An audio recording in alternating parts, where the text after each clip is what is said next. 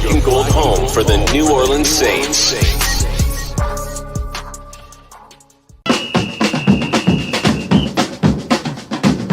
Who that say they gonna beat them Saints? Who that? Who that?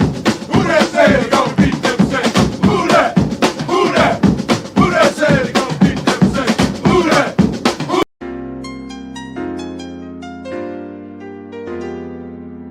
Yeah. Boogie like Benson, I'm a who that. I'm a who that. Long as I'm living, I'm a who that. Lose or winning, I'm a who that. Sports Coma, yeah, this is where we do that. Where we do that, where we do that, where we do that, where we do that, where we do that, huh? Boogie like Benson, I'm a who that. I'm a who that. Sports Coma, this is where we do that. Where we do that. Welcome, welcome, welcome. Somebody please better help. Running this thing like Elf. I thank God every day I'm not a felt. Go to YouTube Live with Big Q and the guys. If you ain't ride or die, the bandwagon get flipped. Been marching in, that was way for the ring. I was yelling out your shame for the championship. Bucking on town, duck down. Falcons pluck, get shut down. Panthers ain't much touchdown. The vision really belong to us now. So much hate on the Saints, you could probably tell. Ever since Bounty Gate hit the NFL, when things seem fishy, then you probably smell the crooked referees on Roger Goodell. Probably like this, and I'm a who that. Every day I'm living, I'm a who that. Lose or winning, I'm a who that. It's the Sports Coma, this is where we do that. Where we do that, where we do that, where we do that, where we do that, where we do that.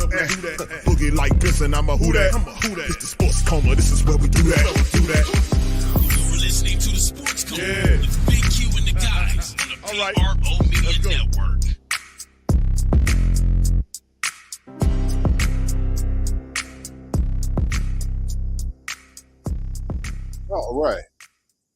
All right. Shout out to the Who Dat Nation, man. We up in this thing. Appreciate y'all joining us for this episode of the Coma. Like I've been saying for some time now, welcome, welcome, welcome. You're now rocking with the Sports Coma with Big Q and the guys, but we have intense, entertaining, educating, and enlightening sport talk from your favorite sports fam. We up in this thing. Shout out to the fam. We ready for the Saints Lions watch party. It'll start in about 10 minutes or so, 9 minutes. And we're going to get right on into it. So let's start off with some broadcast information right here. The New Orleans Saints roster announcement that happened yesterday, where they reactivated or elevated receiver Marquez Callaway and fullback Adam Prentice to the active roster. This is in preparation for Rashid Shaheed not being there. The word is Chris Olave is supposed to play in this matchup. So that's a good thing, but Callaway's added just, in case of just to kind of help out with the depth situation that we have. Lynn Bowden Jr., A.T. Perry, Keith Kirkwood, Marquez Callaway. Jimmy Graham is going to see some action today as well. Let's move into some of the inactives for the Saints against the Lions, as Cam Jordan is active in this matchup. He has an ankle issue. There was some speculation that he would ultimately, there was speculation that he might not play, but Cam is active in his game. So we'll see how they take it with Cam with the ankle issue.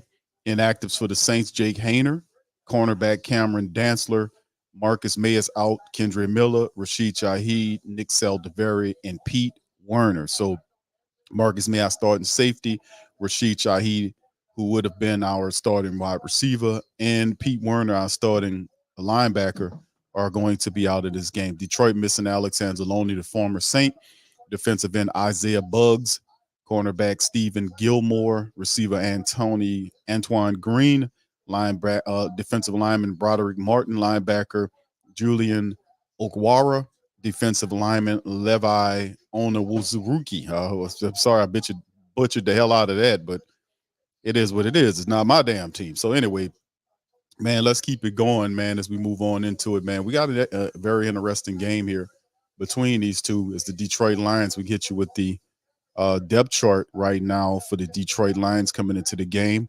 Their line, this is what it is. Jared Goff is the QB with David Montgomery and Jeremy Gibbs. Will do their combo thing. Amon St. Brown has really been having a solid season for Detroit. Josh Reynolds, Jameson Williams is another fantastic player. Sam Laporta has been having a very good game as well. And then of course, we look at the offensive line of Taylor Decker, Jonah Jackson, Frank Rignow, Graham Gaslow, and Pinay Sewell is their offensive line. Then we look at the defense for the Lions is Aiden Hutchinson. He's a beast. Aleem McNeil, both of those guys have 5 sacks this year. I think Aiden Hutchinson has 5.5 or something like that, but Hutchinson has something like that. McNeil has 5 sacks. Benito Jones and John Kaminsky. Linebackers are Jack Campbell. With Alex Anzalone out, you'll see Malcolm Rodriguez or Anthony Pittman, and then you see Derek Barnes there as well. So cornerbacks are Cameron Sutton, Jeremy Jacobs.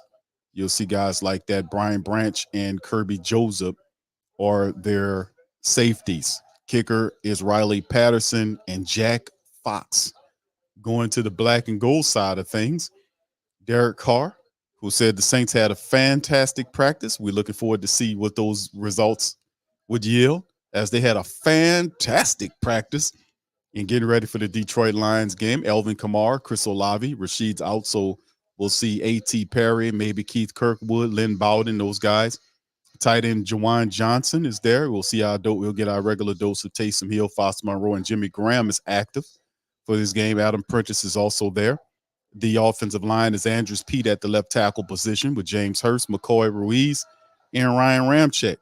The defense for the Saints, Cam is back, so Shepard, Saunders, and Carl Granderson, our leading sacker, is there. Pete Werner is out, so we'll more than likely see Demario Davis and Zach Vaughn. Perhaps we'll see DeMarco Jackson in the game as well, eventually when they go 3 linebacker sets, if they do. The cornerbacks, the secondary, Paulson Adebo, Alante Taylor is there with Isaac Yiadom. Tyrann Mathieu, Marcus May is out. We anticipating Jordan Howden. Now, the Saints did elevate Jonathan Abrams to the active roster for depth purposes as well. So, all right. So, and then, of course, Blake Grupe and Lou Hetley is our guy, where Rashid is out. Lynn Bowden Jr. will more than likely be the guy that has the kick return and punt return duties. So, there you go for the Saints depth chart as we get ready to get it going with the black and gold and the Detroit Lions, man. So the Saints 5-6 currently on a 2-game losing streak. This is the first of 3 home games that the Saints will have against the Detroit Lions. And then they have the next one against the Carolina Panthers and then the New York Giants. So the Saints, if they're serious about fixing the problems that's been going on with the Saints offense and the play calling and the quarterback, if they really serious, they have to take a very improbable approach to getting through Detroit. What's really interesting is you can see the matchup indicator is giving it 56% to the Lions. And the reason why is that because people don't believe the Saints, and that's just what it is. The brass, they are stonewalling in terms of logic. They are using an approach like everything is fine, we got it under control, and we know you don't have it under control. We can see that you don't have it control.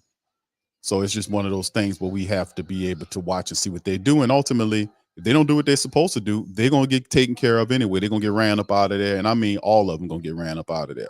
There is no justification for this. Now, if you made a mistake, we're not above making mistakes, but we are against, we're not blasting them for making mistakes unless you don't fix the mistakes and you sit up here pretending like they're not mistakes. Then you damn right we're gonna be upset with you, and we're gonna withdraw support, and we're gonna blast you. We're gonna continue to hammer you in social media. Fix the job, fix it. All right, so shout out to the fam. Good to see y'all. Y'all hit the like button, man. Hit the subscribe button. By all means, feel free to share the show stream as we get ready to get into our play-by-play. Brother Eric, shout out to you. King Morrison, AJ, Bobby the Space Ghost, Saints G Real. Shout out to you, fam. Hemispheres in the building. Apply pressure. Black Preacher Man, salute to you. Barbara, what's up, Carlton? How you doing, fam? Appreciate you. JLJ is in the building. St. John, how you doing, sir? Country Rail is in this thing. Black Preacher Man, thank you, sir. Little love for the call. Thank you, bro. Appreciate that, man. I want to say thank you very much for picking me up and bringing me back to this world. All right, thank you, sir. OG to the 3rd degree, appreciate that. L-Dub, shout out to you. Jermaine, what's happening? Tuck Graph, how y'all doing today? Appreciate everybody. JG is in the building. Debbie, much love. Tragic. Everybody, man. Good to see y'all in the building. Infamous, how you doing, fam? Appreciate you as well. Mr. Fire D is in the building as well. Give me a look, fam, before we get going in this thing, about 4 minutes before kickoff, could you give me a score prediction and who wins this matchup in the Saints? Are there any people out there that believe the Saints beat the Detroit Lions today? Can I get a score prediction from you guys and who wins the game tonight? Could you today? Could you give me that? Jabor, shout out to you, fam. Good to see you. Argentine Dogo, shout out to you. Much love. Joel, what's happening, fam? Good to see you in the building as well. Brother Derek. All right. Okay, Derek says, here we go. Lions 42-14. Damn, you think it's gonna be that bad, bro? All right, gets that. Yeah, yeah. Yes, I don't know what's going on with that, man. That's it's that crap is dealing with the stuff that I'm using. All right, so anyway, let's keep it going. Hemisphere says 40-3 Detroit. All right, let's see what else we got going on here. Hold on here. All right, so let's see. Okay, Ricky says, what's up, Ricky? Says Q Lions 24, Saints 10. Okay, Saints for real says Saints 42-27. All right, really? 42-27. You got the Saints. All right, Detroit 34-17. Int my ninja. Appreciate you. All right, apply pressure 24-17 Saints. All right. Eric says car is still hooked to the tow truck. 28-10 Lions. Alton says, what's up, Q? From Brooklyn. Shout out to you, brother. Good to see you. Appreciate you being in the stream, man. Mr. Rottweiler says Detroit wins. All right. Debbie, shout out to you. Says 21-17 Saints. Thank you. Molly Mall says, Q, we're about to see the difference between a real coach and a fake coach today. Thank you, brother. Appreciate it. Thank you. Far too kind. All right. Appreciate it. Josh says 34-20 Lions. Damn. Big Dog Q says 23-17 Saints. Okay, thank you. Dedrick says, what's up, Q and fam? I don't even know why they decided to televise this game. Don't nobody want to watch this mess. Wow. I'm going 27-24 Saints. I gotta believe, says Tuck. All right, thank you, Tuck. JLJ 504 HD says 42-17 Lions. Dedrick says 43-13 Lions. Dr. Drew, shout out to you, says 28-21 Lions. Speedy says 29-17 Lions. Argentine Dogo says 52-22 Lions. Good Lord. Brother Alton says 24-17 Saints. All right, thank y'all. Barbara says 38-0 Lions. Wow. All right, Infamous says 19-17 Saints. Okay. Yeah, that's one thing we know that in this game is that the black and gold comes into this game, man. And what it comes down to is, man, we just gotta make the proper plays. We really do. And people really don't have any confidence in the Saints offense, in the players and team, like certain aspects of the defense that we favor. But the Saints offense hasn't played well consistently all year long. I mean, you got offensive linemen in there that don't consistently block worth the damn, and they're running the same plays. There's always breakdowns here or there. It's always some asshole out there off code some kind of way. It's always the same thing. Somebody not picking up blocks. Somebody not shedding blocks in time to make plays at the second level. It's always somebody dropping passes. Always somebody throwing the ball behind somebody they're not supposed to be throwing to. Somebody always looking to the opposite side of the field and not going through the entire projection or the progression plate like they're supposed to do. Not doing it. There's always somebody acting up like there's always somebody off code. There's a constantly barrage of off code behavior from the Saints offense. It's always the case. And it's just like when they get going, they'll make a mistake. They'll have a pre-snap penalty, or they'll have something that goes on where they'll get drawn back about 5 or 10 yards, and then they never can get the yardage back. That's not a good sign. If you make a mistake, you can't fix your mistakes on the field. If you can't do that, you shouldn't be making mistakes. So it's constant off-code behavior by the New Orleans Saints, always, especially the offensive side. And as long as that's happening, the only thing that fixes off-code behavior is the guy that's on code, that has a code that's worth a damn. And that's not Dennis Allen. He can't spell code. He can't spell discipline. And I don't want to berate him, but it's the truth. All right, Lions 44-16 says Brother Tyrone. Yes, indeed. Baraka, shout out to you, says 17-14 Saints. We sneaking one out. Caesar says 28-10 Lions. Johnny says 24-15 Lions. All field goals again for the Saints. Ain't that sad? All right, thank you. Joy says 27-24 Saints. Thank you, Joy. Snake Bite says salute. Shout out to you, brother Donovan. How you doing, sir? All right, much love. He said, I hope Blake got his leg ready. Sad. Blake, Bobby says 35-17 Saints. Red zone Wolves, hard time stopping running game. Another pick six will doom Saints. Brother Prime says Carfax, I will get another wide receiver hurt today. Yes, I hope not. Rose says Big Q, and well, who that to you, fam? Canu to you, who that to you as well. Good to see you, Dr. DJ Philco. How you doing, sir? Appreciate you. Demi, shout out to you, says we score all field goals. That is awful.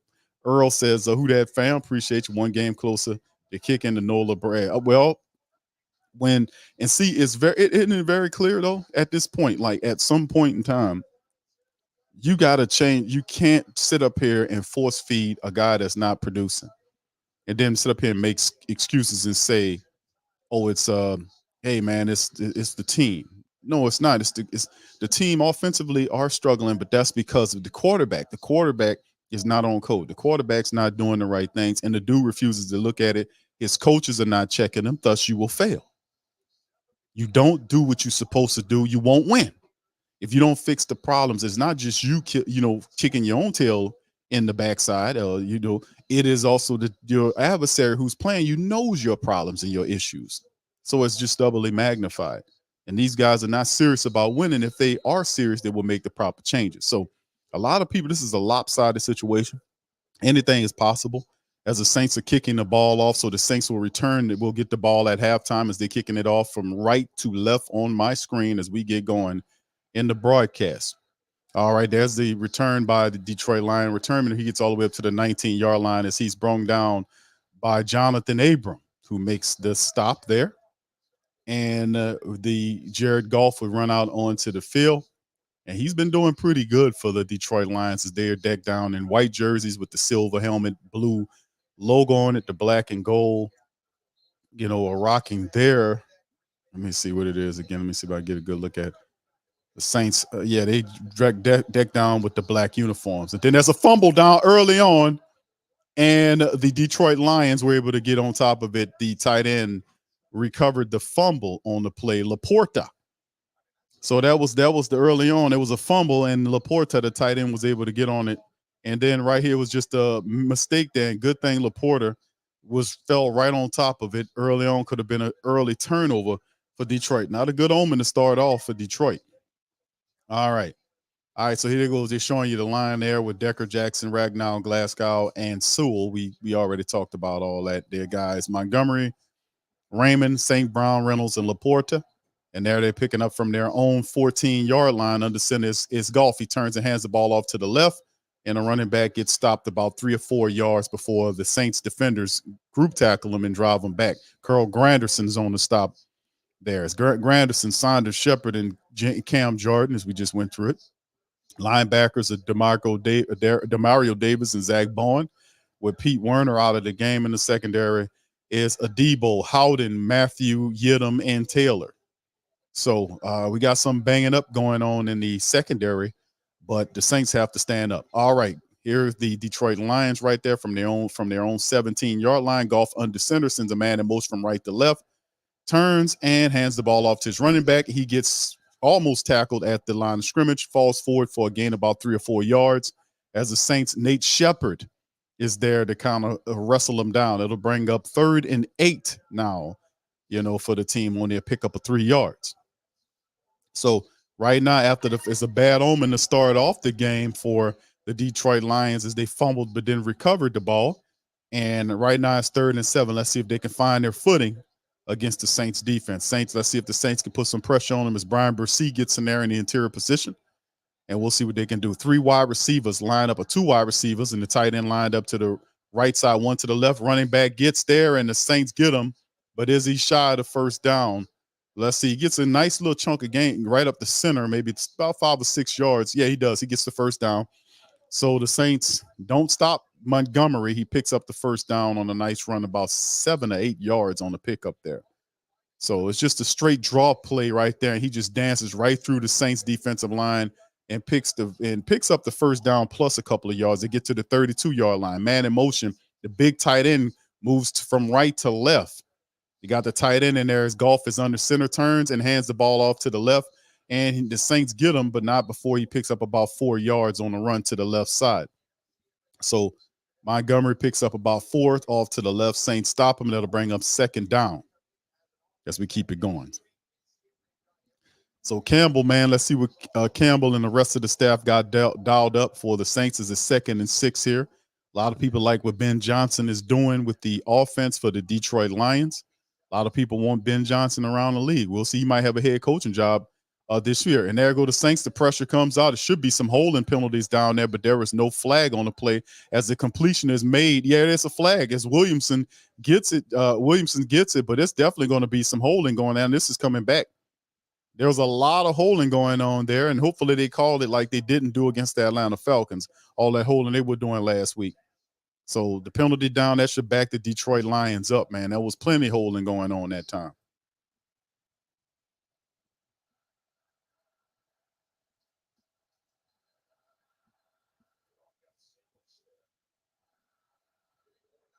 So they think, and I won't know what they is. The holding, let's see, they're going to call this going to be against the Saints.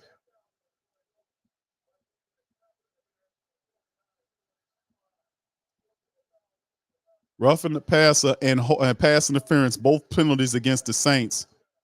And they call roughing the passer with Carl Granderson sandwiching Jared Goff. They were going to hit Saints with the penalty anyway. I thought they was going to call it for the damn holding that the Detroit Lions was doing, but no, there was a pass interference play that they called, and then it was a roughing the passer. So either way, the Saints was going to get the penalty. So anyway, the defensive penalty moves the Saints into the Lions into Saints territory after that play. So we'll see what's going on now moving forward. So that moves them way up in the Saints territory at the 37-yard line. I want to see right around 38-yard line. Goff in the shotgun, wide receiver in motion from left to right, 3 on the right side. And there's the handoff toward the right side. The Saints missed the tackle. He gets to the next level, to the 20, the 15, 10, 5 down to the 3-yard line is Gibbs. Saints missed tackles at the line of scrimmage that made Jeremy Gibbs just a simple draw pass. You send a man into motion, and they just draw it right up the middle, and he hits the lane, and there's a missed tackle right there, and he gets skinny and gets to the right side. And Alontae Taylor missed the tackle that got him to the next level. And then he gets all the way down to the Saints 3 or 4 yard line with a big, nice chunk run by Jeremy Gibbs. About 36-yard pickup by Gibbs gets him inside the Saints territory, inside the 5. So here's the handoff. Look like it's a handoff to the running back, and he's going to walk in, no problem at all. Easy touchdown, David Montgomery. He does the icky shuffle on the Saints, and they score a touchdown early on, and that's Detroit Lions. That was too easy against the Saints defense. So, I mean, that was way too easy, family. Way too easy. The guy, not anybody touched him. He goes in standing up. Look at the blocking. They just closed the wall, and guys Saints could not get to the opposite side to make a play.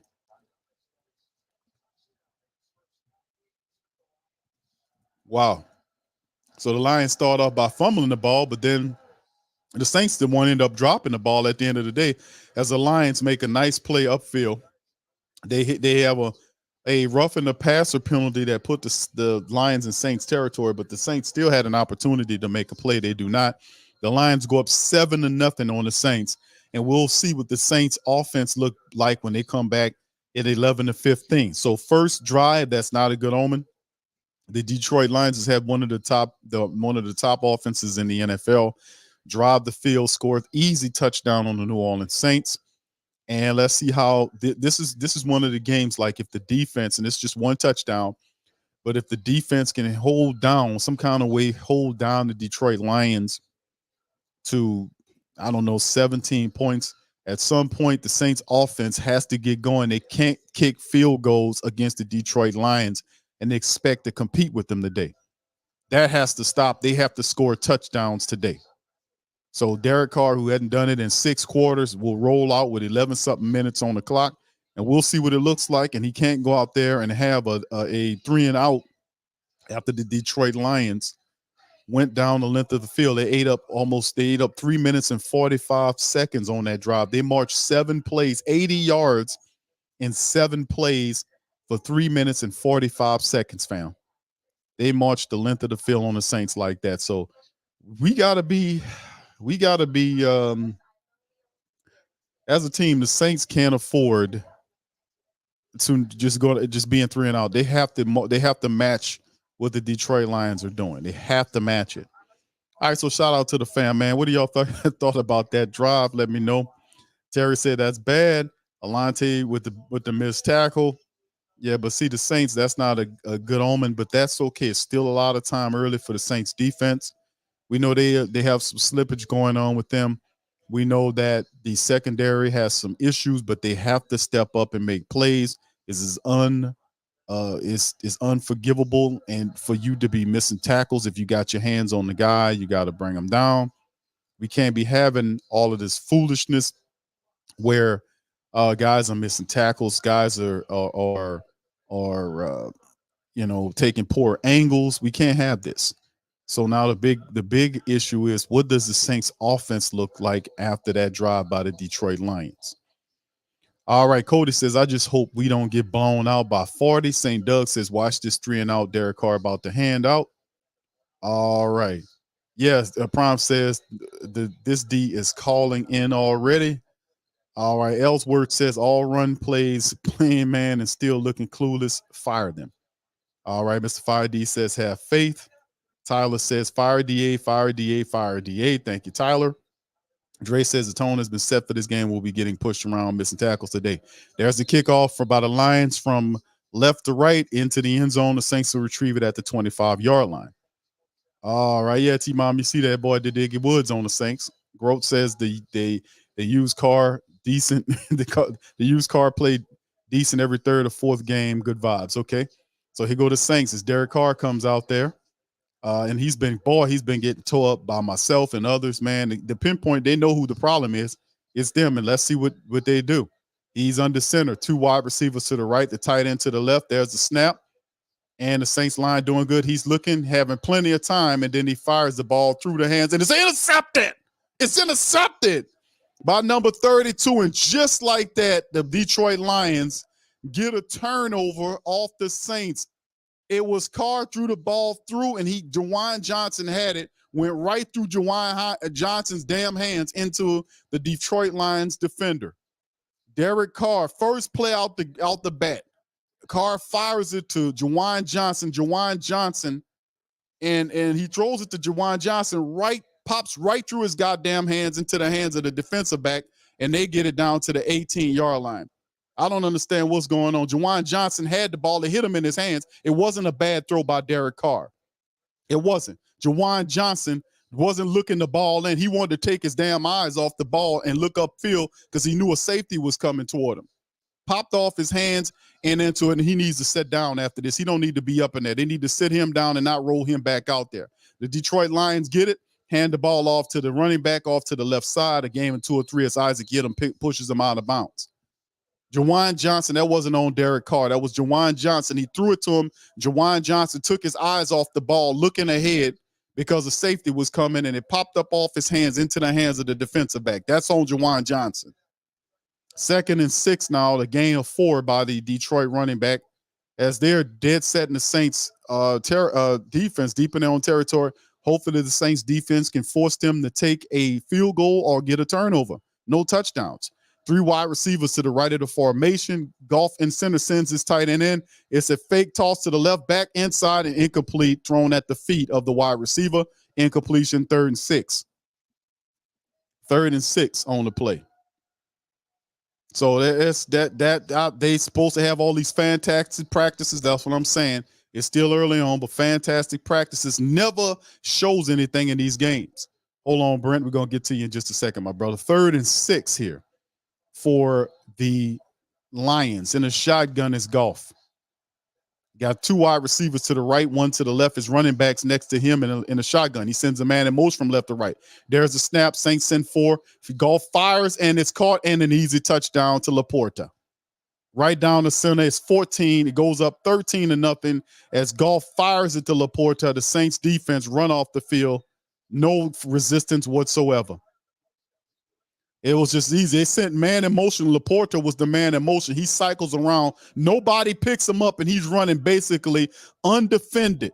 Nobody accounts for the motion in man, and Laporta walks right on in with nobody defending him. That was awful, man. The motion man, nobody picks the motion man up, and he cycles around after the motion, leaps behind coverage, and gets an easy touchdown. You don't get any easier than that. A blown coverage by the Saints defense, and they're fastly down 14-0 as Juwan Johnson, goofy ass, dropped the ball right off his hands into the guys, and now all of a sudden the Saints are trailing 14-0 right now. Boy, you won't talk about a comedy show. Guys, and I thought we had Hall of Fame practices right here. Brent Morris says, good who that morning, fam. Remember what our long-term goals are, not to keep this who that the hoot owl. Yeah, come on, man. Hey, bro, come on now, dog. Come on, Juwan. Come on, man. Come on, Juwan Johnson. Get your head out of the sand, man. Get your damn head out of the sand, man. Thank you, bro. Appreciate it. Thank you. Far too kind. It's unbelievable. Unbelievable, Juwan Johnson, with this foolishness, man. Get your damn head in the game, man. Get it in the game. All right, Brent says time to congratulate. Who are you going to congratulate? The safety? You going to walk up to him and say, hey, man, congratulations. He only congratulates pick six guys. Whoever pick sixes him, he gives him his congratulations during the game. But that's not really on card. That was on Juwan Johnson. I got to be fair and honest. Thank you, Brent. Appreciate it, man. Thank you. Far too kind. All right. Trader's Playbook says, show the replay. Carr had another wide open. I'm pretty sure he did, bro. I'm pretty sure he did. But that's not the thing. If he had, that was not a bad read to find Juwan Johnson. But Juwan has to catch the ball. He can't. And if you look at it, the reason why the ball popped up off his hands is because he was trying to look behind him because there was a guy coming.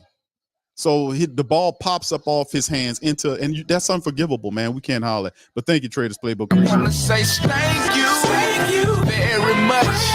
Picking me up and bringing me back to this world. Yeah, this is awful, man. This is not going to work, man, to be honest with you. And the Saints down 14-0.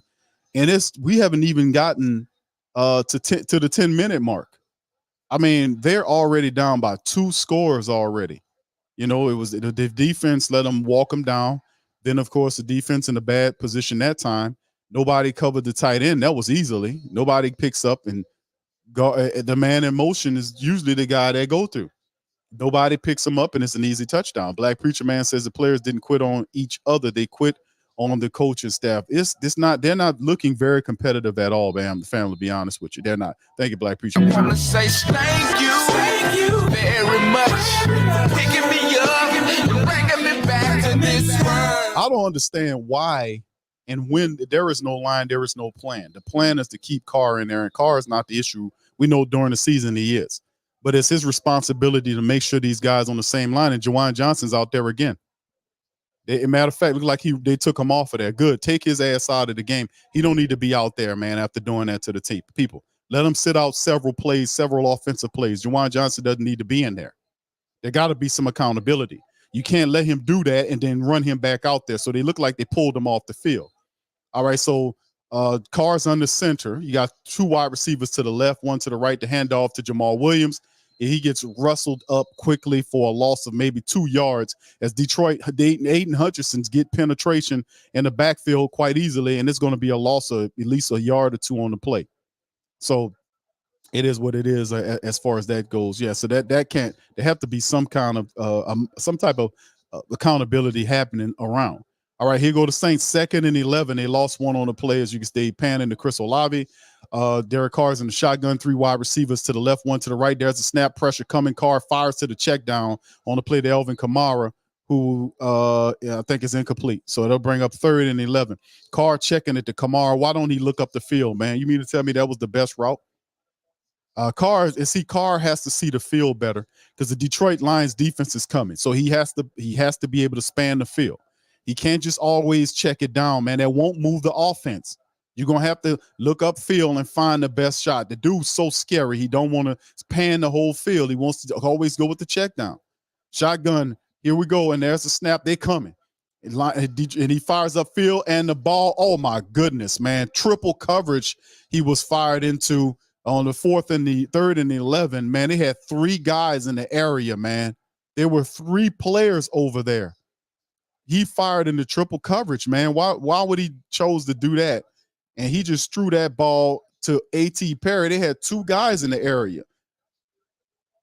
And the guy just pushes A.T. Perry down to the ground. Yeah, that was, I mean, if you look at it, the end play, it was just the guy just made a play on it. The defensive back made a play on it. And just like that, the Saints have to punt. This is not going well right now. And there was a block in the back on the play. The referees didn't get it. And the return man gets it down to the 45-yard line. This is not looking good. The Saints looking like this is going to be a funky performance. Detroit scores on this, they're going to be up by 20 if they score on this drive. And this game is going to be over quick, man. They're already up 14-0 right now. They get the ball back after that horrible offensive performance, and now they have an opportunity to score another touchdown. And you're looking at before 8-9 minutes, the Detroit Lions could possibly up by 21-0. In the game, Traders Playbook says, "Can the Saints family members please just boo Carr out of the dome?" I'm pretty sure they're booing, bro. Thank you, bro. I want to say thank you very much. Picking me up and bringing me back to this world. At one time, at what time do we say, okay, there needs to be a play or a change to the Saints off? We can't just say we're going to keep Carr in, even though Carr is not performing. The offense has to move. It has to move. And it has to move this game. Coming into the game, you cannot not score touchdowns against Detroit, especially if you having turnovers. And the Saints had an interception right there by Juwan Johnson that went to the hands of the defenders. They turned that touchdown. That turnover into a touchdown.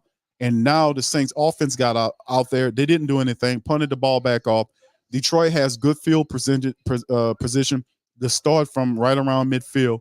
What if they march the length of field again and get another touchdown? This could turn ugly very fast, especially on this upcoming drive. If the Saints defense don't lock in and grow some brains real quick and some heart, they could be down 21-0 very fast. This is what, and we did not want to see. If in a game the Saints needed to do anything, we knew that they would have to score touchdowns. They can't have 3 and out and the team is flailing and the energy is not there. The offense is not moving. At what point do Dennis Allen turns to Derek Carr and says, listen, we're going to go with Jameis to see if we can get this thing sparked?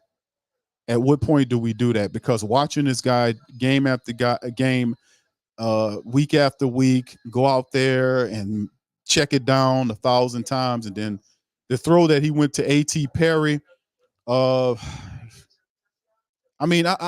throw is they had 3 guys in the area. He forced the ball into him. The second engaging defensive back came over, but the guy that was there had a hand on the ball. A.T. Perry never had a chance to get it. The guy just knocked the ball away. He was in a better position to deflect the ball before A.T. Perry even got it. And if you're going to throw that type of ball, you got to put that ball up so a 6'5" A.T. Perry can get it. All right, so anyway, here goes the Lions picking up from their own 46-yard line. There's the handoff to the running back. Saints get them and wrestle them down. It's Nate Shepard, and they're saying it's going to be no gain. Looked like Nate got him for a loss. The referee says no, it's just 2nd and 10. All right, so let's hope the defense kicks in here and kind of stops the Lions' drive here. Let's hope that happens. 2 possessions, 2 touchdowns. That's not a good thing for the Saints. All right, so here we go. There's a shotgun right there for Detroit on the 2nd and 10. The running back is to Goff's right. 2 wide receivers to the right, 1 to the left. He got plenty of time. Ball down the center to Laporta. Another missed tackle. He's get to the 30 and down to the 25-yard line. Laporta is killing him. Who is guarding Laporta? Who's guarding Laporta? Laporta is basically running around unguarded, man. Nobody's accounting for Laporta, and it's just pitch and catch. There was another missed tackle. This is a comedy of errors, man. I mean, could we get somebody to guard the tight end? The guy running around making plays gets it all the way up to the Saints 25-yard line in one play. My goodness. Shotgun golf, wide receivers on both sides of the formation. He got time, throws the ball, and it is caught by them, and he's gone, and it's another touchdown just like that. As Amon St. Brown took off like a rocket was attached to his back off of Jared Carr. And just like that, the Saints are down 20-0. The Saints are down 20-0. Just that quick. 20-0. And we haven't even gotten to the 8-minute mark, and the Saints are down 20-0. Zach Bowen on the play. Zach misses the tackle, and Amon St. Brown runs all the way in for the score. Several missed tackles on this play, on this drive, that has really messed with the Saints, and all of a sudden the Saints are trailing 21-0. And we're not even at the halfway mark of the first quarter, and the stinking garbage time Saints are trailing 21-0. A VB Saints Pale Lady says, look on the bright side, who that? Maybe this is the beginning of the end for DAP Carmichael. Run every first down. Why Carr still there? Why? Mickey Loomis. Let's go back to Mickey Loomis. That's what we're going to start doing on Monday. We're going to start playing all of the Mickey Loomis stuff. I'm going to gather up all of the months worth of Mickey Loomis footage of Mickey Loomis saying, we got, hey, don't kill. Hold on now. Don't blast my goddamn name. I said we got the best guys in the building. I'll tell you. That's what he said. We got the best guys in the building. In my heart of hearts, I believe we got the best guys in the building. Oh, yeah, well, you guys are you're just negative nannies. You got negative noise. It's all negative noise. You guys are negative noise. It's like negative noise. It's all on you guys. Listen, I said we got the best guys in the building. It's a team effort. We had fantastic practices. Oh, man, Q, you should have seen the fantastic practice. We had a great practice. Guys was flipping backwards, caught touchdowns. Oh, man, you should have seen it. And, man, it was toe tapping and toe dragging and everything at practice. Oh, my goodness. We had a Hall of Fame practice. Hall of Fame practice. The Saints 21-0 right now. Hey, bro, come on now, dog. Come on, man. Oh, my goodness. They down 21-0 at halftime. I mean, I'm about to say at half. It ain't even half. It's at half of the first quarter.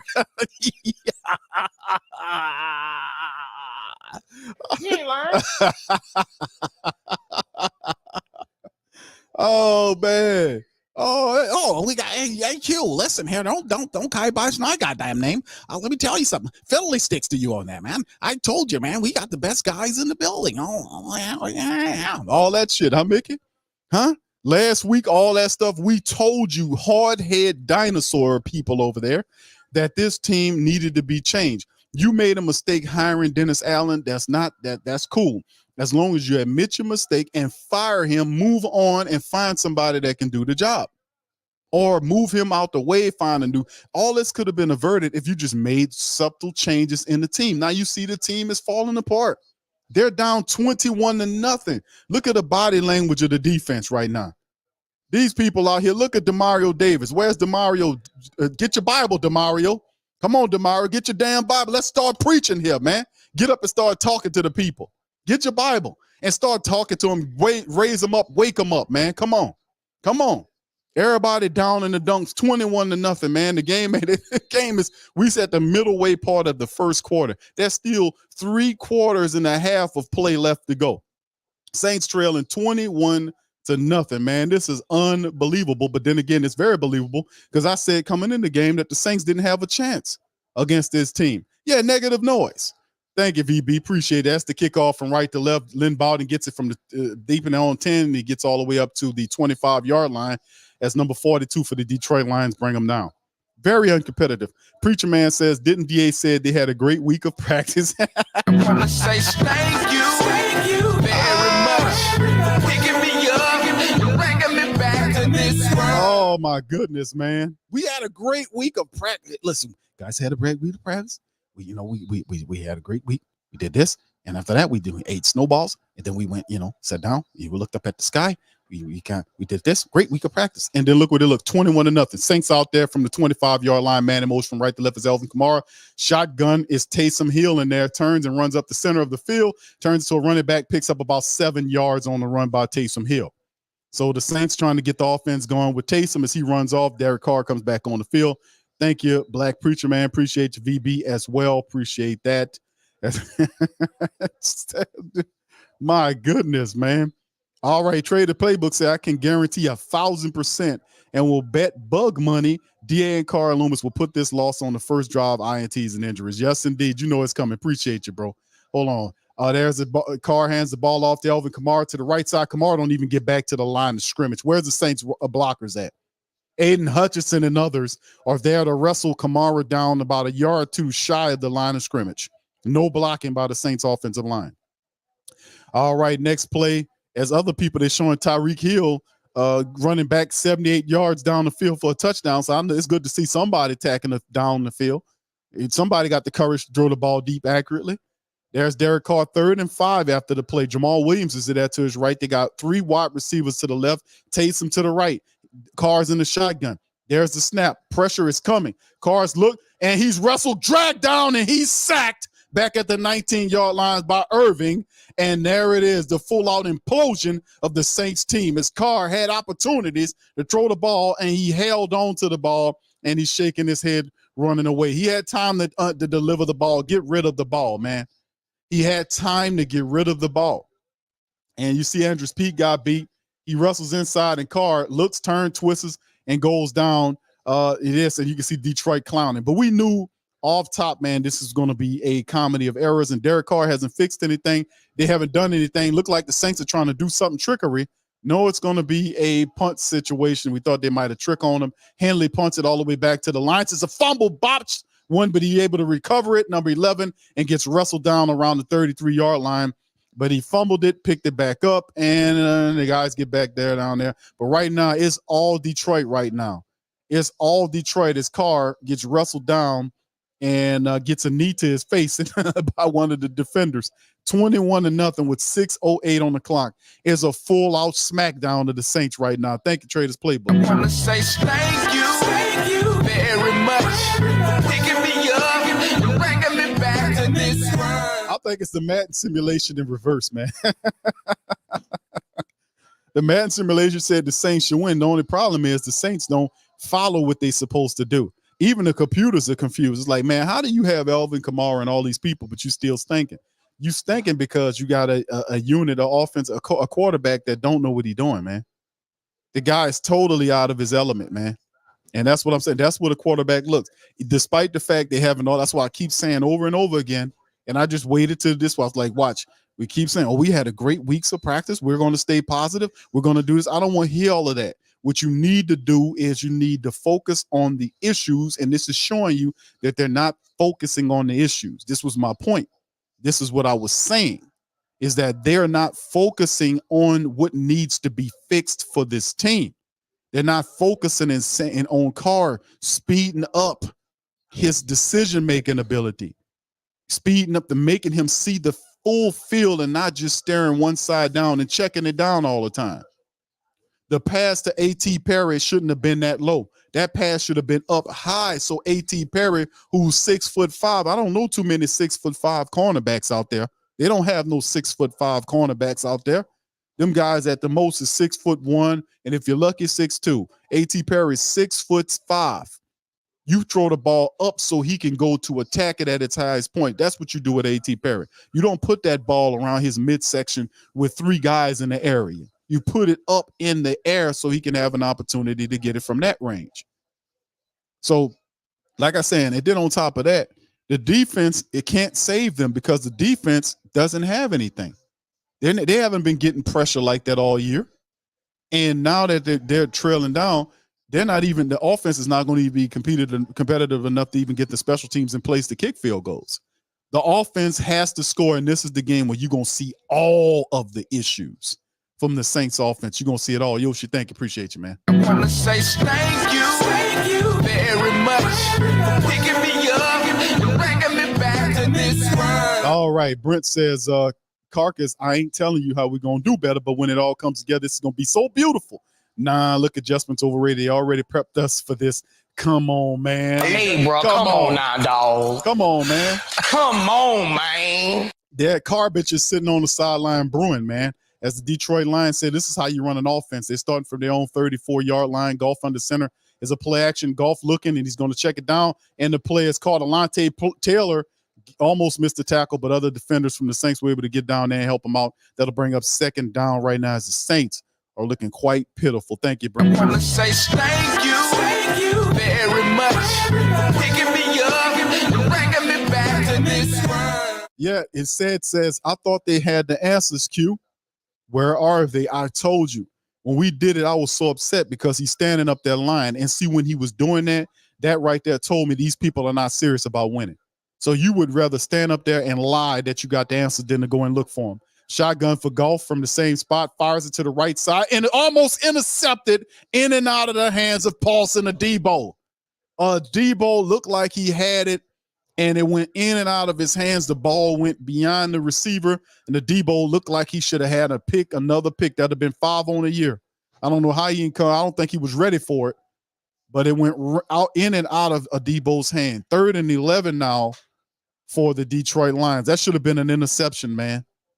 All right, Jared Goff in the shotgun. That would have really helped the Saints right there in the shortened field. Wide receivers on both sides, 1 to the right, 2 to the left, and the running back is in the shotgun with Goff to his right. There's the snap. Saints sends 4. And it comes from Zach Bond, gets Goff. He goes down to the ground. Zach Bond with the sack. So Zach Bond fires off and gets there. And I think that's the way they intended Zach Bond to be utilized when they drafted him. He's lined up as a pass rusher, and he shoots right on around up underneath that guy and was able to get Goff and pull him to the ground. Now, that's originally what they wanted him to do when they drafted Zach Bond. That's what he was doing at the University of Wisconsin. 4th and 19 now for the Detroit Lions as they're set to punt. The situation that Zach Bond gets a sack that stifles and stops the Detroit Lions finally. So here go the punt. Is up from the 15-yard line, and it's a high punt around the 30th of the Saints. He'll receive it at the 28 and stumbles around, and Len on just fumbling around, and he just did no gain of anything. Might even been a loss of 2 yards. He went forward, then went back. 21-0 right now, fam. Yeah, where's the answers? Where's the answers, Carr? I want our reporter friends to ask him. Carr said he had the answers. Where are the answers? We got the answers, and they're in-house. Lying. When I heard that, and then Dennis Allen cover for him, and Pete Carmichael cover for him, and Mick and Loomis sit his ass up there and called everybody who had truth to say about how bad this team is as negative noise, then you see it's all a cover-up. But eventually the cover gonna get blown off because you can't stop this foolishness that you're doing here. All right, so here the Saints pick up from their own 24-yard line. Carr in the center. He has time to throw. Carr take it too long, and he's just gonna check it down and fires it to Jamal Williams. Jamal picks up about 6 yards on the gain as Carr fires it on the check down up the field. So he was looking up the field. He just didn't see what he liked, and he just turned and fired to Jamal Williams on the play.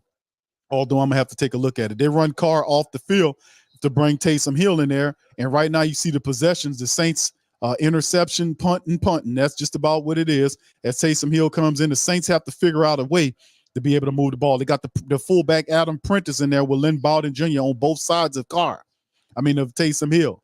And there it is. And Taysom's going to turn into a running back, takes off, picks up the first down, gets to the 40, still on his feet, down to the 50, and he's tripped down into Detroit Lions territory around the 47, 46-yard line.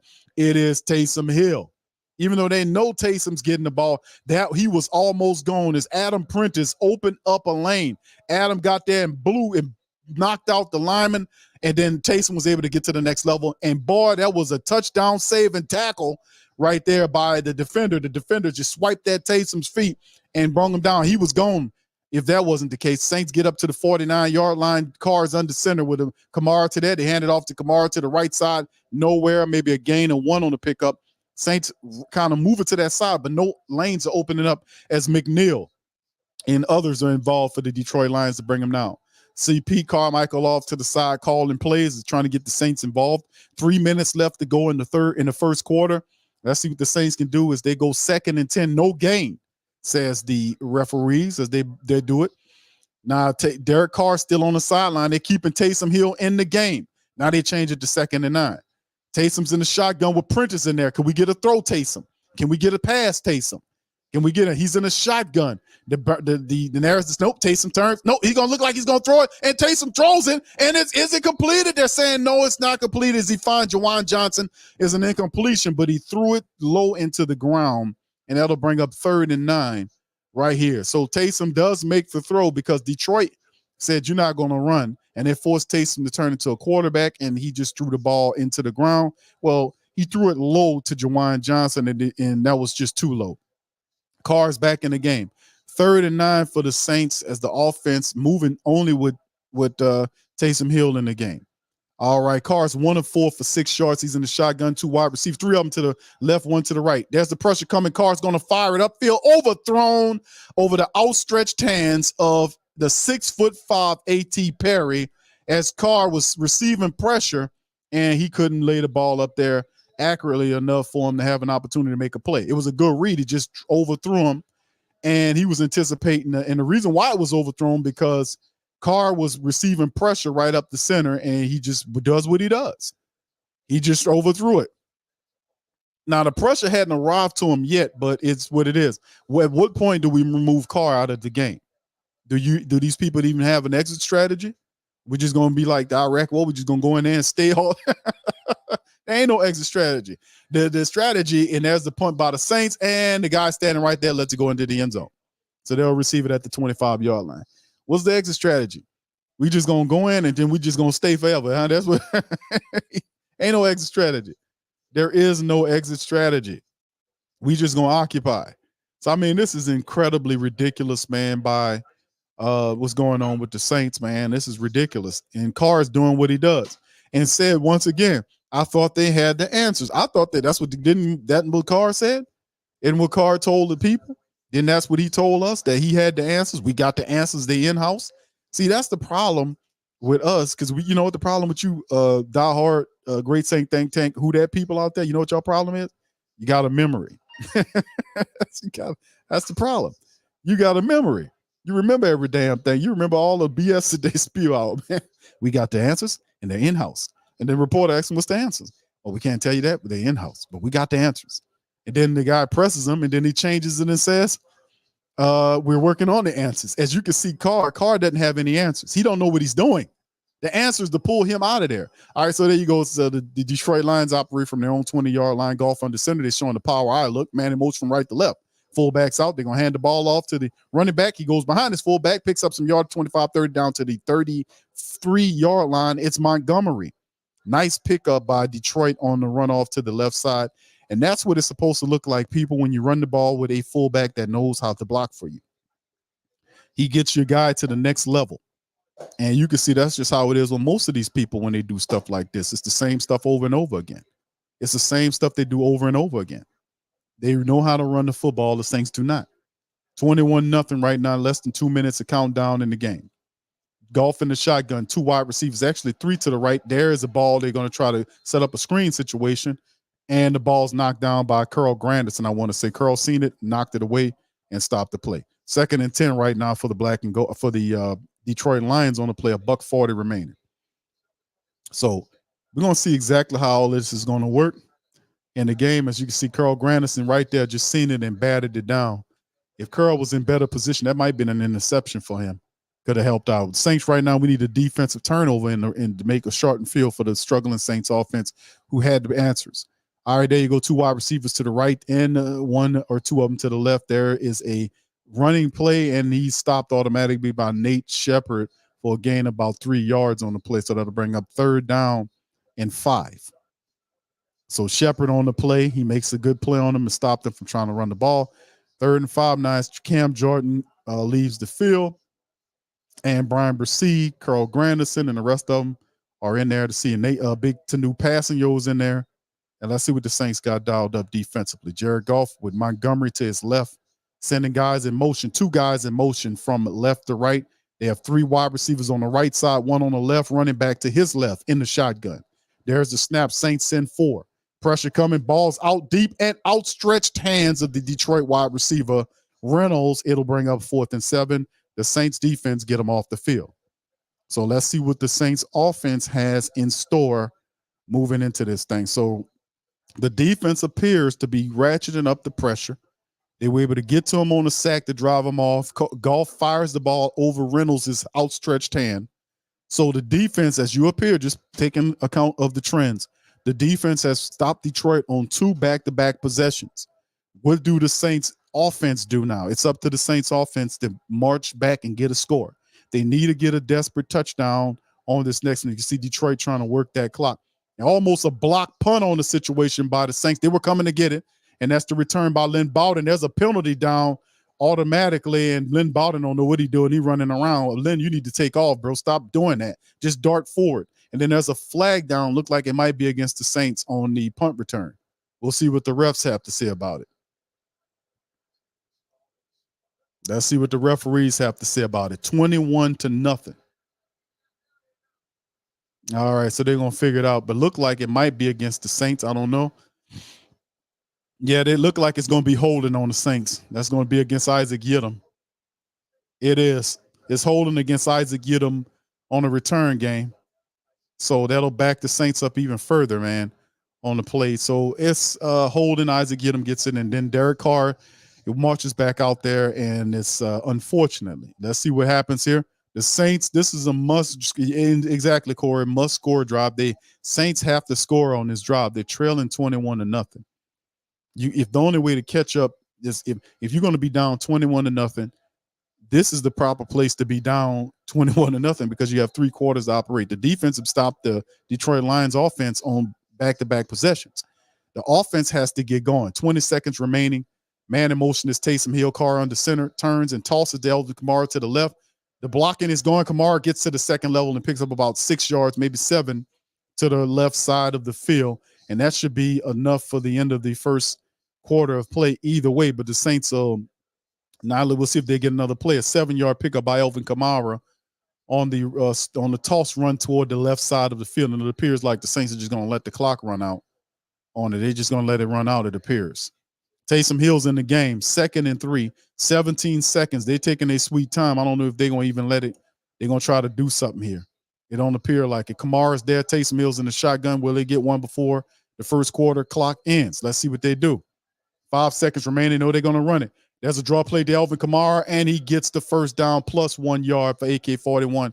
As that gets the Saints a new set of downs as Kamara gets the pick up there, and that'll bring us into the end of the first quarter and the start of the second as Detroit are dancing on the Saints right now, 21-0. 21-0 at the end of the first quarter. Unbelievable. All right. 504 Coach says, Q, look at DA face, no emotion, dude. No, it's just he's a dummy, man. He's a dummy. People been telling this idiot this for I don't know how long that he needs to change out the quarterback. He needs to get a different offensive coordinator in there to do some plays. We've heard it all before. They classify it as noise. Don't tell us nothing. We know what we're doing. We know what we're doing. We got the right guys in the building. Don't tell us nothing. You guys are negative nannies. Don't tell us. We don't want to hear all this negativity. And they so back crazy. They're so out of their minds that they don't even realize they're the ones that's providing the negativity. How do you ask to not get something that you're given? You are giving, you the source of the negativity. Your garbage time football IQ, your foolishness on the field, your funky football logic, all of the crap that you're doing. You are the ones directly providing. You're the source of the negativity. So how are you talking about we don't want no negativity and you're the ones that's providing it to us? We wouldn't be giving you. You're getting what you're giving. You don't understand how the universe works. You're not just going to sit on your ass and sit up here and pretend like the source of negativity is coming from outside the building. No, the negativity is in the building, man. And if you can't see that, then you need to be replaced. When Mickey Loomis got up there and said that, it said, you got to go. I said right then and there, I said, you have to go because you are blind. You don't have the vision. That maybe one time he did have the vision, but nobody in his right mind would sit up here and say Dennis Allen is anybody's coach that's going to take him to the promised land. Dennis Allen don't even believe that. And how his quarterback is playing, and we're 13 weeks into the season, and he can't even get you. That's a whole nother quarter, by the way. It is now 7 quarters that Derek Carr led offense has yet to score a touchdown. It is now 7 quarters. It is now 7. What is it? I'm losing count now. At 6 or 7 quarters, it is just ridiculous. Regardless or not, it is absolutely ridiculous. It's negative noise. We're not going to pay attention to all that negative noise. And you're the source of the negative noise. Everything that is negative is coming from this team is from inside the building. There is nobody outside providing anything negative. All they're doing is reacting to what you're giving them. You're giving them bullshit football and trying to pawn it off like the guys can fix it when there is no change happen. This is what happens when you don't change anything.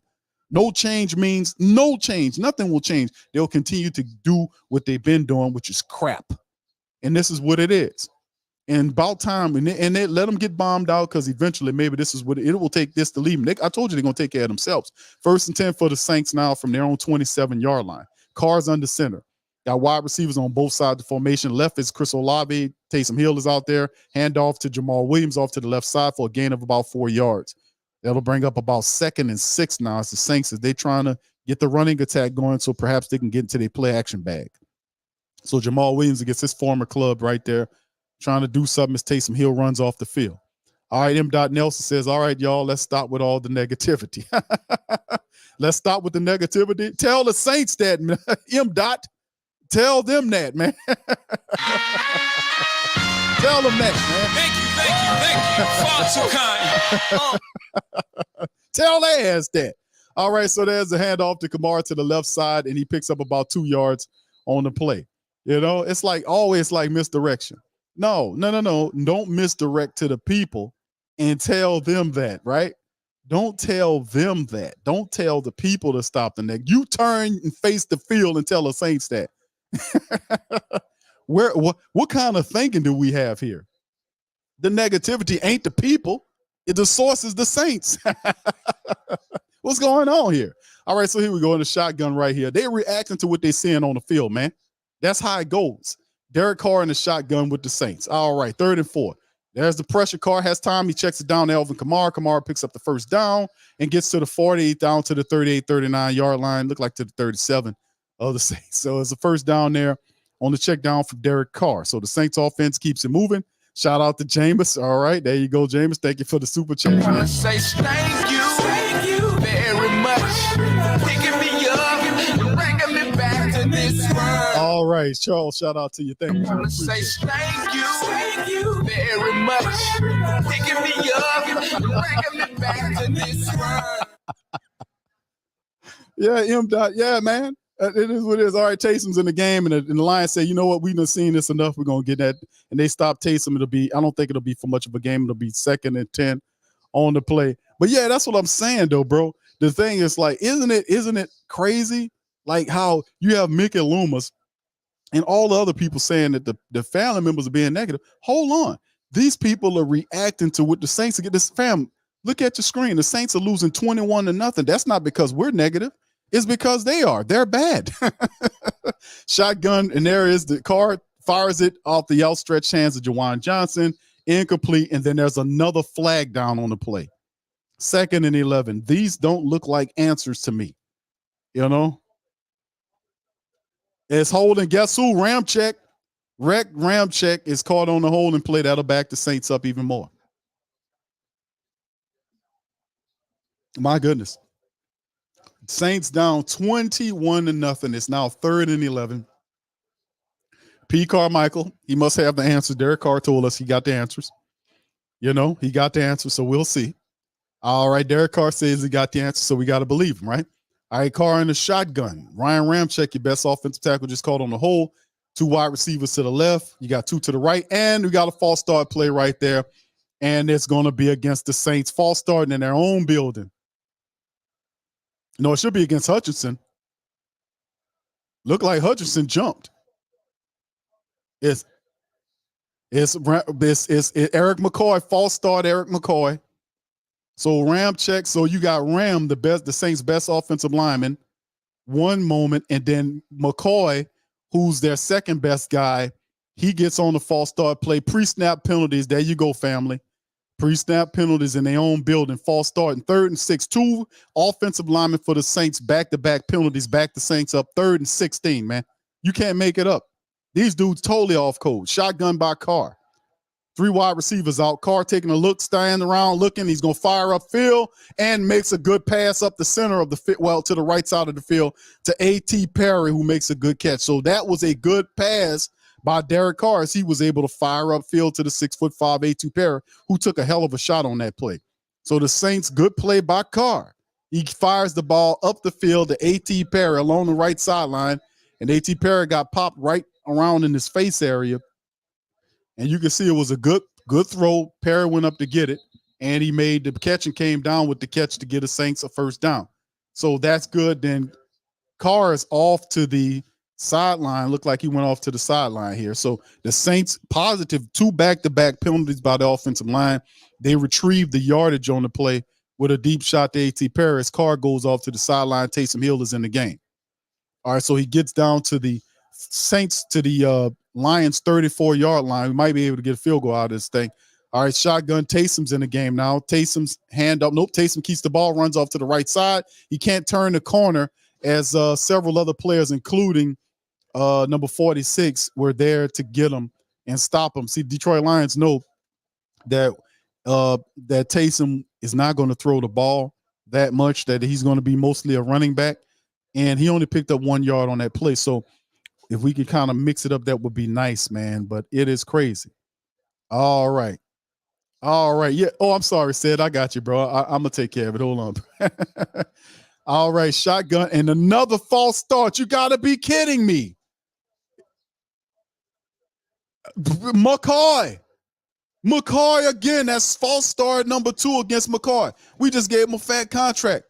I thought we had the answers, family. What's good? Thank you, Sam. Thank you very much. Picking me up, bringing me back to This dude doing the Cupid shuffle out here on the offensive line. What's wrong with McCoy? That dude out of his mind today. Shotgun Saints 2nd and 14. Shotgun, there's a snap with Carr in there. Carr taking his time, throws it down the center of the field to McCoy, to Alvin Kamara, who gets about 4 or 5 yards beyond the line of scrimmage. That'll bring up 3rd and 10 or something like that. 3rd and 10 on the play. But it's like this. Well, he said he got 5 on the play. Brent says scoreboard and record keeping be negative. Come on, man. Yeah, scoreboard. Hey, bro, come on now, dog. Come on, man. Thank you, Brent. Appreciate you, Brent. Thank you. Said that last song was for you, bro. Appreciate it. Thank you. And that it is this is ridiculous, man. I thought we had the answers. I thought we worked out everything we needed to work out. I thought we had the answers to the offensive issues in the building. I thought we ironed out all these wrinkles. We had fantastic practices. We did all of the stuff that we were supposed to do, and you're going to really see some stuff in the game. And I'm seeing what I've been seeing. I'm seeing a team that's disjointed, like I've been saying, a team that is totally out of their minds, a coach that don't know what he's doing, a general manager's too old to understand that he's over the hill with the rest of the guys that he picked, and that him and his whole regime needs to be cleared out. Seriously, if they believe that this is the answers, that we got the best people in the building, these people are insane, man. They're absolutely insane, and going against you, telling you that you negative when they providing the funk. All right, shotgun for the Saints, 3rd and 9. Carr in the shotgun. Wide running back next to him. He got 2 wide receivers, 2 on the right, 1 on the left. There's Carr to the outside, finds Chris Olave down to the 10-yard line. He's wrestled out by number 31. So Carr has a good play. He finds Chris Olave, and they get into the red zone territory. Now let's see if the Saints can score. 3 wide receivers going now. You see A.T. Perry cutting up to the left side. That might have been a look. But he goes toward Chris Olave, finds him, and puts it right on him. So actually, that was actually a positive ball thrown by Derek Carr. Now let's see if Carr can finally get the Saints in the end zone with all the red zone stuff. The Saints now sitting inside the 10-yard line. That was the first time Olave got a ball all day. And there's the handoff to Alvin Kamara, who's dragged down or grabbed for a gain about 4 yards on the play. Big defensive lineman Aleem Mitchell, Aleem, the big guy, grabbed home to Kamara and stifled him and brought him down. All right, so 21-0 as Chris Olave's out there, 2nd and goal for the black and gold. This is the time we need to get in the end zone. We need to score a touchdown right now. Let's go. All right, Carr in the shotgun with Kamara. We got Jimmy Graham in there. Man in the motion is Olave. He's going to fire it up, and it's a touchdown, and he finally gets one. And guess who they throw it to? Jimmy Graham. Jimmy Graham, who been sitting out a month full of games, is the guy that helps you score the red zone touchdown. Unbelievable. Jimmy gets a touchdown. And guess what? The Madden simulation said he would. It also said the Saints would win. And Jimmy Graham gets a touchdown. I wonder why we couldn't have Jimmy Graham in the last 4 games. I just don't get it. But Jimmy in there, the Saints finally break the red zone slide. They get up off the toilet with Jimmy Graham there, and they get a touchdown, 21-7 as Blake Group A. The Saints offense finally scored a touchdown with Derek Carr. Finally. Now the defense, maybe that helps out our defense, man, so we can do something. So it's still plenty of time out there as Jimmy Graham, like, putting his arms out like, man, why y'all ain't been playing me, bro? Why y'all haven't been playing me? Don't you understand? I'm Jimmy Graham. Jay Bellows, shout out to his center. False start and says it all. Yeah, that McCoy. Thank you very much. Come on. Picking me up and bringing me back to this world. Yeah, I don't understand the whole thing with what was going on. Thank you, Jay Bello. With all the stuff that was going on with McCoy on that play. That was awful. One of the plays when McCoy pity patted his feet, I thought he was doing the Cupid shuffle out there. What's going on, McCoy? I don't know. I don't know what's going on with that, man. You know, but they scored a touchdown there with Jimmy Graham, man, and we knew it all the time. Jimmy is a red zone force. The Saints had him out for a month, and he was a healthy scratch for a month, and we suffered in the red zone. I mean, you won't talk about people that are woefully behind in information and IQ when they talk about schematics and football and this here thing. My goodness. But congratulations to Jimmy Graham. We get the touchdown. Now we just need a couple more of them to stay pace with this thing. Come on, Saints. Let's do this. All right. Oh, yeah, I forgot the music. I ain't playing it so long.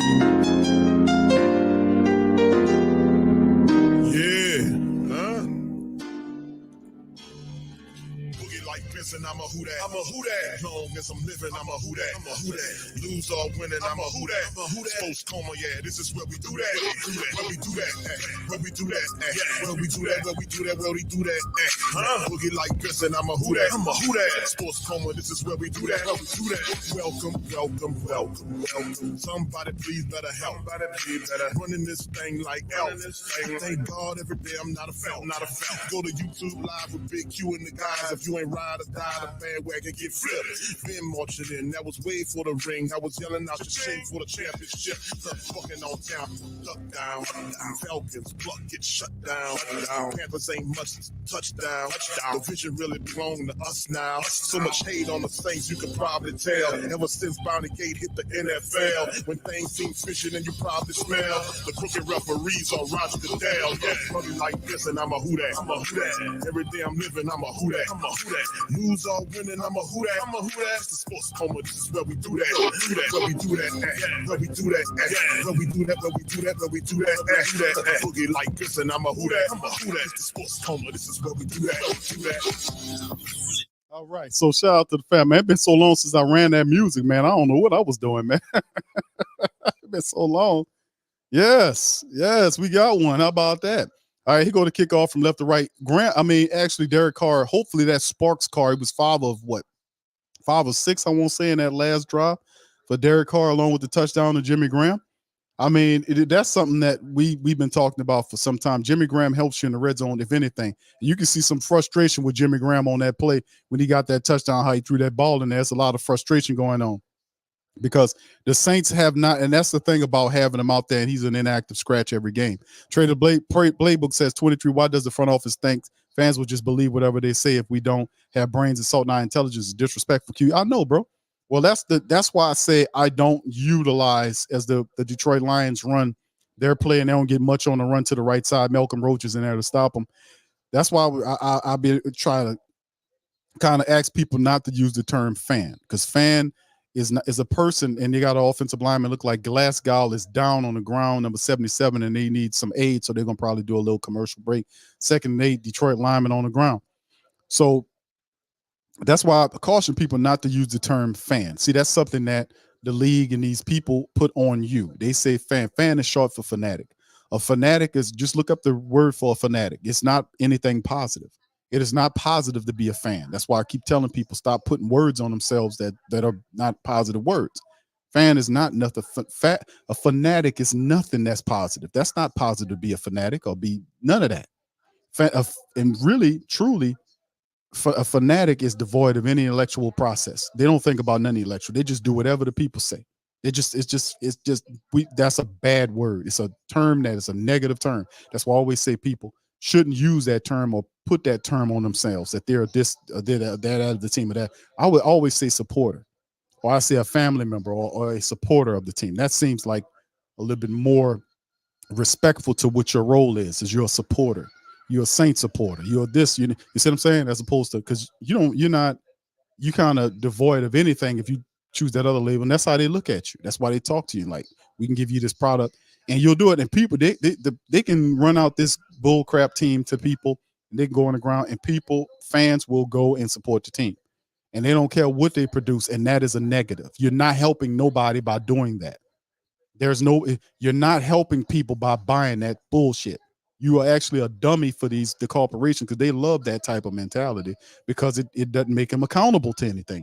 They can put whatever product out there they want to you, and you keep supporting it. They can do whatever they want. Oh, they don't care. We can do them any kind of way. That's ridiculous. So that's why I caution people to never use that. But thank you, Trader Book. I wanna say thank you very much. Picking me up and bringing me back to this world. All right, so shout out to the fam. Thank you, Traders Playbook, for that. That's why I said, bro, that's why they think like that. They think like that because the fanatics don't think. Fanatics do not think, and they do not challenge anything. They do whatever the team say.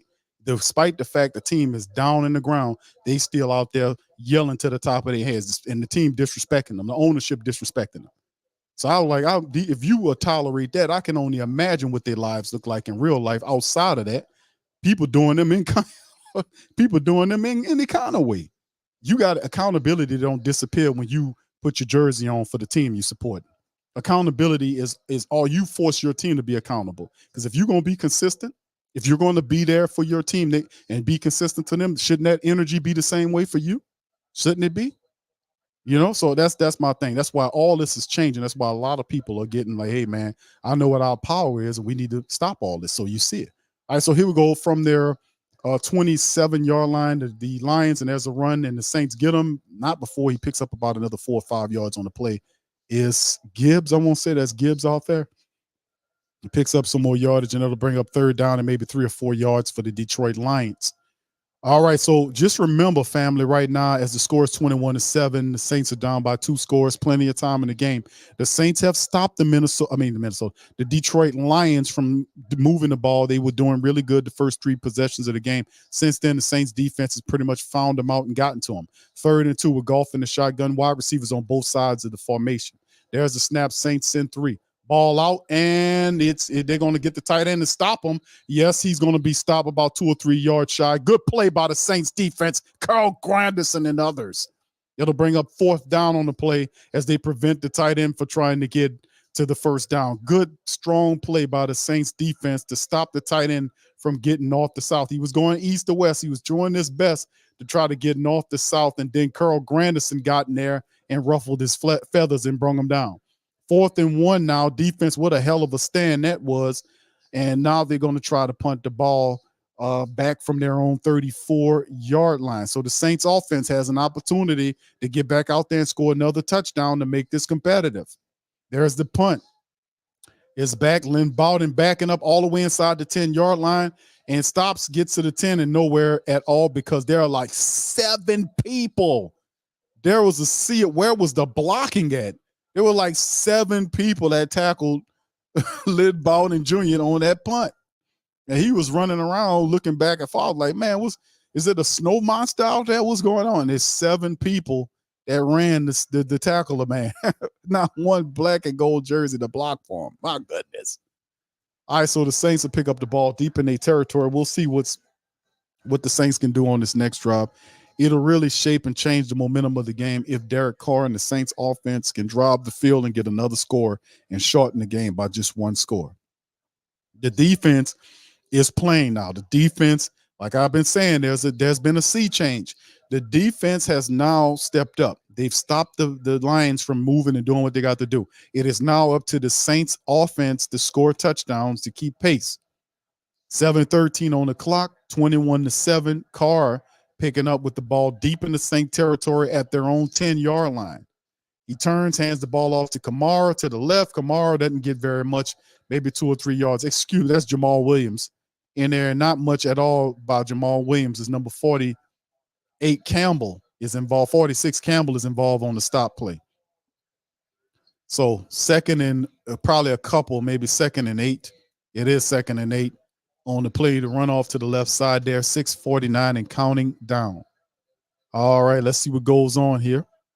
Shotgun Carr, wide receiver to the left, 3 to the right.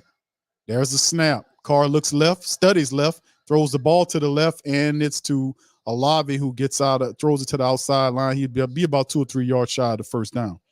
Now, Carr just looked to the light to Chris Olave. He never looked to the right side. He fired left, looked left, stayed left.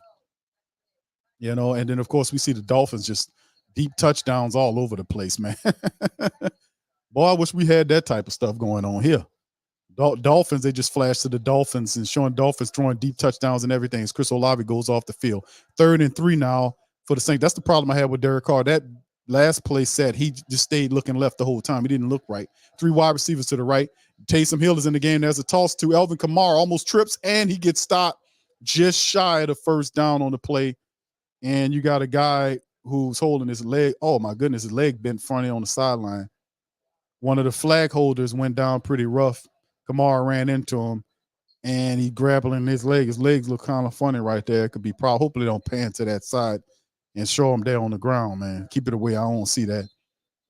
So, now Derek Carr tosses it to Alvin Kamara, and Alvin right there just leaps over, trips a little bit, and then there was just the guys he couldn't get that. So it brings up 4th down on the Saints, and the Saints, what are they going to do? 4th and 1, and it's just Detroit Lions know what the Saints are going to do. They're running outside because the Saints are not, doing a good job of blocking interiorly. So like you try to attack them from an interior standpoint, you think that you can just kind of outspeed them to that outside. Detroit's running up and down the line of scrimmage and able to pursue Kamara and force him out of bounds. So they bring up 4th and 1. The question is, do the Saints go for that here with 5:43 left in the second quarter? Do the Saints do that? I say I would have to say that if I would, I don't know. I would say no to the Saints because I don't have no confidence that they'll actually get it because the way McCoy been playing with all of the false starts, I don't know, man. But they got to do something to set it right now. Remember, the Saints do get the ball back after halftime, so they need to score a touchdown here. If they can score a touchdown here, and before the quarter, the halftime comes, that could be really a positive thing because they get the ball back at halftime. So. What do you guys think? Do we go for it? Yeah, you seen his leg? The leg, yeah, it was bent funny, man. Yeah, that dude got ran over, man. That's unfortunate, man. That's a part of the game. Guy ran into him, ran over him. Yeah, y'all seen that? His leg was bent funny.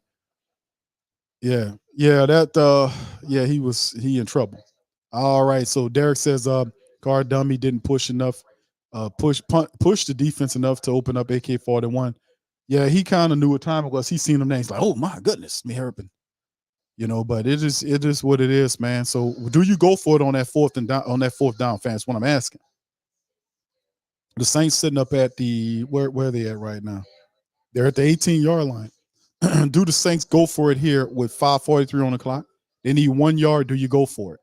Put Taysom in there and say go for it, or at least don't. If you're going to use Taysom, don't put him in the shotgun 4 or 5 yards back and say go give me 1 yard.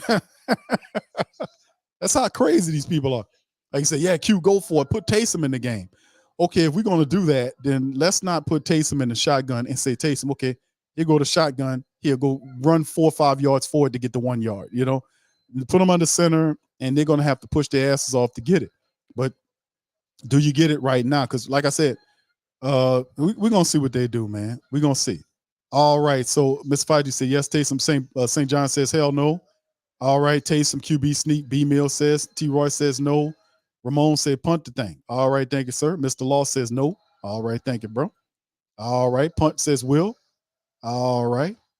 All right, Terra66 says hell no, Pete, kick it. All right. Yeah, the guy leg broke. I seen it. Yeah. Yeah, I agree with you. All right, what's up, OG? How you doing, sir? All right, Corey says no. Shout out to you, Corey.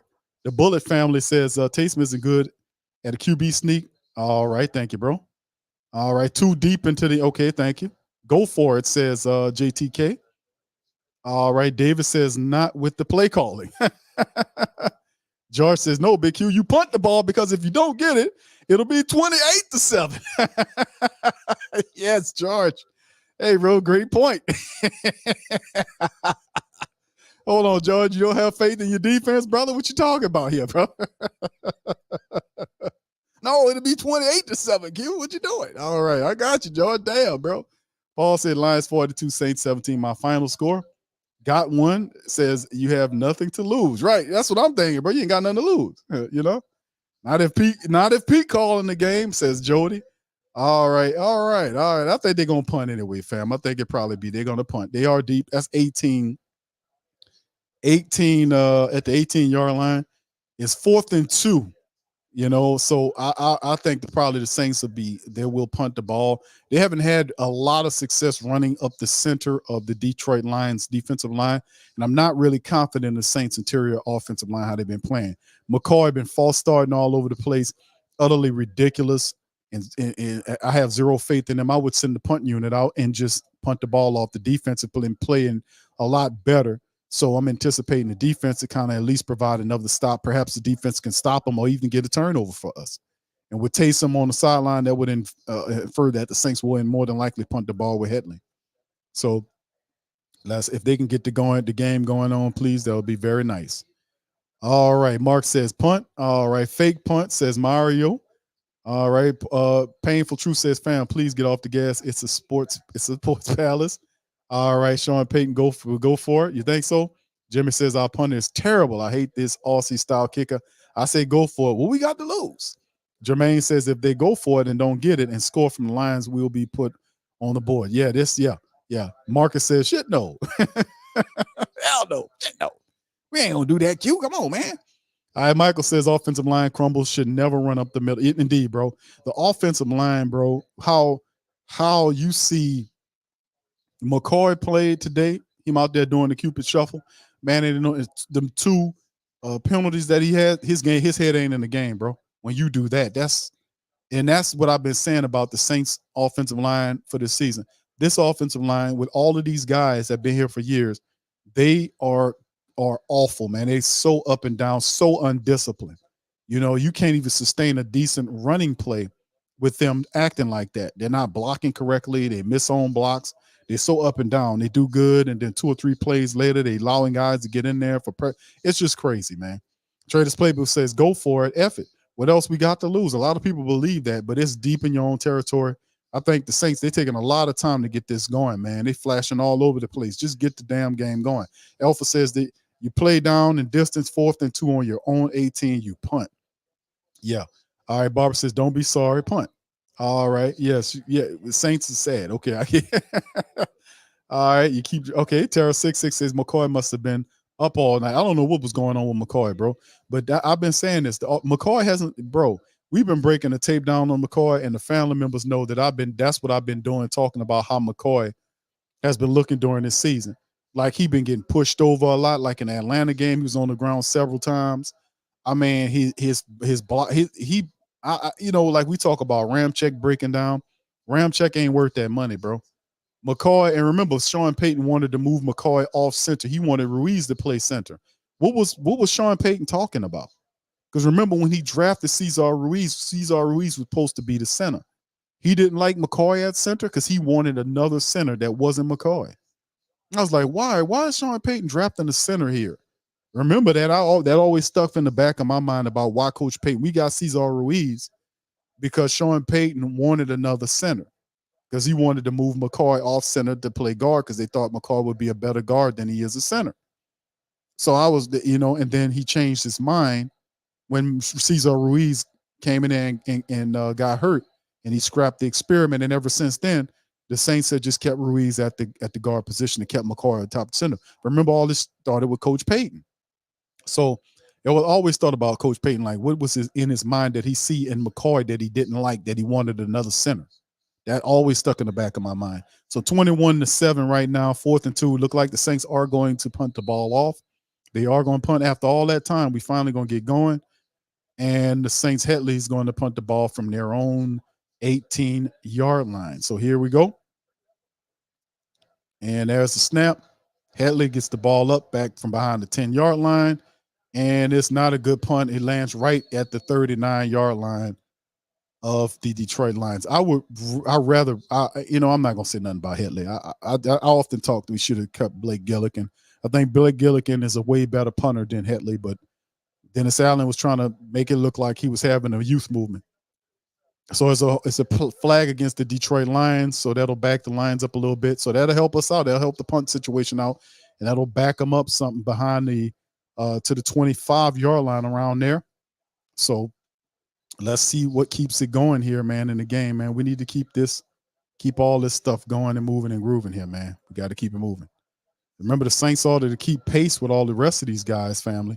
They got to keep this. They got to win.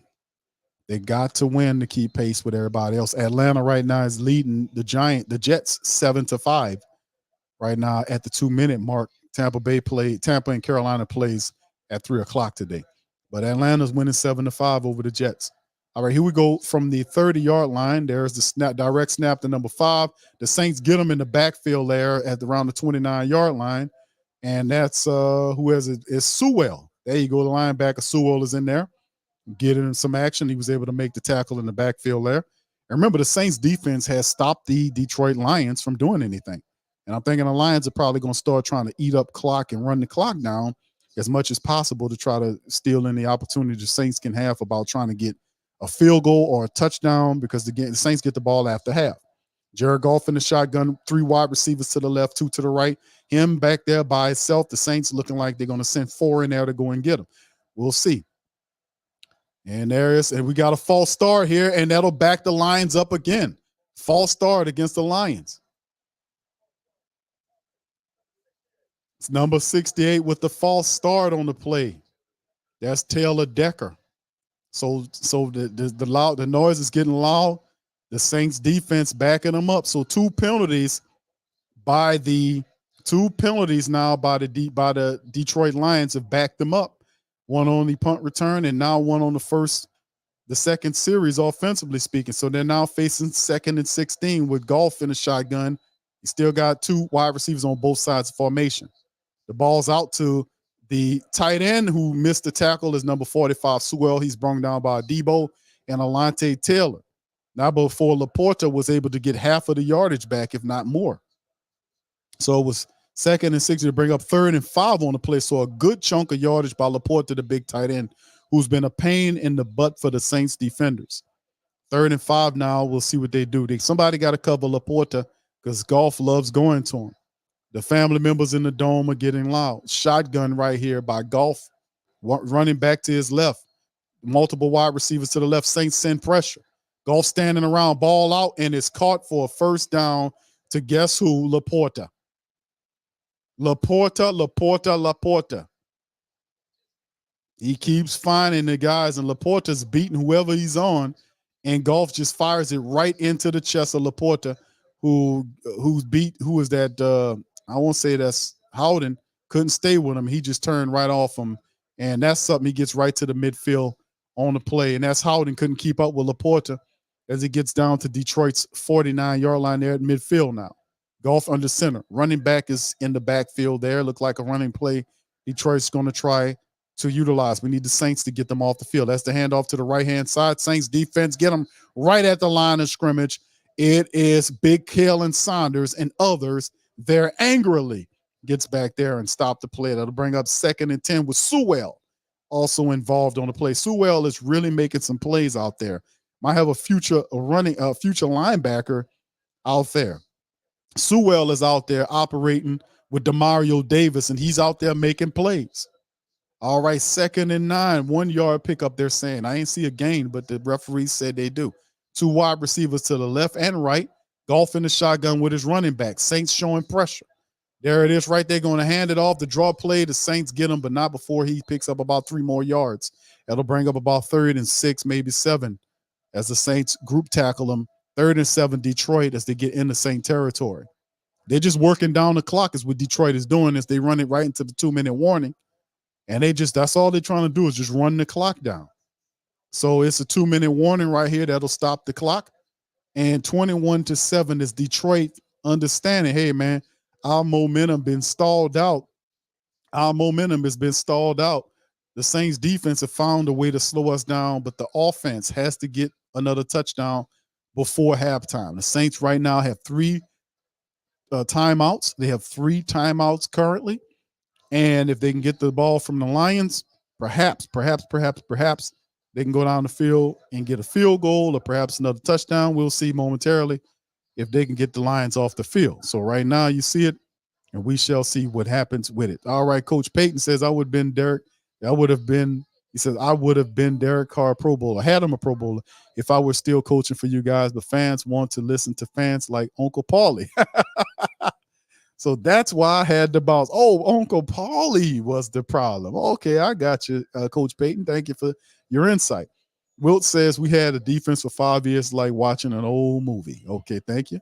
Dude says, wait, Carr isn't a dog. Carr has great guy liner game, though. Guy liner.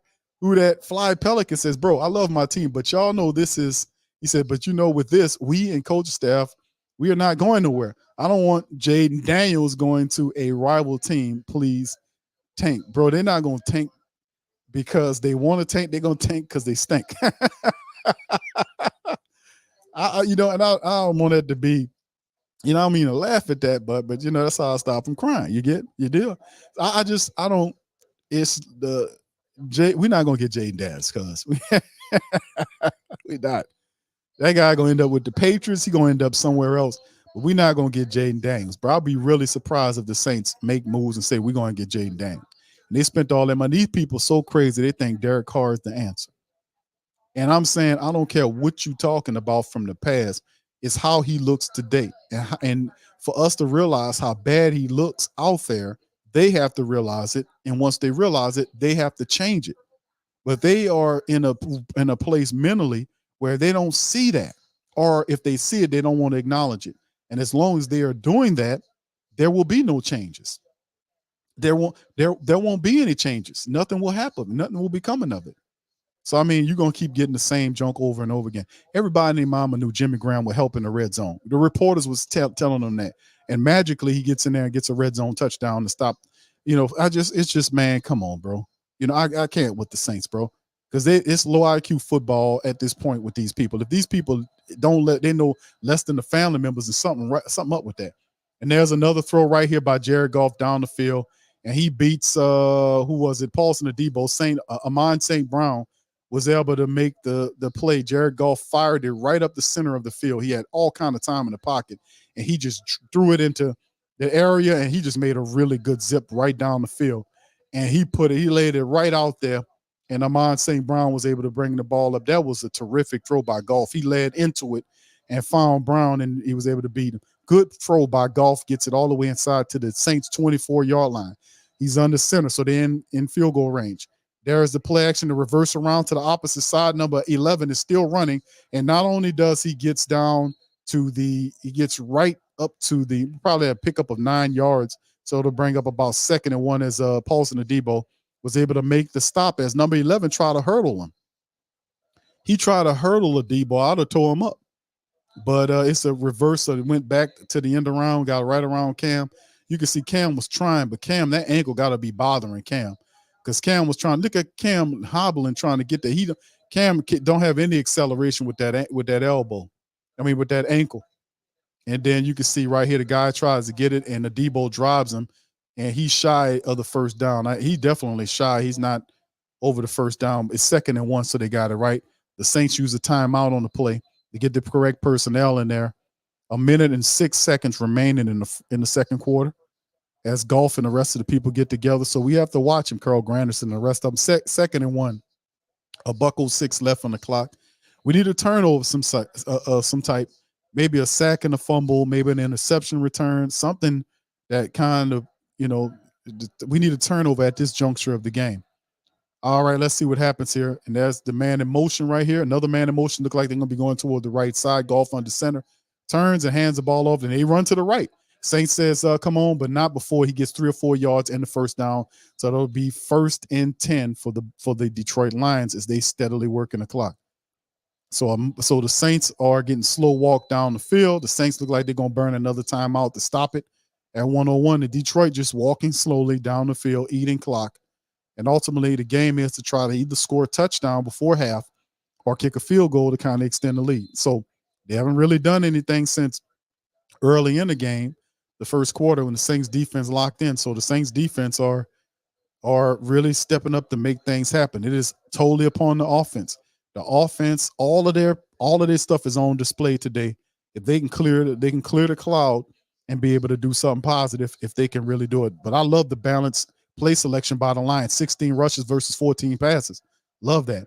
Golf under center. They turn into a power wide. You got 2 wide receivers to the left, 1 to the right.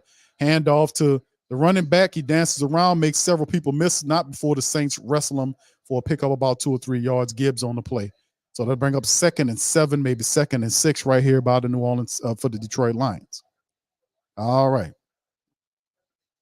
Yeah, it's interesting, man. Yeah, you see Cam. Well, Cam is struggling, man. You see him. He was trying to pursue the dude with that ankle, and, Cam wants to be there, man. All right. Random says Mickey Loomis is going to do his job. Yeah. All right. Here go Golf, man in motion from left to right for the Lions. Golf in the shotgun with his running back to his right, 2 wide receivers to the left. There's a snap. He looks right.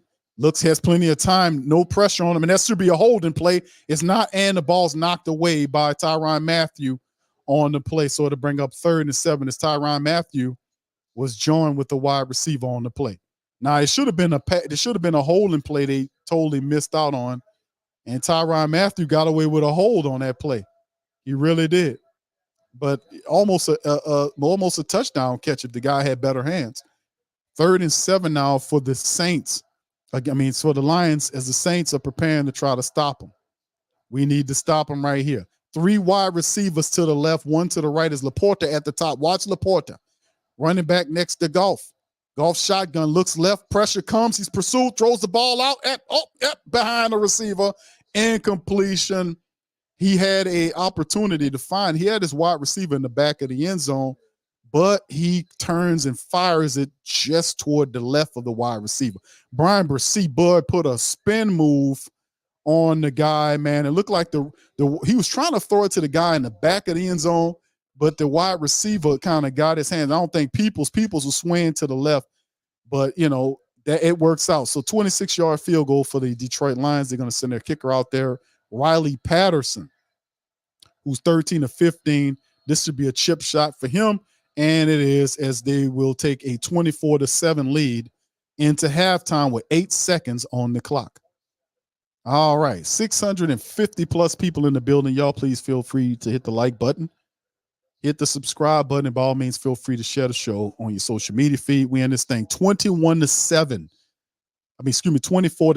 is the score right now after the field goal by the Detroit Lions. 8 seconds remain in the quarter. All right, so there it is. Dude says $2 from the Raiders as an apology for Carr. Thank you, bro. I want to say thank you very much. Picking me up and bringing me back to this world. All right, fam. So we about to hit halftime, man. What do you guys think is going to happen? What talk to me about your early assessments about what's wrong with the Saints early on. Put that in the comments section, family. Thank you, dude, for that, bro. Put it in the comments section, family. Let me know what you guys think that needs to change. We know right now the Saints are down 24-7 at halftime. That's a lot. They got 1 touchdown there. They get the ball back at half. So they would immediately have to score to keep pace. So what do you guys think we need to do in the second half to get to change things up? Please let me know. All right, JLJ says everything. All right, there's the kick. And the Saints going to let it bounce at the back of the end zone. They'll retrieve it at the 25-yard line. A car rolls out. They running out there like they're going to try to take a Hail Mary or something. And when he know he's going to run out there just to kneel on it and do it down, look like he slapped on his knee like they're going to just kneel it down and just go into halftime. I don't think they take a shot downfield. They're not going to take a shot downfield. Yeah, they're setting up for the kneel down. See, you're going to kneel it down and they're going to halftime. See, and they ain't gonna try to take a shot downfield, for it to try to change it up. So 24-7 right now, the Saints are trailing at halftime to the Detroit Lions. There's still half of football left to be played, and this is going to be a very interesting second half. To be honest with you, the Saints do get the ball back at halftime. We'll see what goes on here. So let's kind of get right into the team statistics at half, man. Let's talk about it as we get going in this thing, man. Look, right now, first downs, the Lions are 12 to the Saints 6. Third down efficiency, the Saints are 3 of 7. The Lions are 4 of 8 for 500 for 50%. The total plays 34-29. Detroit has more than the Saints, of course. 224 versus 123 is a yardage check. Total drives are 7-7. 6.6 yards per play is what we're doing with the Lions versus 4.2 with the New Orleans Saints. So, I mean, at the end of the day, man, it is just what it is. It's just an awful BS brand of crap going on right now, and it's awful. It stinks, it's rotten, and it is what it is. All right. So, anyway, all right. So, man, it's just so awful, man. Look, fam, listen, before I finish these statistics, let me just say this to you guys. Let me just say this to y'all. This could be very well the game where you see some change happen. This is this is definitely the game. Now, unless they come back and do something right here, like the offense coming out of the gate. If the offense don't score coming out of the gate right now, the Falcons are beating the Jets 10-5 right now. They're going to create some space. So the Saints can't lose to Detroit, even though we know they probably will coming into this game. They have enough talent to compete with a team like the Lions, but the problem is not talent. The problem is the coach. The coach is dumb. No disrespect. The coach is dumb. The quarterback is flawed all kind of ways, and then the coaching staff is not telling them what the problem is. And then you got a general manager sitting up here talking about they got the right people in the building. Nobody in his mama believes Dennis Allen is a guy that could take them anywhere. Dennis Allen couldn't organize these guys for a picnic, and he's sitting up there talking about they're going to do something. Mickey Loomis is about to get on up out of here too, and this is going to be the big piece of evidence that's going to help us do it. Now, I want to see them win, but at the end of the day, you ain't no winning unless you come up with some answers, man. You ain't going to luck your way into no win against a good team. All right, so anyway, let's finish up with this. 119 on the pass versus 74 yards by the Saints. 74 passing yards for the entire first half of the game for the Saints. Rushing attack, 105-49. They already have 100 yards rushing on the Saints currently versus just 49. Them people are going to have another 200-day yards rushing. They're averaging 6 yards per rush on the Saints, man. 6 yards per rush on the Saints. And guess what? That's all running back. That has nothing to do with Jared Goff. Jared Goff is not a scrambling quarterback. He's more of a statue in there. He'll move if he need to, but he's a statue guy. He stand tall in the pocket and deliver the ball. This is all running backs here. 105 yards, 8 on 18 attempts, family. That's almost 6 yards a rush. But the Saints defense, right now, it is what it is, right? 49 yards rushing for the Saints on 15 carries, 3.3. 2 and 3 out of the red zone. Saints getting the red zone. That's the issue. 1 and 1. They finally get it in there. Penalties, 3 for 20 for the Lions versus 4 for 35 for the Saints. Saints have that turnover. 6:02 is the possession versus 13:58 by the Saints. And that's what it looks like at halftime. Individual statistics. Saints, Derek Carr is 7 of 12 for 84 yards. He has that touchdown and the interception that was off the fingertips or the hands of Juwan Johnson that was on him. He was sacked one time, 7.2 on the rating. They're almost 73% on the rating. The top rusher for the Saints is Taysom Hill, 4 scrambles or 4 carries for 28 yards. Elvin has 7 for 16. That ain't even nothing. Jamal Williams, 3 carries for 6 yards. That's even worse. A.T. Perry, 1 catch for 30 yards off of 3 targets. Chris Olave, 2 for 28. Nothing else. Elvin Kamara, 2 for 14. And Jimmy Graham, 1 catch for 6 yards and the score. Not much shaken offensively. Paulson Adebo has 5 tackles. He's leading the way. Nephi Sewell in for Pete Werner has 4 tackles, showing that we might have a future good dude. DeMarco Jackson ain't in there. Is Nephi Sewell. Might have somebody there. He playing next to Demario Davis in there. And then, of course, Yidam and Nate Shepard. 1 sack, and that's by Zach Bowen today as he got Jared Goff down to the ground. Not much else to talk about. Blake Grupe, no kicks today, so he resting his groin. And 4 punts by Lou Hetley, averaging 45 yards a punt. Going to Detroit side of things, Jared Goff, 9 of 15, standing tall in the pocket, 127 yards, 8.5 on the throw, 2 touchdowns, and a rating of 126.9, almost a 127 rating on the Saints defense. Jeremy Gibbs, 6 carries for 49 yards. That's 8.2 yards on the average. That's ridiculous. But then again, he had that long 36-yard run that spiked his average. Montgomery, 11 carries for 47 yards. He's averaging over 4 yards per carry, and he has a touchdown. And then Khalif Raymond, who came in there, had his carry too for 9 yards. So you can see overall 18 runs, 105 yards on averaging 6 yards per rush between those 3 guys. And Goff has none of that. He didn't scramble not 1 penny. It's all running game against the Saints defense. Sam Laporta is the guy that's tearing the Saints up. 5 catches for 68 yards and a touchdown off of 5 targets. That dude's perfect. 5 for 5 out there. The Saints need to cover him up. Amon St. Brown had 2 catches for 49 yards and a touchdown.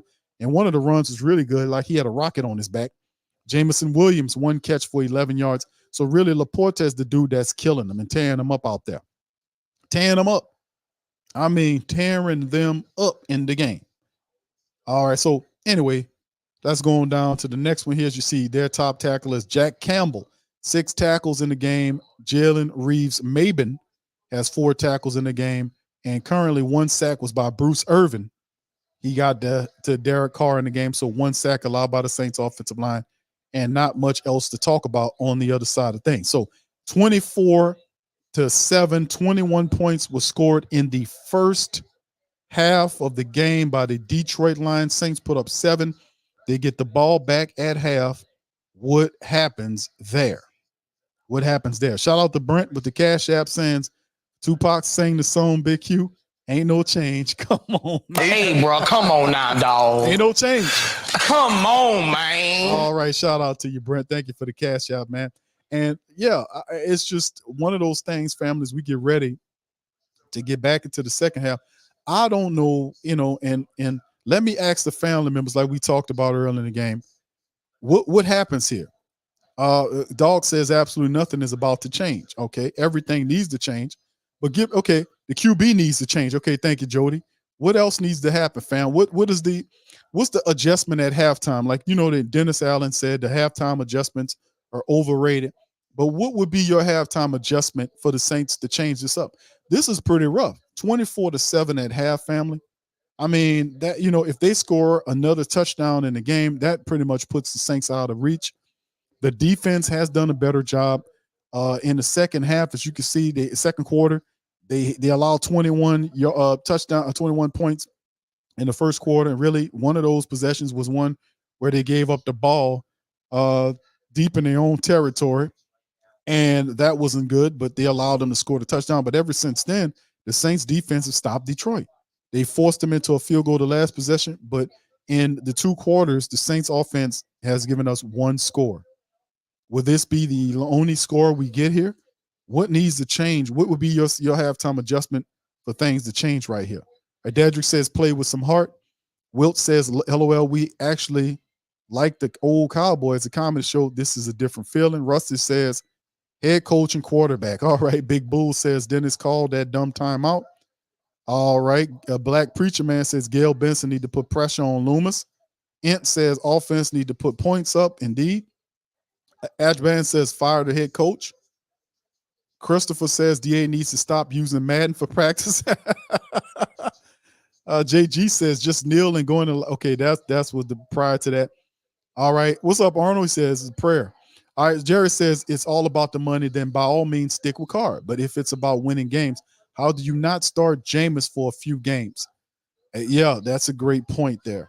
That's a great point. But what would we knew? And Hemisphere said the Lions jumped all over the Saints D offense. The Saints showed their struggles. Good to see they finally found Jimmy Graham. The D settled down to allow 3 points in the second. About what I thought. Yeah. All right. But what do the Saints offense do? Do we come back in this game? What do you guys think? Christopher says DA at the post conference is going to say, well, we figured out the red zone issues. Jerry says, I seem to remember the Eagles benching Wentz for the backup Foles and went to the boy. We can only be so fortunate, man. Them guys wanted to win. Tuck said, I wonder if head coach has ever been fired at halftime. Right. Wilt says Taysom Hill, a full-time running back, he would be a beast. That's all he does. He doesn't throw the ball. That's why I was telling people, they were saying, man, Q, Taysom's a quarterback. I said, bro, that dude's a running back. If you look at his statistics, he gets all of his yardage from being a running back. He needs to be that's what he needs to be. You need to scrap the plays with him throwing the ball because it don't make no sense. He's too predictable, man. He's too predictable back there. If he's going to be a quarterback, he has to learn to throw the ball accurately. The Saints, I don't know if they work on it or not, but in the end, it's just too predictable. The potential for that to be something special would be awesome if they knew how to run it correctly. You know, if they had a guy in there that knew what he was doing, that knew how to throw the ball accurately, that wouldn't run all the time, the play would be phenomenal. It would be phenomenal, but it is just too predictable what Taysom Hill is doing. Angel says, send the receipts to Gail. Oh, trust me, they hear it. Debbie says, locker room change winning. Hemisphere says, thoughts and prayers to the official who broke his leg. Yeah, it was bent off. Funny, I caught a glimpse of it. Tuck said, this game reminds me of the Cards game last year. They jumped us with 3 TDs in 5 minutes or something like that. Yeah, that was ridiculous. Yo, Benson ain't firing no Mickey. Her husband loved the guy. Yeah, things could change. Michael says, every player on the field has a winning average. DA and PC have losing records. This team can win with better coaches. Carr and Winston can make this team great. Debbie says, prayers always help. Tuck says, okay, I remember like yesterday or today talking to Barbara. Dedrick says, Lions showing out in the dome because their team is winning and playing football all year. We know the Saints was going to, offensively speaking, would have struggles. Ava says Cam needs to sit. He can't run. I said that before, bro. Cam needs to sit down, man. That's just going to hurt him for the rest of the season. Cam could miss out on a couple of games. We got to bring some guys in here to help. Joy says Jimmy shrugged with arms out to the crowd after his TD, like he was saying, see, I'm still alive. Exactly. Good call, Joy. That's what I was saying. I was like, Jimmy Graham, when he caught that touchdown, he slammed that ball, threw it against the wall like that, threw his arms out. I was like saying, that was like, man, this is what I can do. I can help. Why you got, And then Dennis Allen stood up that line talking about he taking it like a pro. I was like, man, get out of here, man. There's nobody's going to just come in to want to play football and be inactive. Jimmy Graham wants to be inactive. Man, shut up with that. KB says, yo, Q, our football team loses today, but the Who Dat Nation wins, showing these stubborn fools, DA and Pete and Mickey. They have to fire and break this sad garbage up. Right. There you go, Exhibit A. There you go. That's what I'm talking about. We got some evidence. What's up, Hebrew? He said, I don't believe anything will change. Mickey's not going to fire his friend. We'll get a better draft position so we can grab this offensive lineman from Puerto Rico State or something dumb like that. From Puerto Rico State. David says Carr holds the ball too long. He's Trevor Siemian all over again. The Lions about to get us a new coach. I hope they run up the score. Yes. All right. So, yeah, it's a lot going on, man. Painful Truth says Jamison Graham. Okay. Got one says, what about the offense, man? You have to score. And exactly. Jared says Mickey bringing DA back next year can do. He says can sign Prime and Sador in 25. I don't see none of that happening, bro. As long as Dennis Allen is here, he's not going to bring anybody in competition to Derek Carr. That's how dumb he is. JG said the Saints won't get no better if they just let it be. That's the mentality to do nothing, to talk about change but offer no change. Tylon says get your team together and actually coach and try to make something happen. What, Dennis Allen? Let's see as the Lions kick off to the Saints. Out of halftime, ball out the back of the end zone. Come on, man. Come on, man. Hey, bro, come on now, dog. Come on, man. Come on, man. All right, Alpha says breaking news. Okay, there you go. But we haven't been this bad since the first 20 years of their existence. They got all the talent in the world, man. Jimmy Graham should have been playing, but when you're HC and AC are clueless, this is what you get. All right, so here we go for the first play from the 25-yard line. Carr under center, sends man in motion, which is Alvin Kamara. He goes back to where he comes from. Snap is looking. He looks right, then left, then fires, and he finds Lynn Bowden, who gets around the 30-yard line, and he'll pick up about 4 or 5 yards on the play. So Carr looks right, fires left. I don't know if he's seen anything to the right. He looked kind of fast, but he was able to find Lynn Bowden Jr., who picked up the 5-yard pickup, and he looked kind of banged up on the play. He kind of bent over. I hope he's all right, and we'll see what's going on. So the Saints need to start fast. They need to get into a 2-minute offense is what they need to do. All right, Carr sends his man into motion from right to left. He's under center, turns, and hands the ball over to Alvin Kamara to the left, turns the corner, gets behind some blocking, and he gets hit right around the marker, but he picks up the first down. A.T. Perry hopped up like he got his leg rolled up under. But A.T. Perry got to do a better job of blocking because Alvin Kamara tried to spin his way to a miss, and A.T. Perry's guy was the one that made the tackle. A.T. Perry, you got to do a better job of blocking than that, bro. A.T. Perry let the guy get, and that's what happened. A.T. Perry missed the block, and the guy got around to make the play on Alvin Kamara. You got to do better than that, brother. You know, here they go, the Saints at the 42-yard line. They're on 42 in the shotgun, and there's Carr looking. He's going to know that's Taysom taking a shot.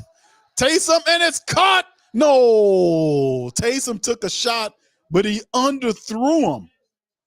He underthrew him. Taysom Hill, who usually throws punts, underthrew Chris Olave. He had to wait on it, and the defensive back ran through him. See, that should be a pass interference because the defensive back didn't even look. That should have been a pass interference against the DB because the DB didn't even look at what he was doing, and he made connection to the receiver before the ball got there.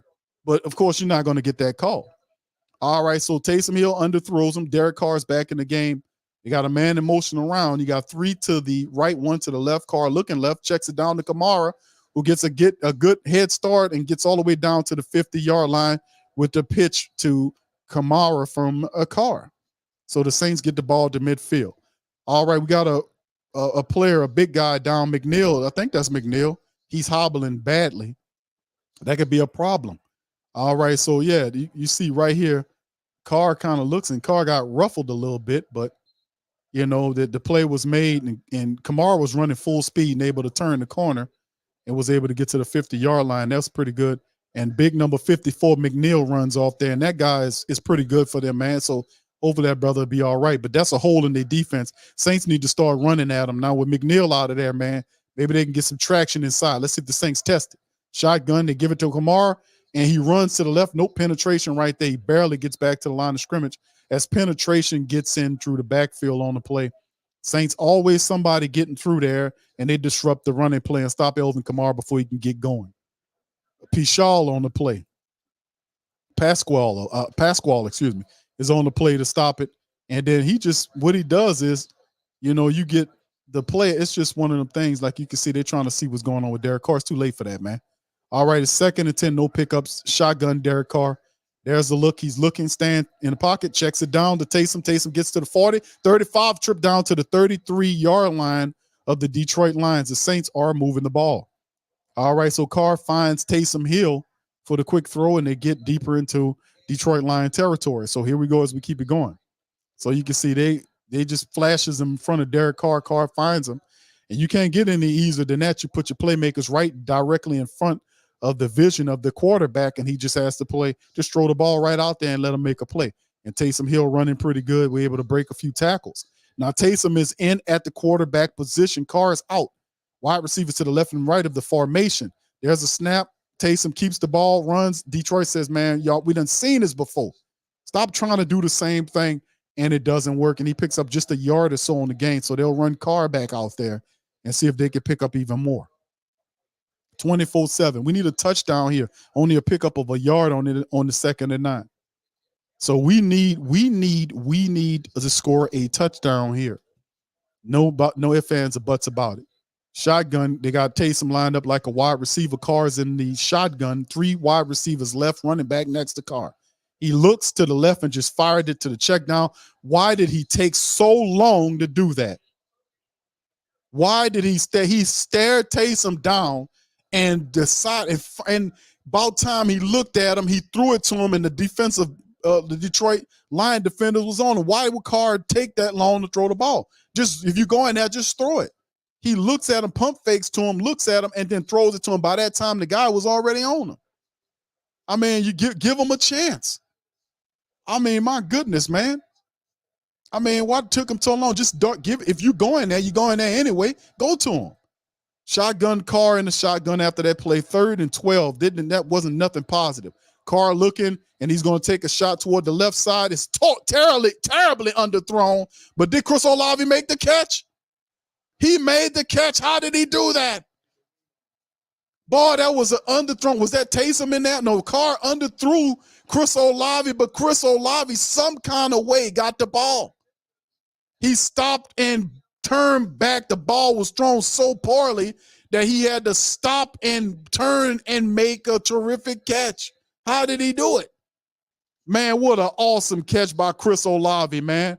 On a poor throw by Carr, Olave adjusted for the ball and made the catch inside the 5. Saints inside the 5-yard line, handoff to Kamara. Kamara goes in. Saints on the board. They get the score. Touchdown, black and gold.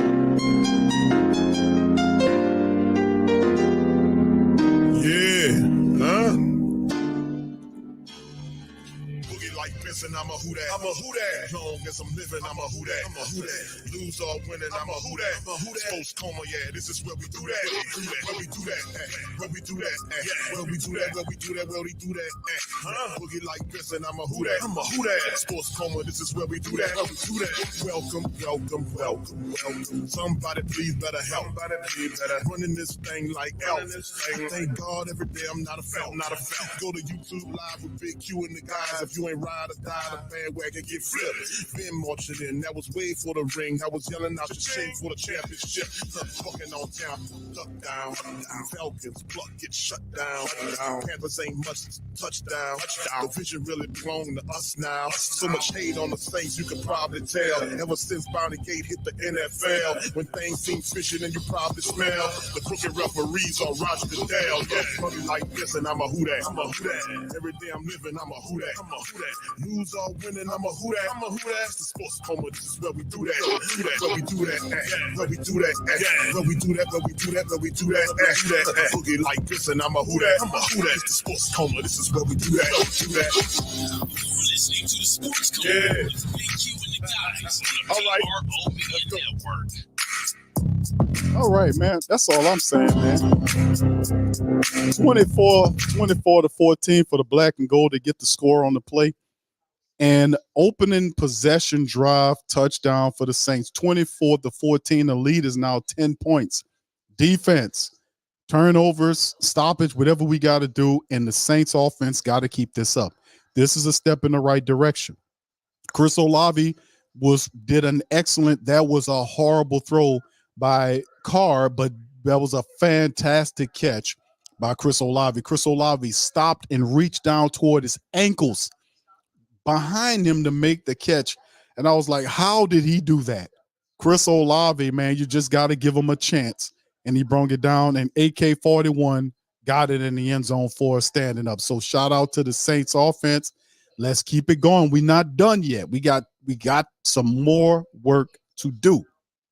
Plenty of work to be done here. Trailing by 10, we still got a lot of time in the ball game. 10:03 in the clock in the third quarter. We got to keep it pushing. We got to keep it moving in this thing. We got to keep pace with them funky, dirty Atlanta Falcon team over there. So anyway, all good. All right, so shout out to the family members. I think you guys are enjoying this one up to the point. We need our defense to keep doing what it's doing, to hold down the Detroit Lions from scoring any touchdowns. No more touchdowns for the Detroit Lions for the rest of the game. Perhaps we make them kick a field goal or here or there. We need to get some turnovers. We need to dial up the pressure and get the golf. The Saints defense have turned it on. They have not. Detroit has not looked the same way they did in the first quarter. There's been a change there, but the Saints offense must keep this energy going. We must keep finding the Olaves. We got to keep giving the ball to Kamara. We got to keep doing what works here so that we can climb back into this game. We'll see if it all. That's a lot of work to be done, but it's a lot of time. There's the kick from left to right. Detroit picks it up at their own 5 as the return man gets to the 20, 25, and then crashes down around the 28, 29 yard line. Is where Jared Goff will run out on the field and where they will pick up. So let's make sure, see what the Saints can do right here against Jared Goff. We need some sacks. We need some turnovers right here to kind of shift the momentum of the game. And they talking about, Pam is talking about Ragnall's Ian. They got some issues right now, offensive line wise, with the Detroit Lions. Can the Saints capitalize on that? 1st and 10 now from their own 26 or 27 yard line, man in motion from left to right. There's the toss, and the Saints got it covered as he tosses it to the left, and they pushing them out of bounds. Demario Davis is there. No gain on the run to the left by the Detroit Lions. Carl Granderson is over there. So the Saints with less than 10 minutes on the clock, just keep the defense, got something going on. We just got to keep it going, man. And the Saints did a wonderful job. Demario Davis and Carl Granderson was there to run Montgomery out of bounds for not a pickup. So, yeah, the Saints smelled that one coming, man. They seen that coming a mile away. 2nd and 10, no gain. Somebody got to watch Laporta. We got 2 wide receivers to the right there, man, in motion to that same size. And they're going to try to do a draw play, Montgomery, and the flags and everything flying, and they're going to kill it as Gibbs gets to run, but they're going to be a penalty against the Detroit Lions. We'll see what the call is. False start. False start, man. It's false start against Sam Laporta. Laporta got caught on the play. We got to keep it going. So right now, the Detroit Lions offense, man, is really kind of struggling a bit here, fam. They're really struggling right now to get going. The Saints got them backpedaling. 2nd and 15 after the penalty. 2nd and 15. Can the Saints capitalize? Isaiah Foskey, the snowman, is in the game. Foskey, the snowman's in the game. Shotgun golf. Saints send pressure. They coming for him, and it's knocked away. Good play there by Foskey, the snowman. Foskey, the snowman, seen a play and was able to he just seen them trying to do the little cheek draw play, and Foskey knocked it out of the air, and that'll bring up 3rd and 15 for the Saints. The Saints defense they done found the key to how to stop the Detroit Lions offense, family. It is up to the offense to drive the field on the possession and make this thing a game again. So we're going to see what goes on right here with the teams. 24-14 is 13, 3rd and 15, shotgun, 3 wide receivers to the right. Man in the shotgun, is running backs next to him. There's a snap. Saints send 4. Balls out high to Laporta, and he's caught and wrestled down by 4 Saints defenders, and that'll bring up 4th down as the Saints defense converge. The Saints defense converge on Laporta, the tight end for Detroit, and all of a sudden the Saints defense is on fire. So it's up to, can that fire spread to the offense as we keep this thing going? Great play by the Saints defense as Lynn Bowden Jr. is ready to return for the Saints. So we're going to see what happens here, man. This is going to be pretty good. Great job by the defense, no doubt about it. Gundam says, Q, did you see how fast Foskey? Yeah, I seen Foskey, the snowman, in there, man. All right, there's the punt. Almost blocked, by the way. And it's a nice punt all the way back to the 20. Lynn Bowden is reversing it, gets to the 30, to the 35, and falls forward to the 38-yard line or the 37-yard line is where they'll pick up the ball. As Lynn Bowden Jr., when on a return, I don't know if there's some flags because Lonnie Johnson Jr. got in there and pushed the guy off. The guy was mounding off.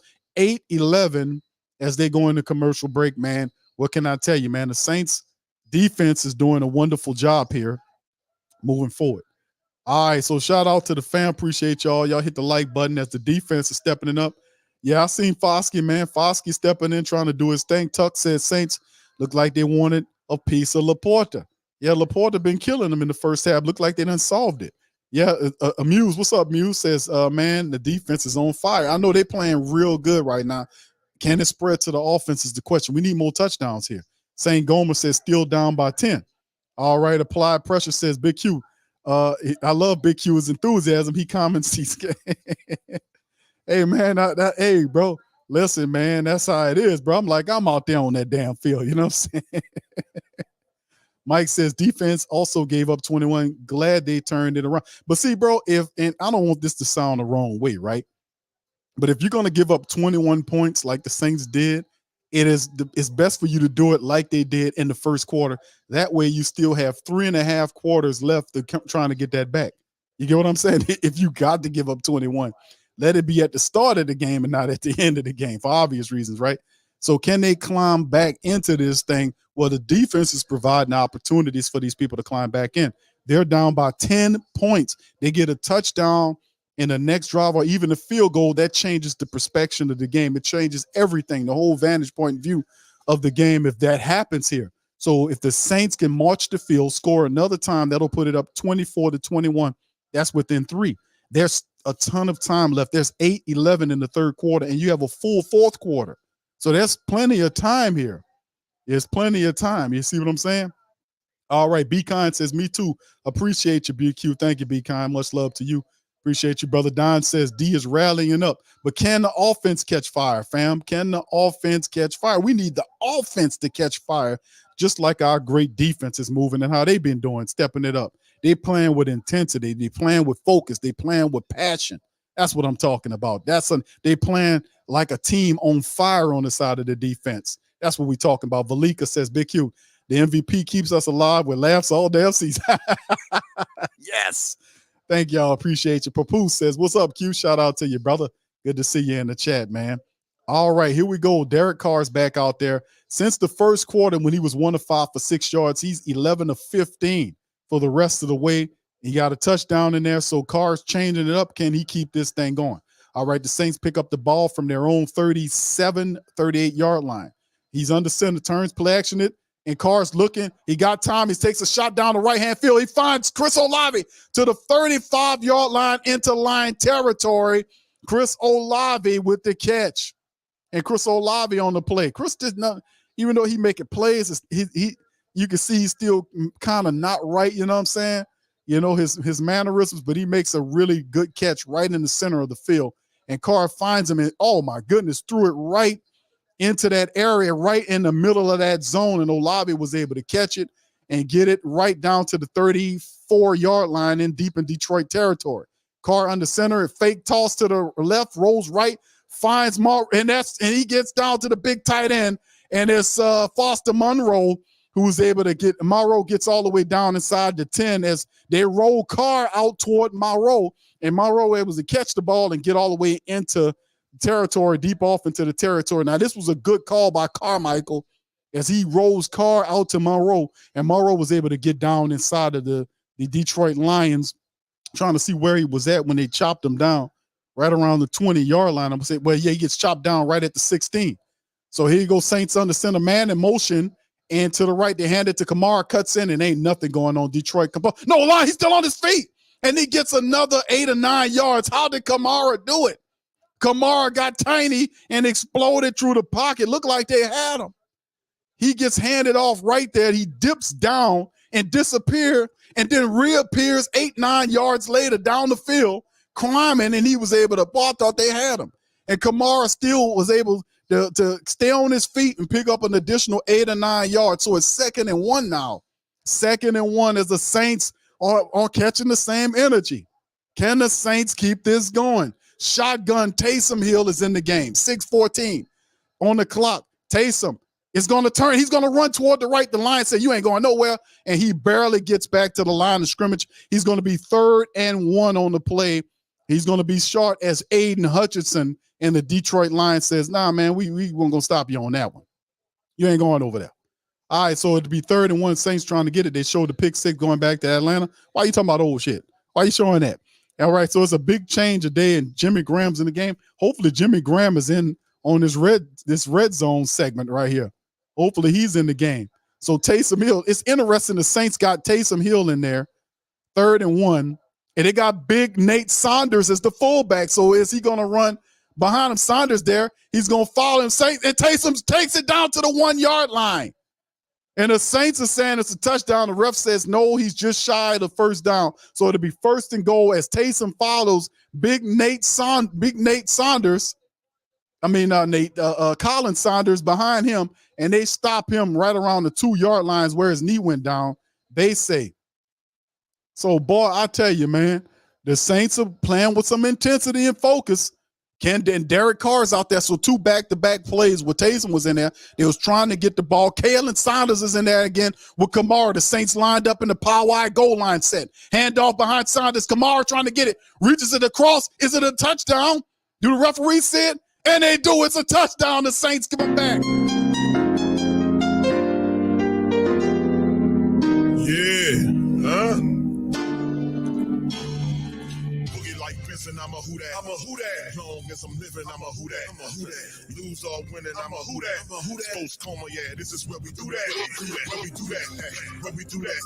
Where we do that. Where we do that. Where we do that. Boogie like this, and I'm a who that. I'm a who that. Sports Coma, this is where we do that. Where we do that. Welcome, welcome, welcome, welcome. Somebody please better help. Somebody please better running this thing like Elf.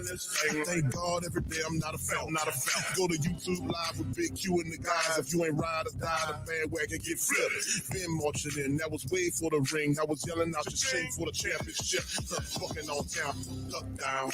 Falcons, pluck, get shut down. Panthers ain't much touchdown. The vision really belong to us now. So much hate on the Saints, you can probably tell. Ever since Bounty Gate hit the NFL, when things seem fishy and you probably smell the crooked referees on Roger Goodell. Yeah, money like this, and I'm a who that. I'm a who that. Every day I'm living, I'm a who that. I'm a who that. Lose or winning, I'm a who that. I'm a who that. It's the Sports Coma, this is where we do that. Where we do that. Where we do that. Where we do that. Where we do that. Where we do that. Boogie like this, and I'm a who that. I'm a who that. It's the Sports Coma, this is where we do that. Do that. You're listening to the Sports Coma Yeah. with Big Q and the guys on the All right. PRO Media Network. All right, man. All right, the Saints handling up, man. The Saints handling up. The fire and intensity of the Who Dat Nation as the players under review right now. So the players under review, we seen Alvin Kamara stick the ball out. He wasn't down. He was laying on top of the pile and reaches the ball over. You can clearly see it. It's a touchdown. And from the angle when I was watching the play, I seen him stick it out over the end zone. It's obviously a touchdown, but right now the player's under review. And by the time we come back off a commercial break, it should be good to go. So the music does apply. So anyway, Brent Morris, shout out to you, bro. He says, Olavi better watch it. Keep playing good, and Mickey will trade him for some clam chowder. Come on, man. Hey, bro, come on now, dog. Come on, man. Thank you, bro. Thank you. I wanna say thank you very much. Picking me up and bringing me back to this world. All right, man. Appreciate you, bro, on that play. And this, like I said, the play is currently under review. But it's clear to me. But then again, we know that the referees, they might do some funny business right here because it's taking them a long time to kind of pick on it. But that's a touchdown. You see Kamara reach that ball out over there. He was not on the ground.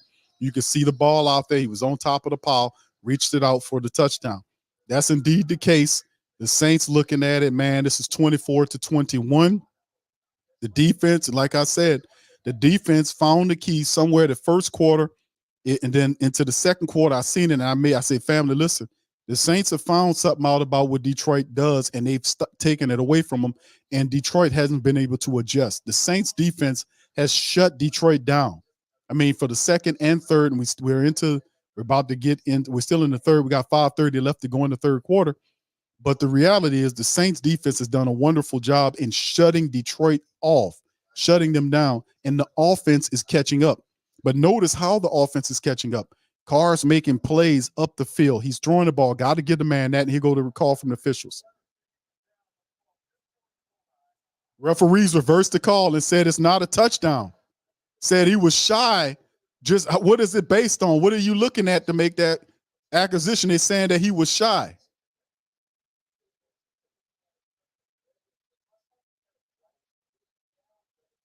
You can't see the knee. There's no knee. You can't see it. See, this is played. This is games being played.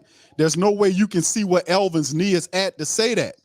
There is no angle that they have to say that. And the referees, this is what they did. So the Saints go in there and go get the touchdown. Go put it second and goal. Go get it. Can you believe these people? But just go in there and push them through, push them out the way and go get it anyway. Just push them on out the way and get it. Nate Saunders is back out. Kalen Saunders is back out there. The Saints get it, and Taysom Hill is there, and he's going to get in the end zone, and it's a touchdown, and it is going to be a touchdown for the Saints. So this time around, And it's just unbelievable that the referees would take that touchdown away from Kamara, and they can't even see where his knee was at. But this time around, the Saints on second goal saying, you know what, dumbass refs, how about this? We're going to go and get it this time. Try to stop us this time. So take some bull rushers in there and was saying, look at that. He got it. Oh, half his body in there. And they yelling, no, he's not in there. But Saints got the touchdown that way, so it still stands. How you love that. All right, so 24-20 after the play. Referees so awful, man. You can't even, there is no angle you could see Alvin Kamara, but it's all good. We got it anyway. Blake Grupe out to kick the extra point is up and good. Saints are 24-21. They have scored 21 points. 21 points in the last two quarters to catch the Detroit Lions 24-21. Now, let's not get too happy right now, even though you guys hear all the enthusiasm in my damn voice. Let's not get too happy, because at the end of the day, we still need to score some more points to get back in this thing. It's a lot of time. 4 minutes left to go in the third quarter, and then you got a full fourth quarter of the play. So the defense is playing inspired, and everything has been good. They're showing the graphic right now, 38 plays, 247 yards, and 21 points since the Lions went up 21-0 on the Saints. So something turned on in the Saints' mind in this thing, and I'm gonna tell you what turned on. Desperation turned on. Urgency turned on, because boy, this is the Who Dat Nation is entirely would have been just taking this team apart if they would have went up there and got blown out like that. So the urgency turned this team on. I'm telling your ass. Urgency turned them on, because boy, could you understand the wrath of the Who Dat Nation if that game would have stayed the same. Let me tell you, Mike says, nope, we got to review that one, Big Q. I don't know if Taysom got in. Bro, half his body was in. He was in there. All right, so that's the kickoff, right to left return, man, by Detroit. Gets it back in there, gets around and tripped down. Nope. It gets to about the 23-yard line, 23-yard line after getting the ball inside the 10-yard line. So he picked up quite a little bit. As Big Kalen Saunders played fullback, he has an opportunity, got in there. One day he's going to get the ball. As they had a little fray going on there, refs bring it up, and the Detroit will march their offense back out there to the field. So we'll see how it goes, man. All right, Chris says, Gail down to DA and said, if you don't win, you're fired. Something happened, man, because the light went on. It's a state, I could tell you, bro, a state of urgency being down that much. They knew, man, we can't play like this. They will fry us. They will fricassee us if we come out and lose like this. So they stepped up, and credit to them, because we would have did it. 24-21 Goff under center, sends his big old lineman in motion. They try to run it to the right. No pressure coming. And he's going to try to scramble around. He fires back toward the left sideline. Ball is knocked away by number 53, Zach Bourne, covering Laporta. And they said, hold on here, Bourne.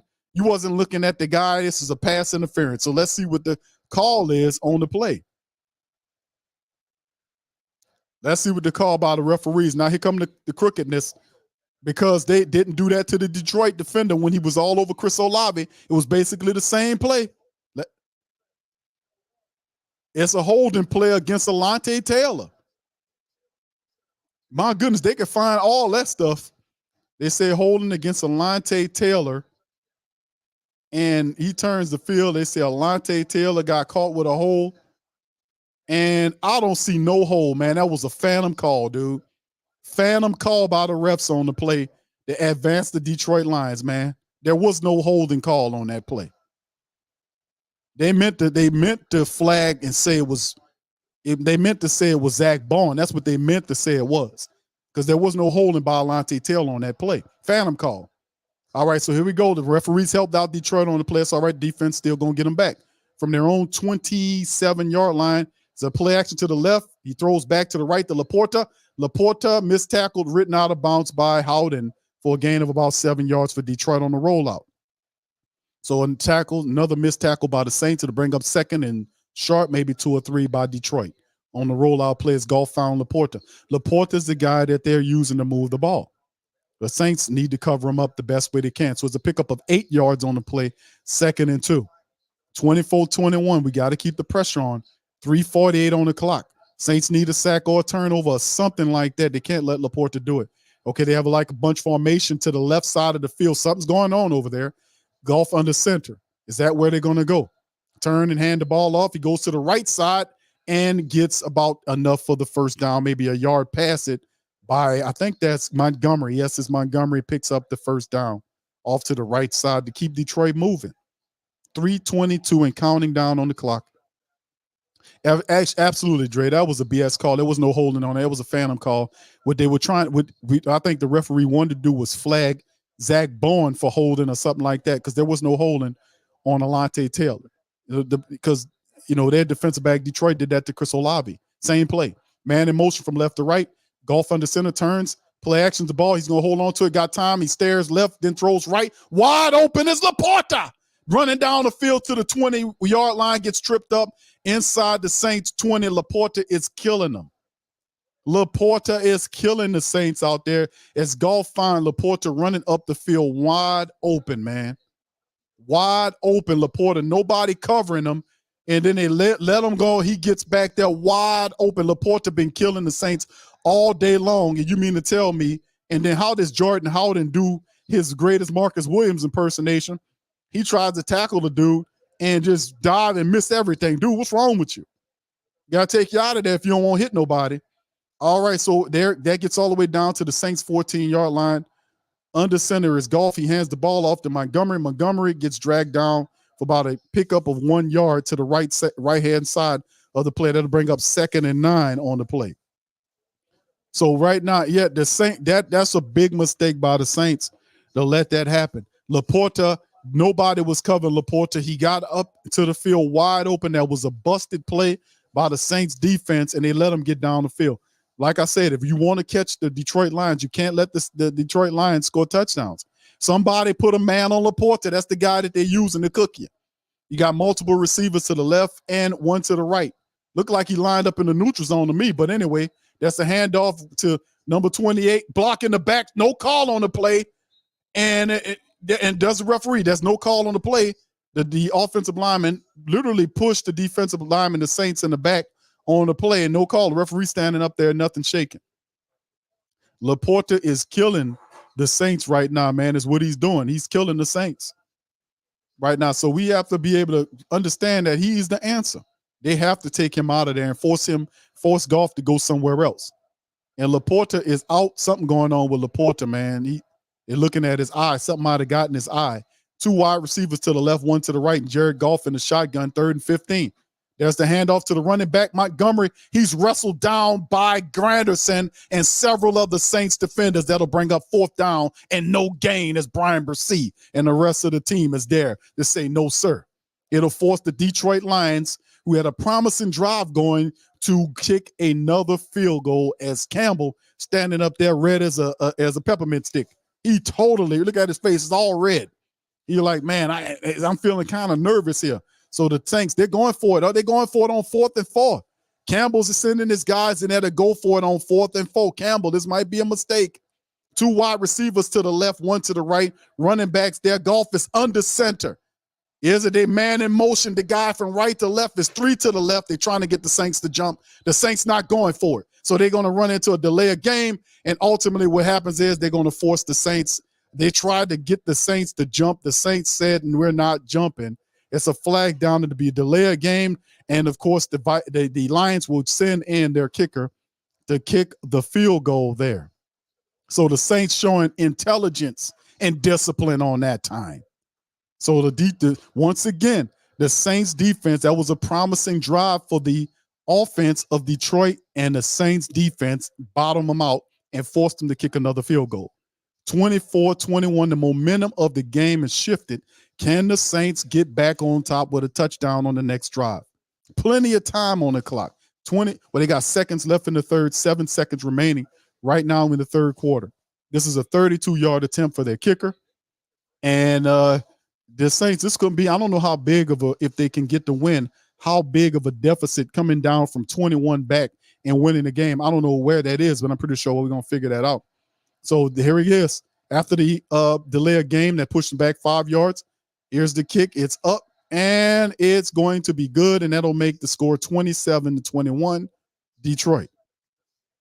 So the Saints It's the end of the third quarter, and we have a full fourth quarter, action-packed, slam-packed, jam-packed fourth quarter on the horizon coming up here soon. Can the Saints make it work here? I said, shout out to says, Q, what's going on? I just got back, and we came back. Yeah, said, bro, where you been at, man? I've been out here yelling and all kind of stuff going on here, man. All right, appreciate you, bro. Yeah, we back, man. I wanna say thank you very much. Picking me up and bringing me back to this world. All right, shout out to all the family with the super chats and the cash apps. Much love to y'all, man. Appreciate y'all for doing that. And man, listen, man, this is pretty awesome, man, to see what the Saints are doing. And I got to give them credit for this because it takes a lot of heart. This team has not been showing this type of heart completely over the last several games. They were facing a blowout down 21-0 in the first half, facing a blowout. They would have been in a 3-game losing streak. I myself picked this team to not win this game because they didn't show me anything to make me believe that they were actually going to do something. But when you go down 21-0 and all of a sudden you look at everybody in the Who Dat Nation, we would have had our barbecue grills out and everything, bro. We would have fricasseed this team. They said, man, urgency, and everything else stepped in. And boy, oh boy, did the Saints respond in kind. Now listen, we still down 27-21. They still haven't won anything yet. They still have to finish out the game. So the Saints defense has done a wonderful job. They hadn't allowed Detroit to score a touchdown since the first half. They've made them kick 2 field goals in the second and third quarter, while the Saints have scored 21-6 on the Lions since then. Now, what does the fourth quarter look like? That is the question that we are dealing with. What does the fourth quarter look like for the Saints going into this thing? Can we continue this momentum? Can we keep this going? Can we ultimately get this win? Abraham says Saints 27-21. All right. T-Mama says Saucy would not look away. Y'all, Coach DA. Derek says offense exploded in the third. Dedrick says, like I said, Q, they got to play with some heart after halftime, and they did. Painful Truth said the Saints team only down 6 tells me a lot about the Lions that, they frauds. Wow, man. Is that really it? Saucy Allen, yo. Saucy Allen, man. Dedrick said this is usually when the D wakes up. All right. Are they really frauds? I mean, do you think the Lions are fraud? Anytime you have a team down 21-0 in the first quarter and you let them come back, and even though they haven't come back yet, but they make it a game, they went from 21 and shrunk the lead to like 6 points. The momentum is obviously on the Saints side, but can they move this into the fourth quarter? Now, third, and this is the money quarter. Can the Saints keep this going as the Lions kick off from left to right, out the back of the end zone? Saints retrieve the ball at the 25, and Taysom and Derek Carr and everybody running out there. Saints need this one, man. They need to slap this 2-game losing streak. They got to keep pace with whatever team that's in the NFC South right now. They have a chance. 27-21, 15 minutes. We at the top of the fourth quarter.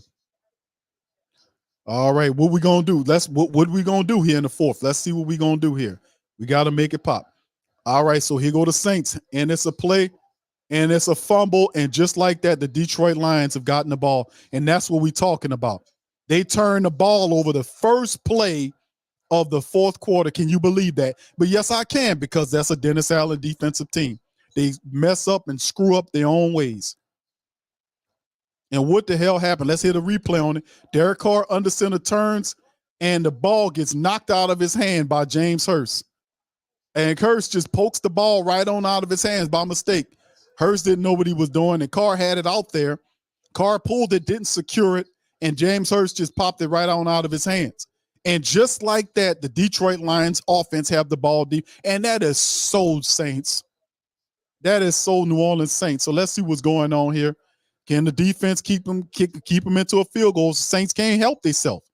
They can't help themselves. Something as stupid like that would happen to the – oh, my goodness. And I said, money quarter, what you going to do? Money quarter, what you going to do? And the Saints get a ball back to the Detroit Lions on something stupid like that. So here we go from their own 26-yard line, from the Saints 26, Lions under center, hand the ball off to Montgomery. Saints defense missed the tackle, and they finally reach him, but not before Montgomery picks up about 7 yards on the run after breaking the tackle when he would have been stopped for 1 yard. So he gets 7 on a pickup, 2nd and 3 for the Saints after the dumb turnover by Derek Carr with Hurst. So, you see the missed tackle right there, and then he climbs and gets another few yards on the play. So let's keep it going. 2nd and 3 as Gibbs has 60 yards on 8 carries. He hurting the Saints. 14-20 and counting down. Can the Saints defense force him to kick a field goal again? All right, Goff under center. Wide receivers, 2 of them to the right, 1 to the left. Running backs back there. Hands it off. Nope. It's a reverse play. Opposite, the Saints got it, and he's running 15-10, 5 touchdown. Dobbs in. Detroit's on the board. They get the score after the dumb Saints turnover. Jamison Williams. And just like that, everything changed that quick. Just like that, it all changed. Just that fast. Boy, I'll tell you, man. And Hurst, and that was a dumb turnover. Only the Saints would do something like that. And then the great blocking upfield, and Jamison just leaps into the end zone. He does some kind of Madden type Superman leap into the end zone. And I would say not to do that, fool, because that's how you get hurt. Because it's a rough ass landing. Stupid.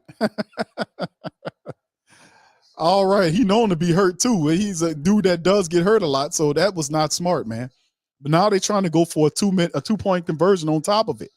33-21 off the dumb Saint turnover. And the Lions are trying to make it 35-21.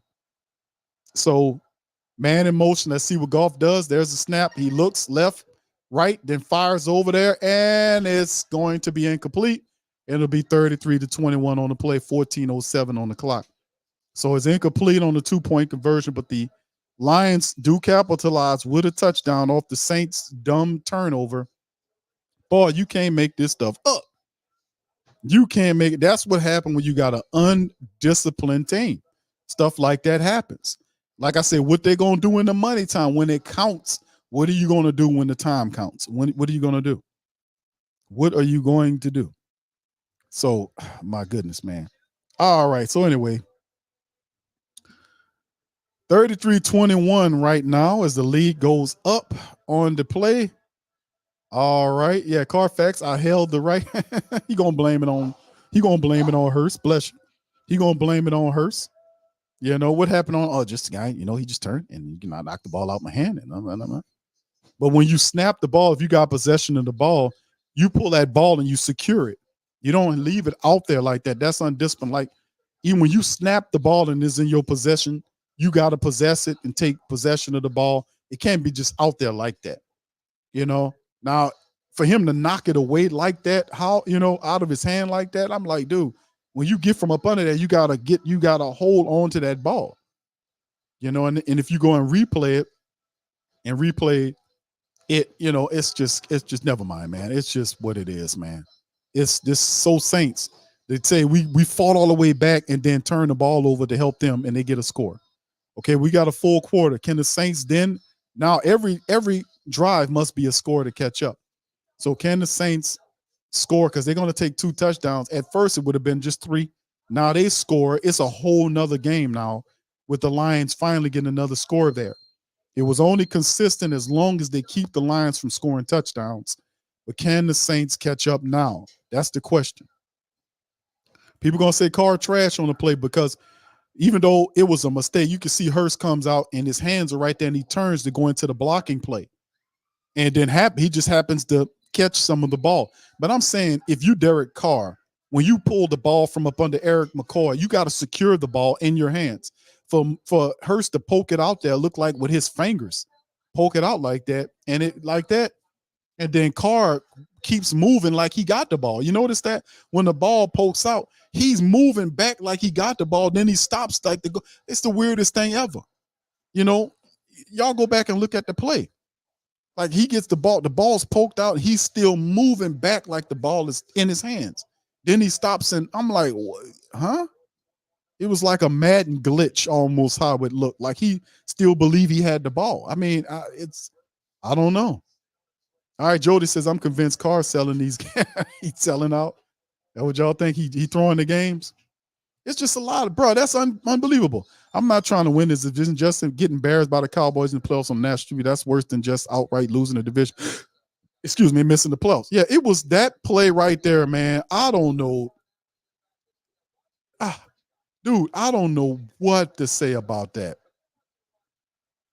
I think he glitching out there. That's right. That's right, Willie, man. I don't know what to say about that. How that ball came out. You supposed to secure the ball. You supposed to secure it. And the way, and it's just what it is, man. It's just what it is, you know.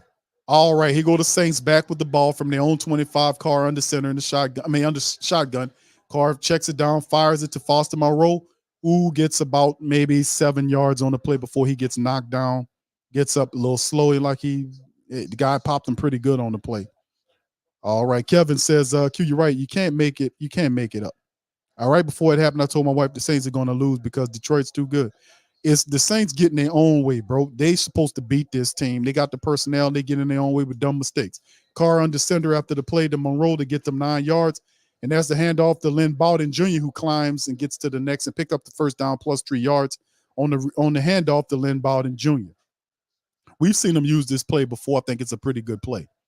All right, 1st and 10, 33-21 right now. Maybe the Saints should be more of a 2-minute offense to kind of galvanize, get some momentum going on. Carr runs off the field. Taysom Hill comes into the game now for the Saints, and Alvin Kamara is spread out like a wide receiver. So they're going to spread out the defense and see what they're going to do. They're going to be a lot of one-on-ones, and Taysom is just going to turn into a running back, runs to the right. The defense gives him to take him down. And the thing about Taysom Hill, like this is what I have a problem with this play. This Taysom Hill play that y'all just seen, in which Taysom has 4 wide receivers, including Alvin Kamara's out there. They are 4 wide, 2 on each side. Taysom Hill is back there by himself, and instead of even looking at throwing the ball, because there's one-on-one matchups going on there, because the safeties, the people are sneaking up to the line because they don't think he's going to pass the ball. You know, he could take a shot there and do something, but he runs into the defense, picks up 4 as opposed to what he does. So that's why the play needs help. There's Carr. He's a check down to Alvin Kamara, and he's running behind the screen. And Alvin Kamara was able to climb and get into about the 45-yard line in the Detroit territory. So they set up the screen for Alvin Kamara, and Carr actually made a really good pass over the top of the blockers on the play, and he really did a wonderful job finding Kamara behind it. Then McCoy was able to make a few good blocks up the field. It looked like Kamara got his face mask yanked, if I'm not wrong. Did he get his face mask yanked? I want to say looked like he got his face mask yanked on the back of the play. But they get to the 45-yard line, hand the ball off to Jamal Williams, and ain't nothing really shaking. Maybe a gain of 1 yard on the play. Saints can't run up the middle at all, man. They get stopped, so they bring up 2nd and 9 if they got anything out of that. So, yeah, so it's a lot of time in the game, 11:29 and counting, 2nd and 9, a pickup of 1 yard. We need to really speed this thing up, man. We really do. They need 2 scores to win the game now as opposed to 1. Carr's in the shotgun now with time ticking down. There's a snap. Looks left, studying left, looks left the whole way, standing there, and then the dude holding the ball gets sacked. Good Lord, Derek Carr. Carr had all kind of time and stood there looking left the whole time. We got a scrum breaking out and some pushing going on out there, but they should be fussing and pushing on the quarterback because he was the reason why the Saints that he took a sack where he wasn't supposed to. Sit there studying left the whole time, and the guy sacked him. Now it's 3rd and 18. What do we do when it counts? Carr breaks down. That's what he does. He can't be relied upon. He had forever and a day back there to throw that ball, and he stood there, and the guy came and dragged him and sacked him. I mean, how do you not get rid of this ball, bro? Throw the damn ball away, make a charge. You had all kind of time. Now it's 3rd and 8. Now they got to burn a timeout. Now he burning a timeout after the play. After him getting sacked, they burning the timeout. You need the timeouts with the game left. You're going to need all your timeouts, and they burning one right there. 33-21, miscommunication. Chris Olave shaking his head on the play. I mean, Chris Olave running down the field wide open, and he steady left. And this is a play that people gonna look at and say, why didn't he throw the ball? Just throw the damn ball. What you looking at? Throw it. He had time. And he was looking left at Lynn Balding Jr. That's what he was looking at. And Lynn put his hands up like, hey, me. And look, he steady left the whole time. He looking left, never looks right. Looks left, look left, and the guy comes down. You got to get rid of the ball, Carr. I mean, this dude here just implodes when you need him to make a play. He plays step. You had all the time in the world to throw the ball. And now he takes a sack and it's 3rd and 17. My goodness. 3rd and 17. This is in 3-down territory for the Saints. Shotgun Saints, 2 wide receivers to the right. They got 2 to the left. There's the snap. Pressure coming. Carr in the pocket, hit, delivers it to Kamara, and Kamara gets up to the 44-yard line. And it's a flag down. Carr's down on the ground. He got blasted, and it's going to be a roughing the passer play. Carr's down again. He got blew up on the play.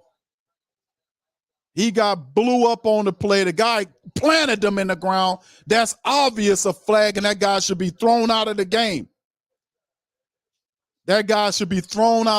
He planted Carr. And he planted Carr, drove him into the ground, and Carr's still on the ground right now. This guy should be thrown out of the game, man. Jameis is coming out on the field. He planted Carr in the ground, man. And Jameis is coming out right now. So, man, this is that kind of stuff. They gave him the penalty, so they'll get the first down. And Carr got planted, man, by Irvin. And he should be thrown out of the game, man. Throw his ass out of the game. That Bruce Irvin is a head case anyway. All right, man. Yeah, I don't like to see my quarter. Even if Carr's our quarterback, he's been struggling. But you can't come in there and do that to the Saints quarterback like that. And that's why they were pushing and upset about it. They planted Carr in the ground. And that Bruce Irvin should be thrown out of the game, man. Jameis is his helmet on. This whole dynamic changes now. Ken Jameis, because Carr, man, was on the ground. He's obviously in pain. He might not be able to finish the game. And we got Jameis coming in. We need Jameis to step in and guide the offense, man. Boy, so the thing is, too, family, you look at it, the first play where Carr holds the ball, is nothing good happens with that. Holding the ball on the previous play and guys sack you, you got to get rid of the ball to protect yourself. That play where Irvin ran up in there and jumped on Carr and then lifted him up and planted him in the ground, that's illegal, and he should be thrown out of the game for that. That's illegal. He should be thrown out. All right, OG says Carr check engine light is on. Yeah, he been beat up all season long, but a lot of those hits Carr's gotten, that last one with Irvin wasn't his fault. Guy blitzed right up the center and got him. And credit Carr, he was able to still drop. He still was able to complete the ball forward to Elvin Kamara so Kamara can get down there. So he still made the throw to the best of his ability. And then the guy plants him in the ground. So I want that asshole to be thrown out of there. Thank you. Appreciate that. I want to say thank you very much. Picking me up and bringing me back to this world. All right, family, I can't rock with you on the hurt Carr. I don't want to see that, man. I don't believe in that, man. That's not how I think. If the man is hurt, one thing, but we can't be saying that wishing Carr to be hurt so Jameis get in the game, bro. We can't do that, bro. That's not right. The worst, to put injury on anybody. So let's see. Blandino's trying to explain the call. Give me a second, fam. Let me see what he's saying.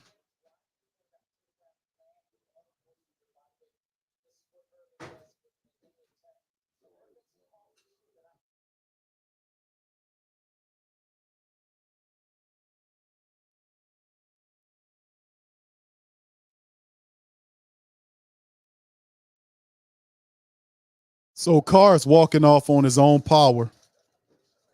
And Jameis he's holding that right arm close. But I want Bruce Irvin thrown out of the game, man. Get him the hell up out of there. That's a dirty player. That's a dirty play. You went in there and heard it. But anyway, Jameis is in the game right now.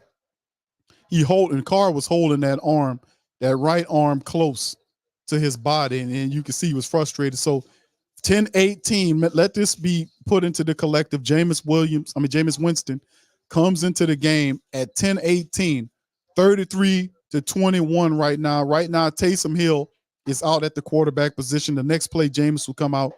Taysom is back there. Foster Monroe and Prentice, the fullback, is back there. Obviously, this is going to be a running play for the Saints. There's the snap, and Taysom turns to a running back, runs to the left side, finds a lane, gets to the 25 there, and then down. He gets pushed out of bounds for the first down on the play. Taysom, Taysom is tough as nails, man, because he landed really hard, bounced right back up on the play, and there should have been a penalty on that defensive player because he grabbed Taysom by the scruff of his jersey, but Taysom was so strong that he ran through it. So they're saying that he's a yard shy of the first down as Jameis comes into the game. 2nd and 1 at 9:48. Jameis Winston enters the game for the Saints. Scores 33-21 as Taysom gets 9 yards on the pickup. The Saints need 1 more yard to get a new set of downs. The Saints are at the Detroit Lions 22-yard line. They're changing it now from 2nd and 1 to 2nd and 3 now. So they're backing them up 3 yards on the play. Taysom wasn't 3 yards shy of the first down. Jameis under center, man in motion from right to left. They're going to hand them. Nope. It's a reverse to Lynn Bowden. The Detroit Lions smell it, and they get back there. It's a huge loss there by the Detroit Lions on the play. It turned in from a 2nd and 3 into now a 3rd and got to be 10 or 11 now because they lost all kind of yards on the play. They handed to Lynn, and Lynn, and there was, man, the Detroit Lions smelled it, and they were there to get Lynn Bowden Jr. down. Great play awareness by the Detroit defense. They were to get there. They seen that coming, and they wrestled them down. So that brings up, it went from 3rd and 3, 2nd and 3 to 3rd and 13. Shotgun Jameis, 3 wide receivers to the left, 1 to the right. There's the snap. Jameis looks right, looks left, fires it down the field, and it's caught, and Olave's getting to the 5 down to the 3-yard line. And it was deflected, and Olave was able to still catch it. So Olave with another fantastic catch on the play, 8:46, and Jameis threw the ball up high. It was deflected by the Detroit Lion player, and it right off his hands into Chris Olave's hands, and Chris Olave was able to keep running, and he gets down inside the 5-yard line for the Saints, man. Great play by Chris Olave. Ball awareness to realize where it was at and make the play. And Detroit, just great play by Olave. He's been making several great plays. Taysom Hill is in the game. They're inside the 5-yard line. He runs as a running back, turns, gets skinny, and he gets close to and gets down to the 1-yard line. Before he stopped, that'll bring up 2nd and goal as Taysom battle rams himself down to the 1-yard line. Kalen Saunders got to come in as Bruce Irvin's day is over with. But they bring in Taysom Hill as they really been leaning on Taysom heavily for this play. A lot of time is ticking down, Saints. We got to get in the end zone and be able to stop them, and we need another drive to get back in this game. It's too much time we wasting on this drive. We got to get into the end zone. Jameis under center sends a man in motion to tight end. It's going to be a handoff to Kamara. Kamara gets there, and is it enough to get in? And Kamara is going to get in. It's a touchdown, black and gold on the play.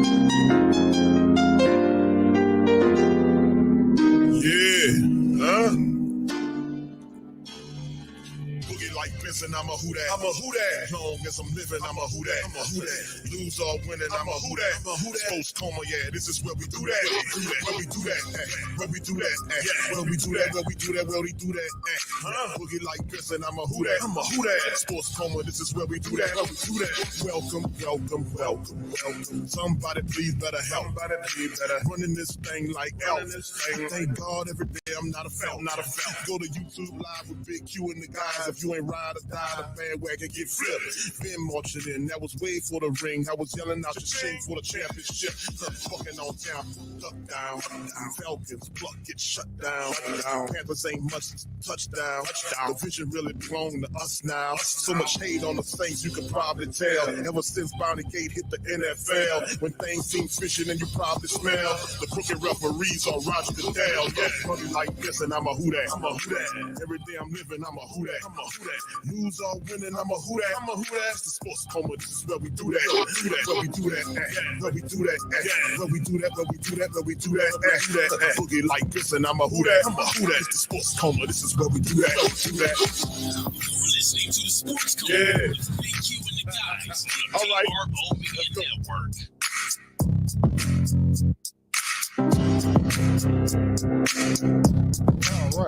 All right. Fam, the Saints get in the end zone. The lead is now, after the extra point, is 33-28. We got 7:30 in the fourth quarter. Shout out to the fam. Brent, thank you for your super chat. Says, you're right, Big Q. Wish no harm or injury. I can see them using Carr's injury as more of an excuse to make changes. Jameis Winston comes into the game at 9:48. At 9:48, he makes a pass down the field to Chris Olave. It was deflected. Olave, great ball awareness, kept it. Taysom Hill was a part of it, getting down to the one. Kamara caps it off with another rushing touchdown. The Saints are within striking distance. They need a touchdown. Detroit, now this is the thing too. The Saints defense got to stop the Detroit Lions on this next drive, as the Saints are chasing the Detroit Lions down for this entire game. The fumble was unfortunate by Carr. Carr is out. He's to the locker room. It's not looking good, and it's going to be interesting, man. But it is what it is. All right, says Q, what's happening, right? Man, you missing everything, man. What you doing, man? All right. Yeah, it has to go to. You see, the thing is, too, family, on the play, we get close. So it's 33-28. Saints in striking distance. It's still a lot to be done. We got 7 minutes to do. Now, that last drive was 12 plays, 75 yards. It was 6 minutes and 37 seconds before the Saints marched it. A lot of time, and we burned a timeout there as well. So what needs to happen now going forward for the remaining 7 minutes and 30 seconds is the Saints defense got to come out, and they got to get the Detroit Lions off the field as fast as they can. If we can get a 3-and-out, that would be fine. We don't want to allow them to march the field so they can score or kick a field goal. We darn sure if another touchdown is added by Detroit, game is over. We can't let them score any more touchdowns. We have to get a 3-and-out. We don't want them to get another field goal. It needs to stay what it is right now. The Saints defense need to get them out 3-and-out on that side of the field. And then with the same intensity, the Saints will have an opportunity to go down there and they score a touchdown. So we need our defense to hold them scoreless while the offense score another touchdown. As simple as that. Blake Group kicking off from right to left. And Detroit look like they're going to let it kick out the back of the end zone. It goes out. They'll pick it up at the 25. 7:30 on the clock. Exactly. We could use that. Cushman pick six would be nice for us, man. It really would be. Derek Carr is out of the game. I don't anticipate him coming back in the game. This is a Jameis Winston game right now, family, to be quite honest, but just all Jameis Winston, JW is in there. It's all on him, man, to get us home, man. And it's not as bad as what it was the last time that he was here. You know what I mean? He actually has a chance here to actually do something. And there's the Lions there after they snap. It goes back, and there's great play by Nephi Sewell. Do anybody see how Nephi Sewell's been playing in the game, family?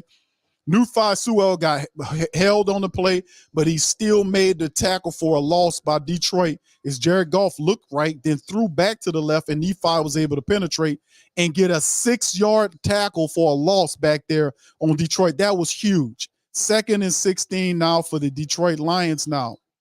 Goff in the shotgun with Montgomery next to him. Laporta slides from right to left. Saints defense got to neutralize anything they got. 2 wide receivers to the right. There's the shotgun. Goff looking left, fires the ball to Laporta. He's railed out of bounds, pushed out of bounds by Nephi Sewell on the play. That's all they got is Laporta. You take Laporta away from them, they can't do a damn thing. So Goff right now picks up some yards to bring up a 3rd and down. Nephi runs off to the sideline. Zach Barnes in. So they pick up 6 yards. It's 3rd and 10 now. 6:29 and counting down. The family members in the dome is getting loud right now.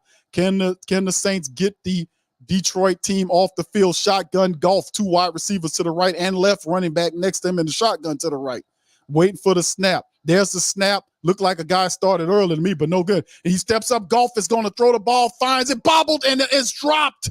by Montgomery. That'll bring up 4th down for the Detroit Lions, and the scenario worked out with 6:08 remaining in the game. It was some pressure from the Saints that forced Goff out of the pocket. He threw the ball out to his running back. It bounced off of his shoulder, incomplete. It'll bring up 4th and 10. They'll have to send out the punting unit. So this is setting up an iconic moment for the entire Saints nation. If they can some kind of way get a touchdown, it's 6:08 on the clock. The Saints have 2 timeouts. Can we get this done? Can we get it done? So the Saints defense forced a 3 and out. There's the snap for the punt. The punt is up and it's away. It's going to be a great punt. Received at the 15-yard line by Lynn Bowden Jr. He's trying to get a little gain to the 25, down to the 30, fights his way down to the 32-yard line. There's a flag down on the play, too, at the last moment. And let's see what it's against. It might be a face mask or some of that sort. We'll see what the call is by the referee. It came out at the last minute as Jameis runs out on the field.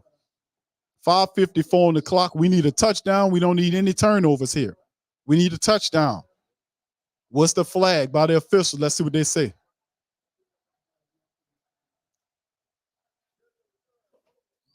It's a holding on the Saints. It's 10 yards, so to back the Saints up on the play.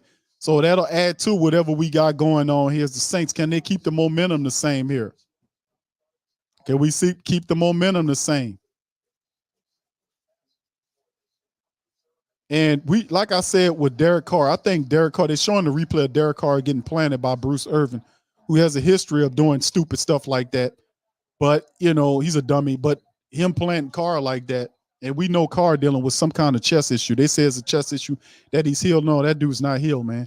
Jameis is in the game now for the Saints in the shotgun. Saints have receivers to the left, and there is a man in motion from left to right there. Jameis in the shotgun. Play action. Jameis dumps it off to Kamara. Kamara's running full speed and gets the first down and a little bit more on the play as Barnes, the linebacker, drags him down. So it's a new set of downs for the Saints as Jameis smartly checks it down to AK. And Elvin is motivated. He just took off like he had a rocket in his back or something, you know, and he made the play. All right. So anyway, let's keep on going and see what's going on. Jameis talking to everybody. It's 5 minutes and 24 seconds on the clock. Jameis under center. Kamara is in the backfield. Let's see what the Saints can do. 5:18 and counting down. Man in motion from left to right. Jameis hands the ball to Kamara to the right side. Kamara breaks tackles. He's on it. 5, 6, 7. He's still on his feet. Picks up 14, 15-yard line on the play. He pushed his own man out the way as Alvin Kamara is a man possessed. He's running like a man possessed out there. Alvin Kamara shoved his own man out of the way. Alvin breaks 3, broke a tackle. He was running. He pushed his own man out the way. Get on out the way. And he got about 15 yards on a tough run by Alvin Kamara, man, and getting upfield for a nice game by AK-41 off to the right side. They get to their own 45-yard line. And Kamara running like a man possessed, man in motion. Jamal Williams all the way out to the left in the shotgun is Taysom. He turns to a running back, and Taysom running to the left, climbs, gets to the 50 and into the about around the 46-yard line as he hops and gets tackled down there to the 46 of the Detroit Lions. So the Saints are now in Lion territory. 2nd and 2, mixing Taysom. Hitting him with Elvin, throwing Jameis in there, finding Chris Olave. The Saints trying to figure out a way to continue to move the ball. The clock is ticking down. Less than 4:05 on the clock. Jameis under center. Just great work by Alvin Kamara. Defense, you got a man in motion. It's Taysom from right to left. That's a toss to that side. Jamal Williams is running, trying to square his shoulders. Couldn't get much going on. It's not much shaking, but he did get the first down. Jamal gets enough for a new set of downs. Saints get a first down on the play. 33-28, clock is ticking. It stops right there, 3:48. Taysom is in the game. Jameis is out of the game. Boy, let's see if the Saints can get this. Will be a mighty touchdown if they can get it. Let's see what they can do right here. 1st and 10, black and gold, 3:48. Taysom is the quarterback. Adam Prentice is to his left back there. They got the fullback in there, so I'm pretty sure this is going to be a run. You got wide receivers, 2 of them to the right. And no, Taysom's going to take off and do what Taysom does. He picks up about 4 yards on the play, maybe 5 on the play. We'll see where they spot him at. But Taysom just looked like he was going to pass, and he just took off and became the running back that he is. So a gain of 4 on the play to bring up 2nd and 6 now as the clock is getting down. 3:28 and counting down. The Saints, we got to get downfield, fam. We got to get downfield. A lot of clock. We eating a lot of time right now. Jameis in the shotgun, but Jameis, let's play under control. Shotgun, Jameis, wide receivers to the left, one to the right. There's the snap. Jameis looks right, looks center, has time, dumps it down, and right over the outstretched hands of Chris Olave. So Jameis had Olave, but kind of threw it right before him, and Olave reached out, but it was just too far out of his reach on the play. So Jameis, settle down, Jameis. Settle down on the play. All right, that'll bring up 3rd and 6. And right there, Chris Olave flashed in front of him, and Jameis seen him and just threw the ball to his right. And he just put it on him. Jameis, you had him. He was wide open in that zone. And he just threw it out front of him, man. Good grief. That was a pitch and catch. That was too easy. And we got Big McNeil, who they just need to sit McNeil down. They put something on his knee to try to get him in there and play. They need to take McNeil and sit his ass down. That's the 3rd time that he was on the ground. Go sit that man down somewhere, man. Sit him down somewhere. He can't play. He banged up. He hurt. Take him out of the game, man. 3rd and 6 now with 3:07 on the clock. Taysom's on the sideline. Jameis is in there. The Saints need 6 yards for a first down. But granted, this is 4th down territory. This is 4th down territory. Jameis in the shotgun. We got Jamal Williams to his left. 3 wide receivers to the right, including Kamara. There's a snap. Pressure coming. Jameis throws it. Ball outstretched hands of Alvin Kamara once again. Jameis, another throw, not good. So 4th and 6. This is for all the money right here. Jameis Winston missed on another throw. This one to Alvin Kamara, right out front of Alvin Kamara. And Kamara got held a little bit, but Jameis put it out front of him right there, and he couldn't make the play. 4th and a lot. That's 2 passes. He missed Olave easily, and now and Kamara got held a little bit, but still in all, that ball was a little too out front of him. Here's a shotgun. 4th and 6 now. They're going for it. Pressure coming. Jameis is going to throw the ball, and it's behind Olave. Again, 3 passes by Jameis goes away, and that'll bring up 4th down, and that'll change over on downs with 2:56 on the clock. The Saints still have, 2 timeouts remaining in the game, and that was just poor offensive projection through Jameis Winston off throwing these guys, man. He had several opportunities to lay the ball correctly. He threw the ball behind Chris Olave, and that just ain't gonna cut it, bro. Jameis Winston, man, 3 passes that were all thrown to the wide receivers, bro. Come on, Jameis. Dude, come on. We need you to be competent out there. We need you to put the ball on these guys. And just like that, the defense is back out there, man, and it's that might be it. We'll see. Power wide formation for Detroit. They're going to just run the clock out. Man in motion from left to right. There's the running play. Saints defense get them for a gain of 2 yards on the play. Saints had it, man. Had the guys there and missing on the damn throws. Good grief, man. My goodness, man. They had the receivers. Had them missing on them. Boy, if Saints can't stay out of their own way, man, it just don't matter, man. We can't. That's what we pay you for. It's pitch and catch. Pitch and catch, man. That's all it was. Them guys wasn't even covered. Well, Kamara was, but that's an easy pitch inside to Kamara. The Chris Olave throw was that's unexcusable. It's pitch and catch, bro. 2:53, two timeouts remaining. 2nd and 8. Can the Saints get another opportunity at this? Usually when stuff like this happens, when you pass up stuff like that, bad stuff usually happens to you. Golf in the shotgun. He got wide receiver sending the motion from right to left. It's 3 on one side. It's a fake play action. Saints coming with the pressure. The ball's thrown, and it's incomplete to the wide receiver. So that'll bring up 3rd and 8. 2:48 and stops the clock. So can the Saints defense do us another favor and get Detroit out on the 3 and wide? Adebo reaches out right at the last moment and knocks the ball away. Great play by Paulson Adebo. At the last moment, he stuck his hand in there and knocked the ball away from the wide receiver. 3rd and 8 now. Can the Saints defense do us a favor and get the ball back for us? Golf in the shotgun. Man in motion is Laporta. 3 wide receivers to the left, 1 to the right. Golf's ready for the snap. There it is. There's a snap right there. Golf fires the ball up the center of the field. Is it caught? Is it caught? And Laporta, it makes the catch around midfield, and Laporta killed the Saints all game long. And that's a big catch by Laporta. Laporta right there makes a terrific catch right behind him, but he was able to stop and pull the ball in. He had to slot forward, kind of slide forward to make the catch, and he does. And Laporta keeps the drive alive for Detroit. And that might be enough to stifle out what the Saints got going on.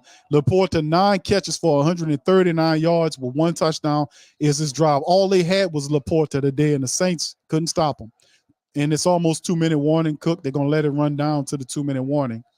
And actually, they gave a snap before it, and the Saints stopped him at the line of scrimmage, and that 2-minute warning that happened 1:57. So they stopped the clock. Saints have 1 timeout remaining with less than 2 minutes left to go in the game. Laporta killed the Saints all game long. He really did. The Saints did not cover him, and he has been a problem all game long. 9 catches over 150 yards and a touchdown. And that one right there, I think that probably would do it in. The Saints had an opportunity and was missing on throws to help out right there, and that might have done it right there. You got to ask the defense to kind of stop them. We're inside of 2 minutes now, and it's tough. All right, Jerry says, so Q, you blaming Jameis for Olave? Man, shut your ass up with that, man. That dude, that Jameis Winston, that wasn't Olave, wasn't the only bad throw he had. I'm saying if you're a professional quarterback, you're talking about bad footing on Olave. How do you explain throwing the ball that far out from Olave, dude? Come on, man. You gonna sit up here and be a Jameis Winston apologist? Jameis didn't throw it. He didn't place the ball on Olave, man. He didn't do it correctly. He didn't do it correctly on the first throw when he beat the zone. He was in a hole, and the one to the sideline, and the Elvin Kamara throw. So pick your poison. Which one did he didn't do right on?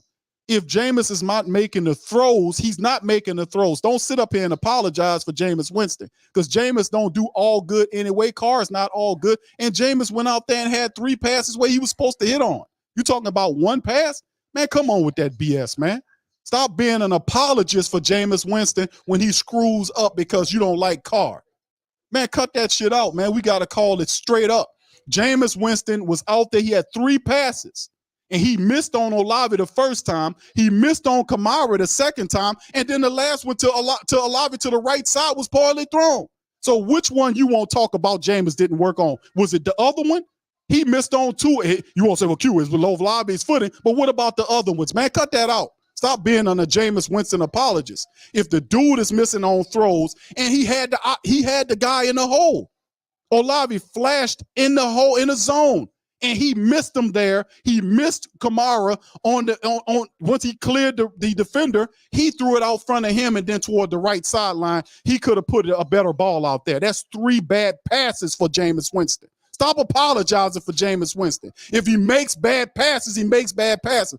People out here acting crazy. Jameis Winston is stop. If you don't like Carr, you don't like Carr, but don't sit your ass up here on this show and make excuses for Jameis Winston. It's his footing is bad. But what about the other 2 throws, bro?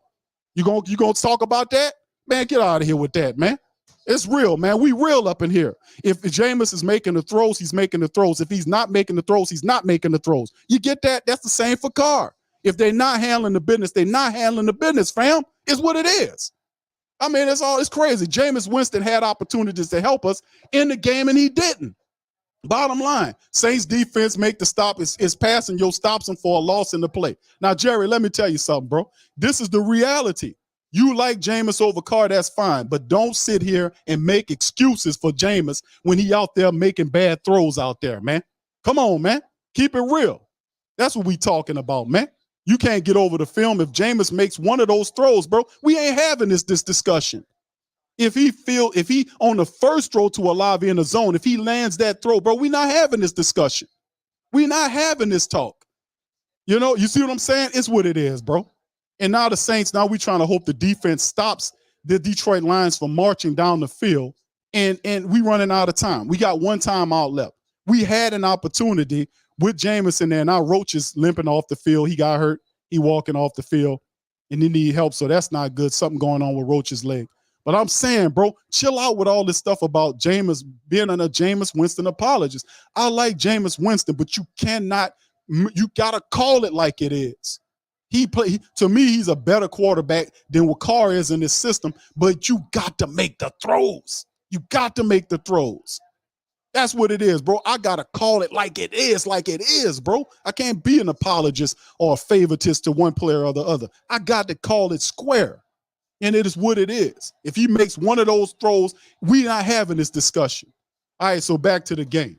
Golf under center turns. He's in Saints territory. Play action. Saints coming with the pressure. He escapes. They pop him, and it's a dump down to the wide receiver. New set of downs to number 8, to Reynolds.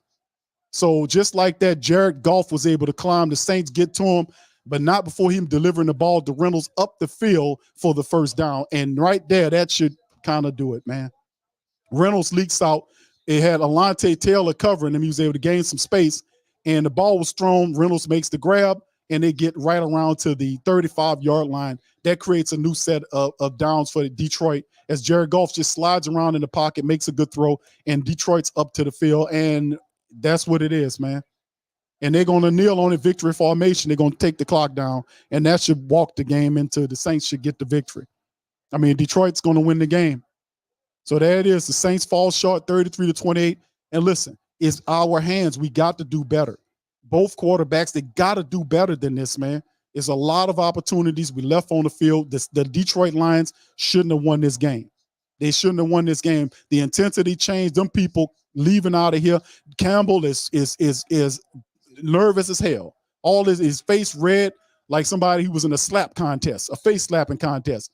And the Detroit Lions are going to win the game. They're going to push the Saints into a 3-game slot, and that's what it is. We had opportunities, and we gave them up on incomplete, bad throws toward the back end of the game. It is what it is. It is what it is. So there it is. The Saints made it exciting down the line, and ultimately, it didn't work. It didn't work. So it is what it is. Saints, they're going to go down with a loss. It's unfortunate, man. But it is what it is. Saints 0-3 the last 3 contests, and it just stinks, man. It stinks to high hell, man. It stinks. All right, so anyway, let's go into they still showing like it's time on the clock. The game's over with, man. 33-28 on the play. It is what it is, man. We can't make apologies for these freaking guys, man, when they go out there, and most of these throws are not contested throws. They're not. You got to be serious about executing, and when it counts, we got to make the throws. We got to make the completions. That's our window of opportunity. You've got to do it. If you don't, then you're going to lose. You're going to fall short, and now the Saints, they're on a 3-game limit. We know they want to lose the game anyway. I mean, we called it, but they made it competitive, and they should have won the game. They had everything working for them, and in the end, what happens? We get in our own way. We fumbled the ball with dumb Carr at the end of the game to give it back to them, and they score a touchdown that should never happen off the Carr fumble. They ultimately fight back into the game to get another opportunity, and we can't make the completions to wide open wide receivers with guys not even covering them that well, except for the Kamara play, which could have been a completion. We could have kept marching. We'd have won the game. But the Saints get in their way all the time, man, and that's the frustrating part about this. We lose. We lose. All right, so anyway, 23-18 on the first downs for the Saints. 6 of 12, 50%, 6 of 13 by the Detroit Lions. 67 plays by the Saints versus 56 plays. Saints had more plays. 362 on total yards versus 347. 12 on the drives. 6.2 average per play versus 5.4. 249 yards versus 205 on the passing game by the Saints. 142 rushing yards that they gave up tonight. Almost 5 yards a rush by the Detroit Lions. The Saints had 113 off of 36 attempts for 3.1 per game. Red zone, Saints were perfect in the red zone today. 4 of 4 and 3 of 5 by Detroit. Perfect in the red zone. We still don't get the dub. You know why? Because of turnovers. Turnovers. You can't turn. Turnovers, bro. You perfect in because you go for 0 for 5. You were 0 for 5 in the red zone last week. Now you're 4 for 4 in the red zone. Perfection, and you still lose the game. You know why? Because of turnovers. Turnovers is the problem. 6 penalties for 50 yards versus 6 penalties for 45 yards. Saints have 2 turnovers in the game. 32 minutes, 10 seconds versus 27 minutes and 50 seconds in the game. 0 turnovers by the Detroit Lions. Saints give up 2 turnovers in the matchup. You go over to the Saints side, 17-22 for Carr for 226, a touchdown and an interception off of Juwan Johnson's hands. Remember, they scored on that.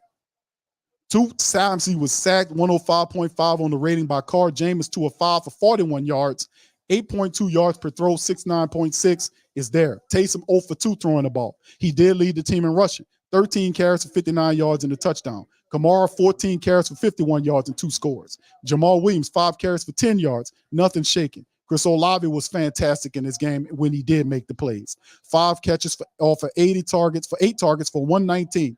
Elvin, 6 catches for 58 yards. A.T. Perry, 1 for 30, 2 for Foster Monroe. Taysom, 2 for 15. Jimmy had a touchdown. 1 time he caught the ball, 1 target, 6 yards, touchdown. Outside of that, ain't nothing really shaking. Shout out to Nephi Sewell and Paulson Adebo. They led their team in tackles today. The Saints had 1 sack on the day. That was Zach Bond getting after him.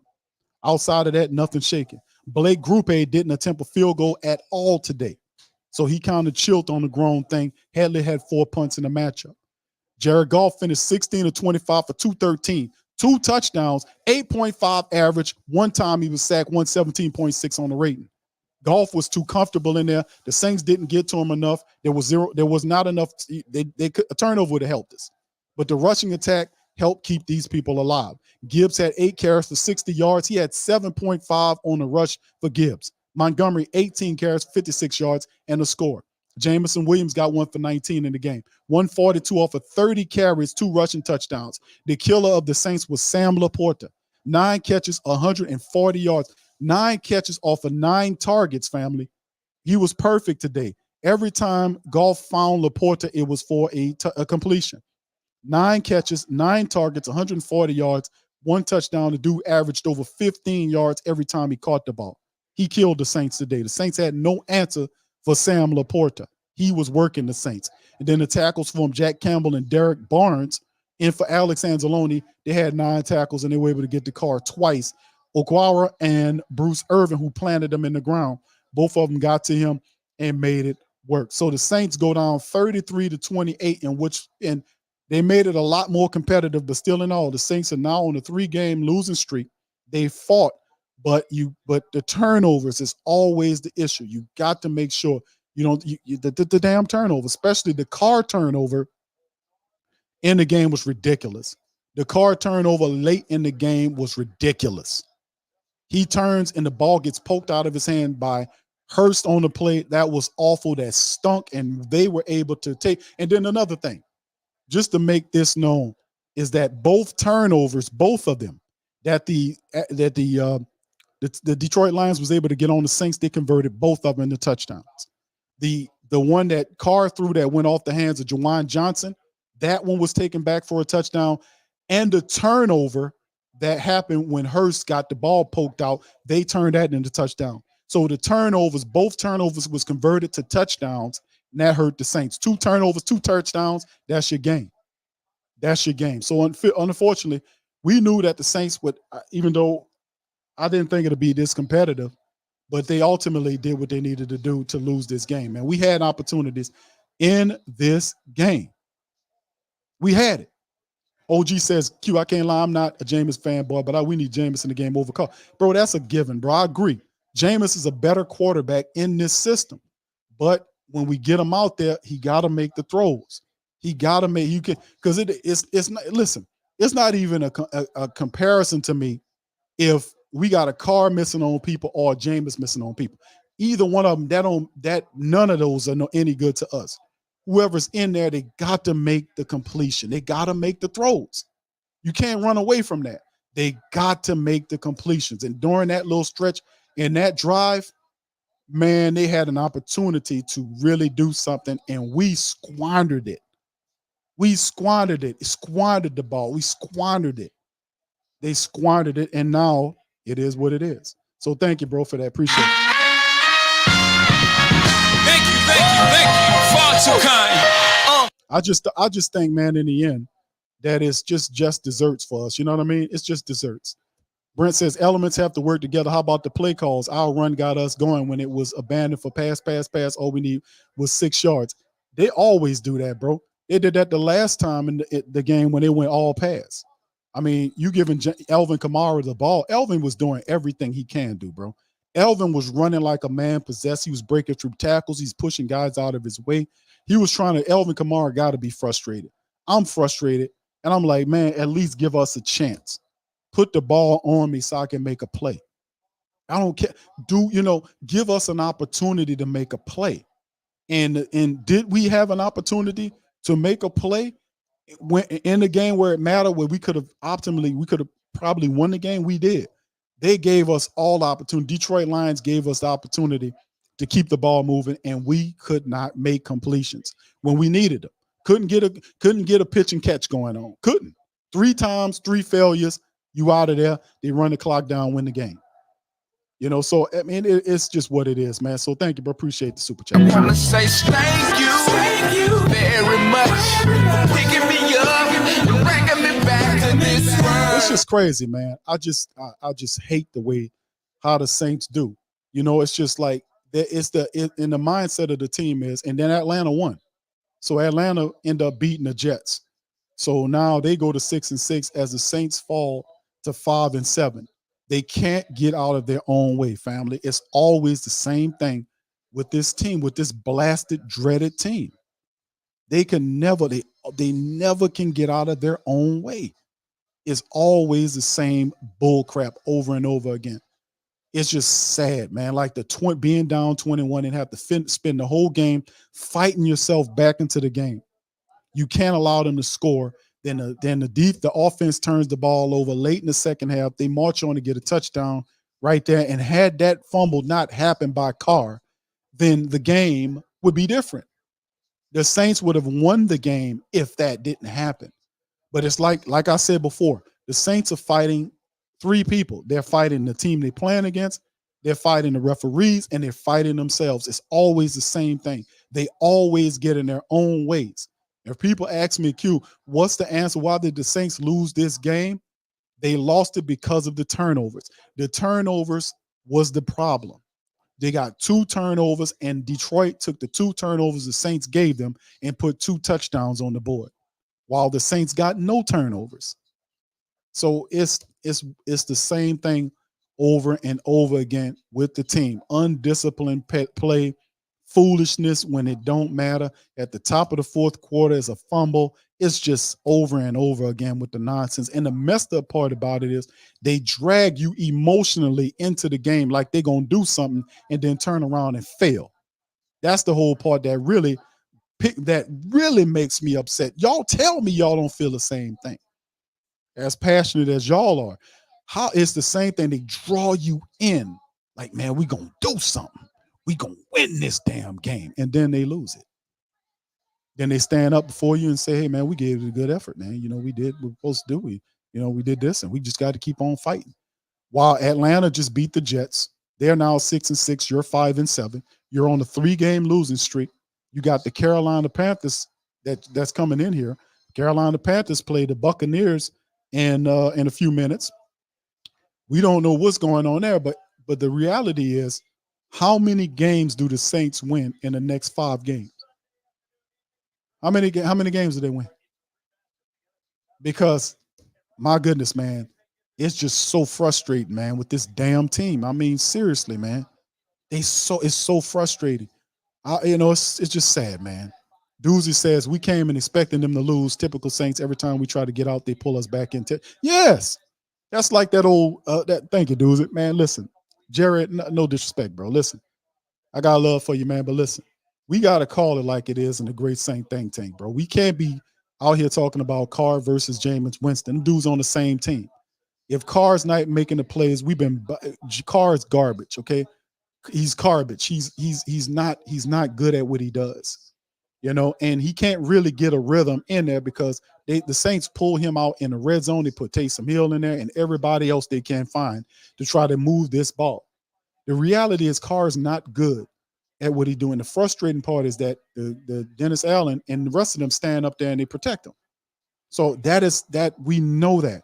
But at the same time, when Jameis does get an opportunity to get in the game, it does us no good unless Jameis makes the completions. You might as well call him Carr if he's not going to get in there and make the plays. We don't need another quarterback that's throwing wide at their wide receivers and the wide receivers standing there wide open. And then they fully extend and still can't get the ball. They Superman in the damn thing. They Superman. They fully extending for the play, and it's just not working. So it doesn't do us any good to be able to have that. Y'all stay with us, man. We're going to go to Dennis Allen in a minute, soon as we can, man. And it's just frustrating to me. And I'm frustrated. I know y'all frustrated, man. But listen, man, we got to call it like it is, man. I got to call it like it is anyway. You know, it's some BS going on here. 3-game losing streak the Saints are currently in. We did expect them to lose. No surprise there. But when you got a chance, baby, you got a chance to win, and you just sat down on it. You just sit down on it. You just sit down on it. That's the worst part. Josh says, Q, I'm so tired of being pulled in, thinking we going to pull out the impossible. Then our trash QB and backup QB blow the game after chances upon chances to salvage the game. The Saints defense gave the Saints offense an opportunity to come back in the game. 2 of the times, and let's just, context for it. Context, right? Turnovers. 2 of the turnovers, we know, I just stated they were converted to touchdowns. That's facts. But both times the turnovers occurred, they put the Saints defense in a bad position, didn't they?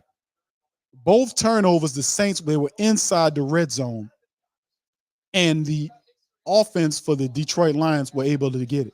He said, well, Q, they were supposed to stop that. When you put your team, and listen, you put your tired team back, your tired defense back out there, and then, it's just so pathetic. Both turnovers were in the red zone, and they were both converted easily by Detroit. It's different if they turn the ball over on their side of the field, and then the defense has some room to work with, but not when it's the opposite way around and stuff like that occurs. That's just awful. It's awful. It's trash, man. And now the Saints are slowly falling behind because Atlanta won their 6-6, Saints 5-7. They're going the opposite way. Now you get Carolina, but there's no indication or no way that you're going to beat Carolina. So here go Dennis Allen, man. Let me get Dennis Allen up here so y'all can hear what he's saying. And look, I didn't mean to shut down your question, but, yeah, I mean, look, obviously with injuries, you certainly got to pay attention to that. But I'm not getting into the business of we're going to compare things from one year to the next. So just phrase it that way because y'all had precedent of doing that, and Derek's had the same shoulder injury 3 times and concussion protocol twice now. Yeah. So it's asking if there's any considerations of maybe giving him a rest. Got it. Is there any mounting concern at all with it being, concussion protocol again? Yeah, look, I think anytime you have a concussion, it's concerning. So, yeah, that certainly, and yeah, there's concern with some of the injuries that he's suffered. So look, we'll, just like we do all the time, we'll go in and evaluate where he's at physically, and see where he's at physically, and then we'll go from there. How difficult do you think it was for this team to probably recognize some of the atmosphere? A lot of Lions fans were in the stands. There were a lot of booing early on. No, look, how can you not? Yeah. I think it was noticeable, and that's our job to change it. So, I was proud of the way that our guys, fought back, got back into the game, gave ourselves a real opportunity. And at the end, we just couldn't get it done. And to what do you attribute the early hole? Was that just poor execution, or was it? Well, look, you have to give those guys some credit, right? They're a good team, getting the league in offense, and they took the ball right down the field on the first drive. We missed a tackle on the one run play, which explosive play, and scored a touchdown. And then backs against the wall, we turned the ball over. And they were able to get another touchdown. And so now all of a sudden you're starting the game down 14-0. So, we didn't start well. We battled back, we scratched and clawed and got ourselves back into this, and we're going to keep swinging and keep, chopping wood. And I told the team, look, we're eventually going to break through. Yes. How much, or if at all, do you think Derek's performance, especially in the third quarter, was maybe motivated by the booing? Did you see any correlation? I wouldn't be able to answer that question. I mean, obviously, we're all prideful, we're all competitive, and we want to perform. And so, I thought after, he kind of settled in a little bit, I thought there was a stretch there where he played, really, really well. And, it was unfortunate that he got injured. Early this week, there was a lot of conversation about, does the team have or not have identity? Did you see the identity you wanted to see for this team? Yeah, look, I mean, our guys fought. All right, we weren't perfect. I didn't like the execution early on. I thought it got better as the game went on. I did see explosive plays down the field, which I thought we could, potentially create. So yeah, I mean, I saw some things I liked, and yet there's a few mistakes that end up handful of plays that kind of end up costing you the game, and those are the plays that we have to eliminate.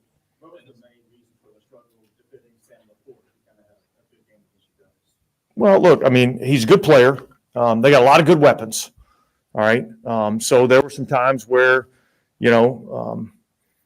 we made a conscious decision to take Amon-Ra St. Brown out of the game. And when you do that and you devote more resources to that, it opens up some areas. So,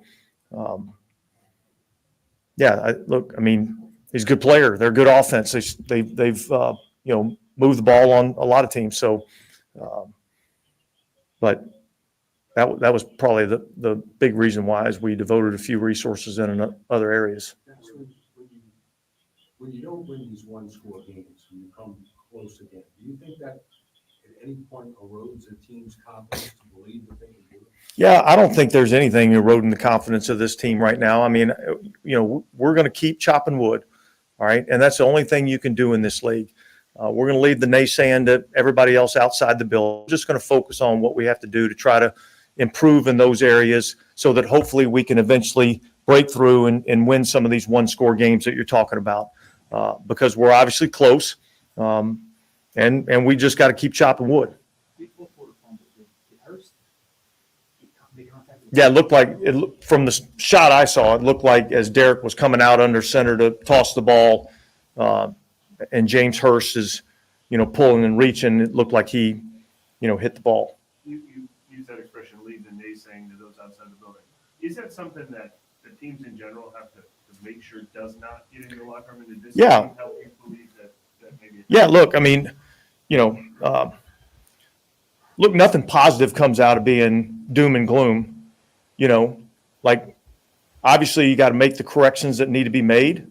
All right. And then you've got to try to accentuate the positives, and you got to try to minimize the negatives. That's what you have to be able to do. And look, we keep swinging, and eventually one of these turns our way, and we make the play at the end of the game that gives us an opportunity to win the game. All right. And then you build some confidence from there. So that's where we're at as a football team. I know it doesn't come down to one speech or one thing someone says. Is there anything you heard or saw or liked while you were down that spirit remains? Well, look, I mean, I think our guys just got over on the sideline and realized that we got to keep fighting. You really got two choices when it's in that situation. Okay, you can take the easy way out and you can give up, wave the white flag, all right, with a loser's mentality, or you can keep fighting. And our guys chose to keep fighting. And look, we battled. We gave ourselves a chance to win against a really good football team. We didn't get it done. What was the message at halftime? That exact message. Keep swinging. Coach, did they surprise you that they threw the ball away in that situation? Talking about the last play? Yes, sir. No.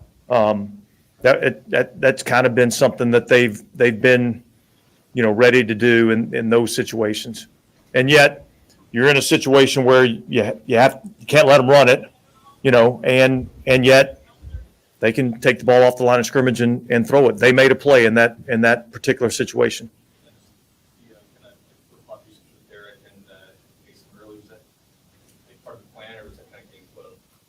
Well, I think it was always part of the plan to utilize Taysom in some of these plays. And then I think as the flow of the game went on, and particularly early on, I thought there was some success with some things we were doing with Taysom, and so we probably utilized it a little bit more. Was it actually a tough decision? Thought we had an opportunity on the big play down the field with Taysom in at quarterback too. Was it actually a tough decision late in the game with Jameis obviously coming in late in the game and having been running the ball? No, look, I mean, our plan has always been, if anything happened to Derek, Jameis is a quarterback, and we'll use Taysom in the same role that we've, always utilized him. And is it the Saints that concussion keeps him out as a shoulder bone? Well, that's one thing that we're going to look at. So, all right, guys, thanks.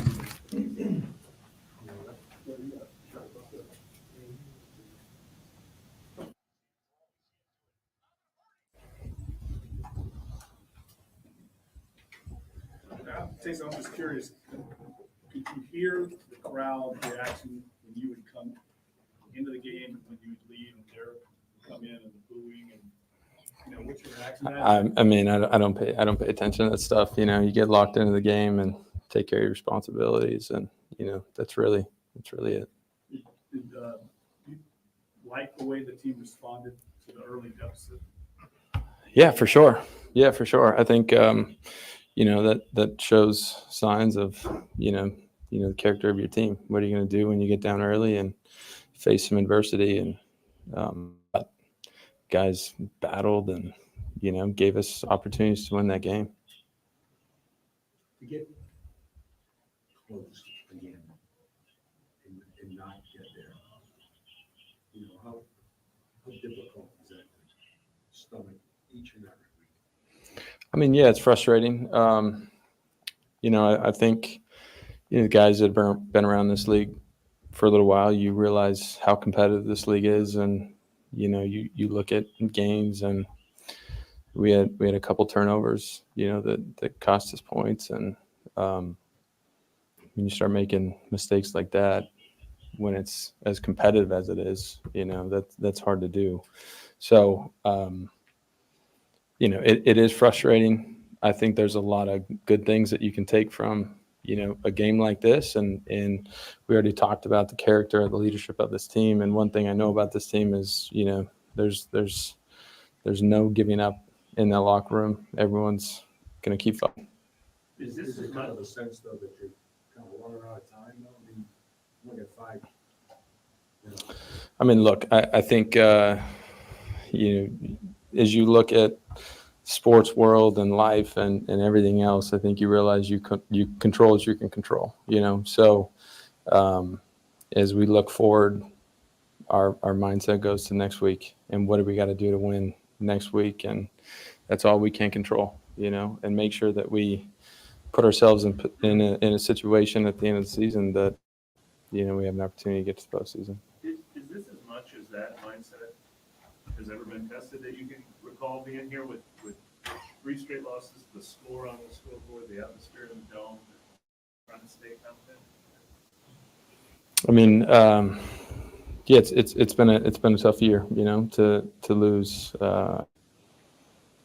some of these games that we've lost the way that we've lost them. But as we've talked, I haven't seen anyone flinch on our team, and watch the tape, the effort, competitiveness, none of that has changed. And it just, it's a great representation of the resiliency of this team and the leadership of this team. Okay, so did you think initially you were going in on that last 36? No. I think someone said it seemed like you were, and then you turned around and went back, so I don't know if they made a switch. No. Okay, all good, guys. All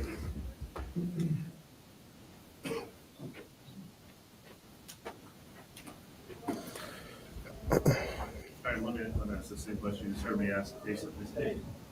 Is that about as much as teams can get tested with the losses piling up, 21-0, the crowd the way it was in the dome? I mean, is that a really tough atmosphere to stay competitive in and stay confident in? Well, I thought we dug ourselves in an obvious hole, early on. I thought we fought back. Obviously, towards the end of the game, we had two opportunities to, get off the field on third and, 8+, which should be advantage defense. So, just left. Obviously, started the game, slow, and then towards the end, man, we just didn't come away with the play, which is, it's like it's deflating, to say the least. But I just mean when it was 21-0. I mean, keeping spirits up. I mean, is that in real jeopardy in the defense?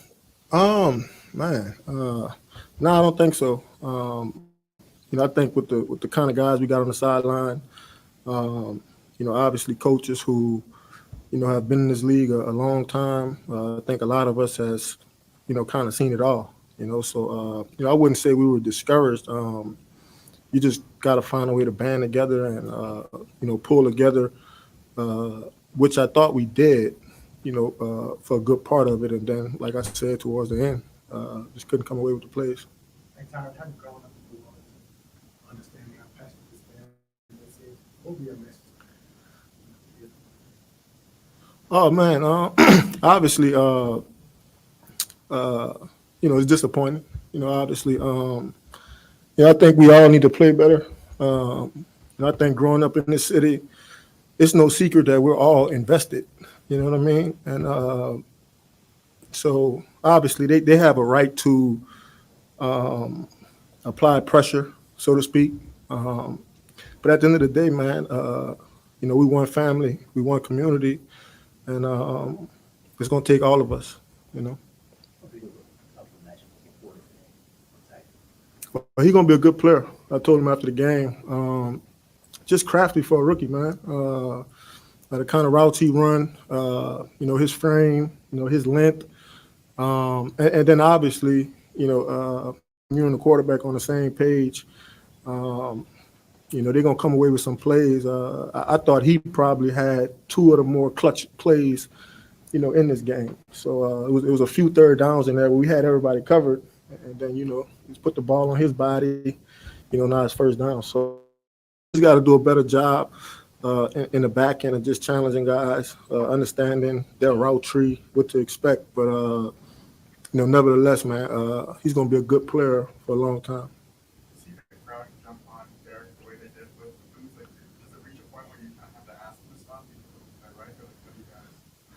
I mean, obviously, at a certain point in the game, right, like we're rallying, like we're getting back in it. We can hear our fans again. And like I alluded to, man, a couple minutes ago, when I think of Saints football, obviously you think of Drew Brees, right? All the great players that have wore these colors. But when I think of Saints, man, I always think of community. Like it has very little to do with the football team, in my sense. Obviously we have to play better, right? We got to get them something to cheer for. We got to give them something to be proud of. And so I think that responsibility, falls on us, as players. How much it is community, and yet for one reason or another, you can't kind of get over the hump in a lot of these games? It's been tough, man. This season hasn't gone nearly the way, we wanted it to go.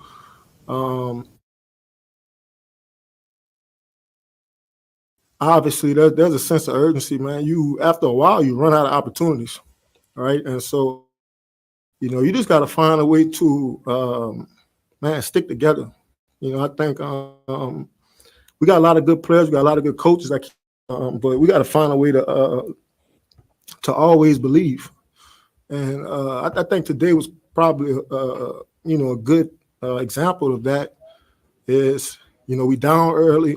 21-0. Obviously, the crowd is not into it, and yet we still believe in each other and put ourselves in a position to possibly, win the game. So I'm proud of that. I'm encouraged by that, and then I'm proud of the way our fans came back.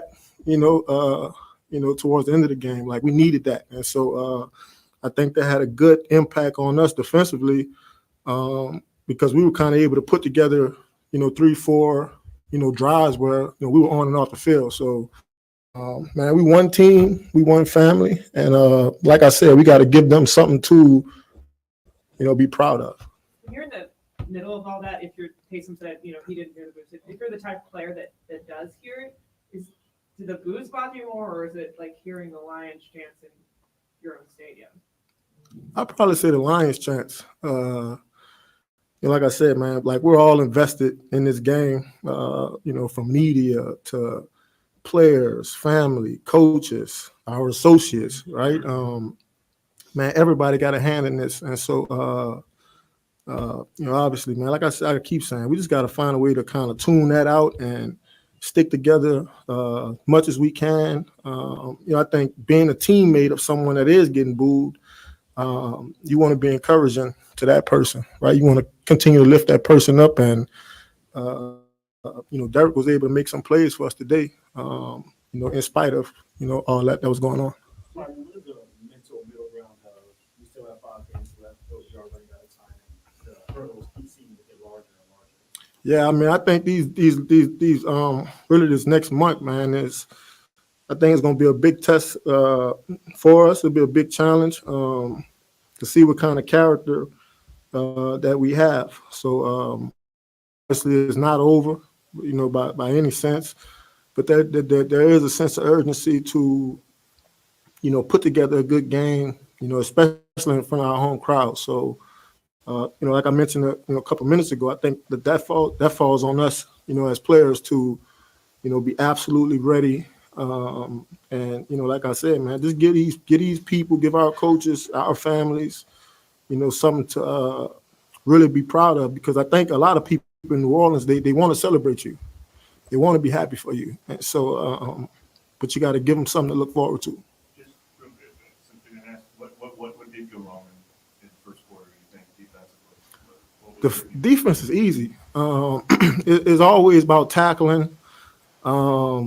Obviously, leverage, fundamentals. I thought early on, man, like we were just, I don't know what it was. I don't know what word to use, but, we weren't ready. And so, obviously poor tackling, miscommunication, all the things that haunt defenses showed up, in the first couple of drives. And, I think after that, we kind of settled down. We realized that, like, we could play with these dudes. Like, they're not doing anything that, we haven't prepared for. Yeah.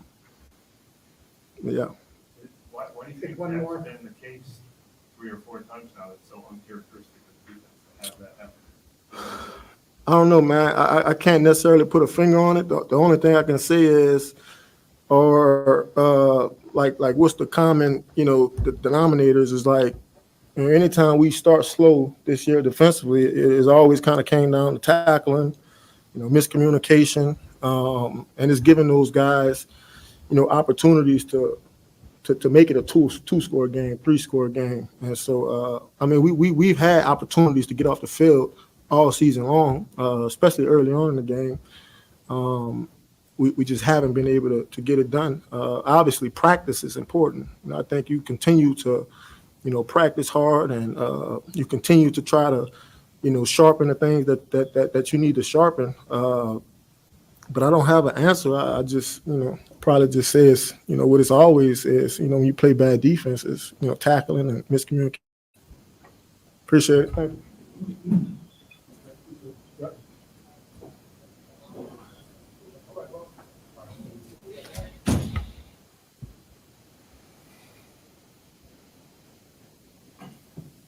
Rob, Jamie, do you have any type of message for Derek when the Bulls are going on early in the game?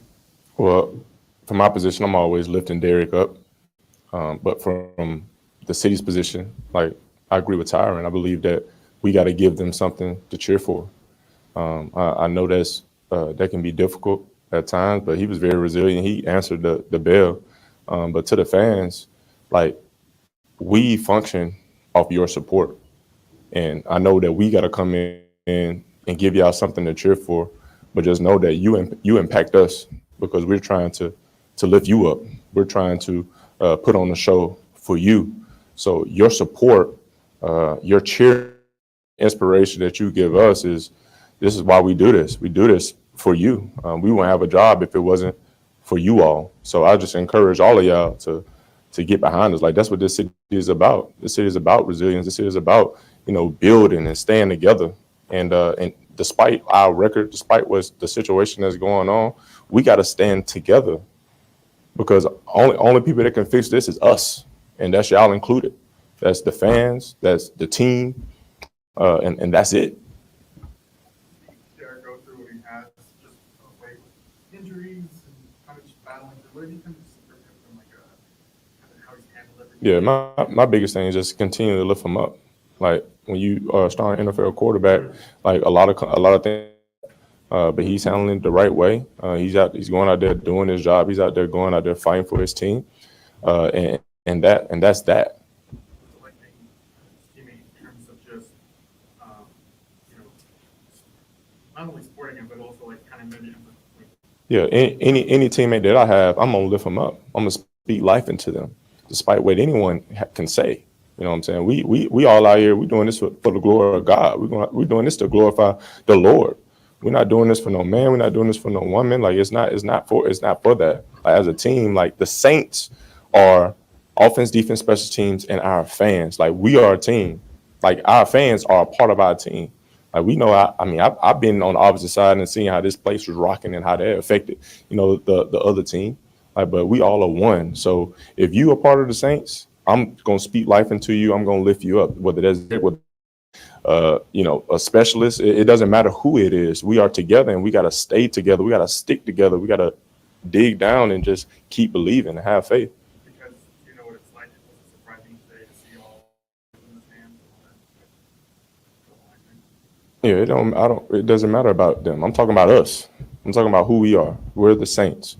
And since I've been a part of this organization, we have always found a way to overcome any type of adversity, and we always stuck together, right? Because that's what it is. That's that Southern love. That's that New Orleans love, right? That's that gumbo, a bunch of different mixtures, putting together in a pot, and you make something beautiful. And we still have opportunity to make something beautiful. We just got to have our fans support faith. As a team, we have to go out there and put on a show, do our job. I have to do my job better. Has accountability in this, and we're going to continue to increase and speak life and push forward. How frustrating you have to be able to come one more drive. I think just the entire game, playing from behind as a team, we want to get on top. We want to start dominating our opponent from the rip, and for this upcoming week. For you, this is kind of an interesting season for you. You now have 3 different games where you don't know at the beginning of the day if you're going to play or not. You want to put your best football out there, but it's been some urgent situations sometimes. Like, how tough is that to play under that situation? I'm grateful for every opportunity. I view it as a baseball perspective, as the closer coming in any given time, or a reliever coming in any given time. No matter if it's 9 runs, if you're down 9-0, no matter if you're up, 10-0, like, you coming in there to do a job, do your best, and try to just go. Well, not try, but go out there and put on your best performance.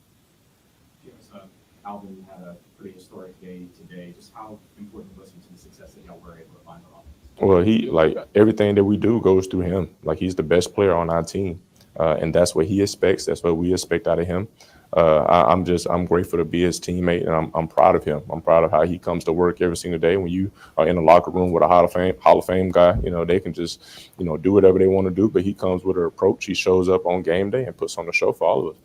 Can you talk about being able to come back and how you can handle that, maybe that fight as far as going through this final stretch of the season? Well, I think it just starts with one play at a time. And when you're fighting from behind, you're desperate. You know what I'm saying? You want it. It's like you want to go out there and get beat. I think that just starts with the initial punch. Like, you got to be desperate. When you think about the most influential boxers, like, they going in there and every punch matters. Every time they take a punch, it matters. They're desperate for victory. They're desperate for a win. And I think that level of that level of hunger kind of propels you in those situations. Do you expect that desperation will be present for this team for the remaining 5 games of the season? I do. I do. From your vantage point, what would be the keys to string up some wins going into that? It starts one play at a time, doing our job to the best of our abilities, one play at a time. Can I ask you a totally different topic? Your school being left out of the playoff, what your reaction is to it? My initial reaction, I was hurt, especially with the defensive performance that we put on. The amazing job by our head coach Mike Norvell for finding a way to will a championship, with his third string quarterback. I think that it's way bigger than what we can see from the naked eye. However, Florida State, you are continuing to have an incredible season, continue to persevere regardless of the naysayers or regardless who tries to limit you. Still not finished. We still got to go and finish strong. And I just commend, Mike Norvell and that team for rallying behind Jordan and playing great football, going into the swamp, playing against a tough team. Anytime you're in a rivalry game, it's going to be a tough game. You saw that with Alabama and Auburn. I think Alabama's a team that they put in front of us and finishing strong. Like when you're a champion, that feels good. And I'm just proud of those guys. I'm proud of our head coach for bringing another championship to Florida State. All right, thanks.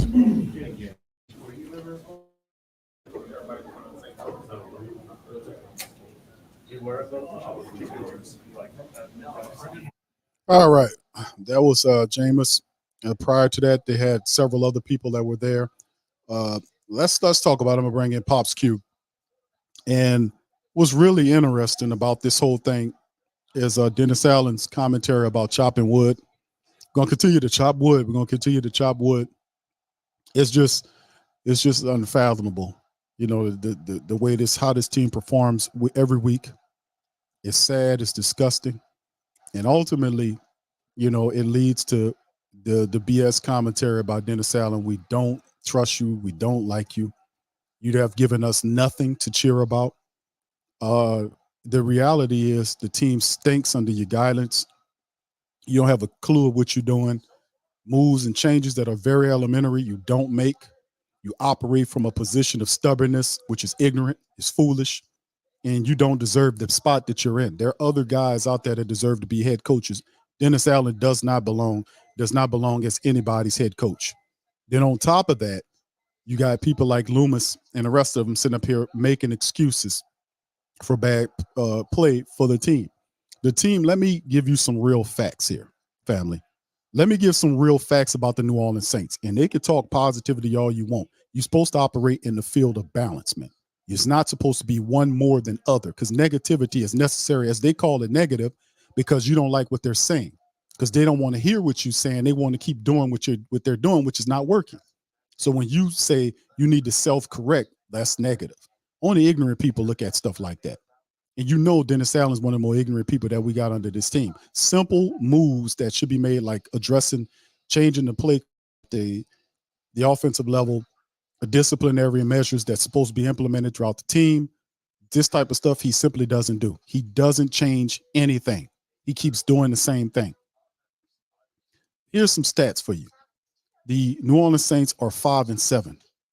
The New Orleans Saints are on a 3-game losing streak. Minnesota, Atlanta, and now Detroit. We knew this. We said that they will ultimately lose the matchup against the Detroit Lions. They made it competitive. They actually had an opportunity to win the game. They didn't win the game. Now, the reality is what happens next? Will they make changes to switch up things? Or are they going to try to run Derek Carr back out there? We know Derek Carr is not healthy. I keep saying the same thing. Carr is not healthy. He's not healed properly. That's why his balls sail. He should be shut down for at least several games. Start another guy in there. Run Jameis in there. Give him a full week of preparation. Give him a full week of preparation. Do not run Carr back out there. But they so hell-bent on putting Carr out there because the money that they're paying him, that he's the answer to all the stuff. Now, granted, he did play better in the game, but he was involved another week of having a turnover that really hurt us. And I'm not talking about the interception he threw that went off the hands of Juwan Johnson. That was Juwan Johnson's fault. I'm talking about the play in which when he pulled the ball from up under the center, he did not secure the ball properly, which allowed Hurst to come in there and just poke the ball clean out of his hands. which is just totally ridiculous. And that happened at the start of the first quarter. That neutralized a lot of the energy, and it's similar to what was going on in the last game when the Saints were down in the red zone, having an opportunity to score and turn the game around. And for the second straight week, they turned the ball over, which that turnover that Carr had went for a touchdown, just like the interception did. So these are the statistics. And anytime when you start telling people, listen, this is the thing, that's negative. We can't pay attention to those guys outside of the building. Your ass don't matter. Hear me. You don't matter, meaning the supporters. I'm not talking to no fans. I'm talking supporters, because that's what we all are. We support the team. We ain't for nobody's fanatics. That's number one. We support the club. The supporters, they ask for you to support them, but they don't want to hear what you got to say. Just support us and what we doing, but keep your goddamn mouth shut. That's what they're saying. We don't pay attention. Nobody else outside this building matter but supporters. Please support us. Please, everybody who that nation, please support us. It's all about community. It's all about, the people support us. We don't need the negativity. We got to lift up each other. That's fine and dandy, but we talking schematics here. What are you doing wrong here that needs to be corrected? That's what needs to be focal pointed. That needs to be focal pointed. Enough of these fluffy words about this, that, and the third. That's not how businesses are ran. Business is not ran like that. You either be on code or not on code. If you don't participate, then you'll be kicked out of the matrix. We don't need all these fluffy words and all this nonsense to carry on to win a football game. You make your catches, you make your throws, you make your kicks, you make your blocks, everything will be fine. The problem is people get upset when you don't make your catches, when you don't make your kicks, when you turn the ball over and don't get turnovers, when you allow people to gas you for 140 yards to motivate and move games when you shouldn't have been down by 21 anyway. How do we get up 21? How do we end up chasing these people from 21 anyway? We don't supposed to let a team put 21 points of us in one quarter. Let them come on. In the end, it's about what the fans need to do. Just keep on supporting us. Are you kidding me, bro? We not going for that, man. We're not going for that. You don't ask for something you're not given.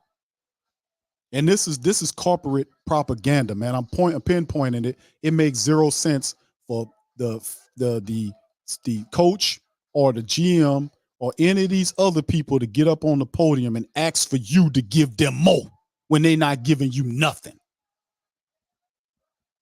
That's what that's called? That's called a bad relationship.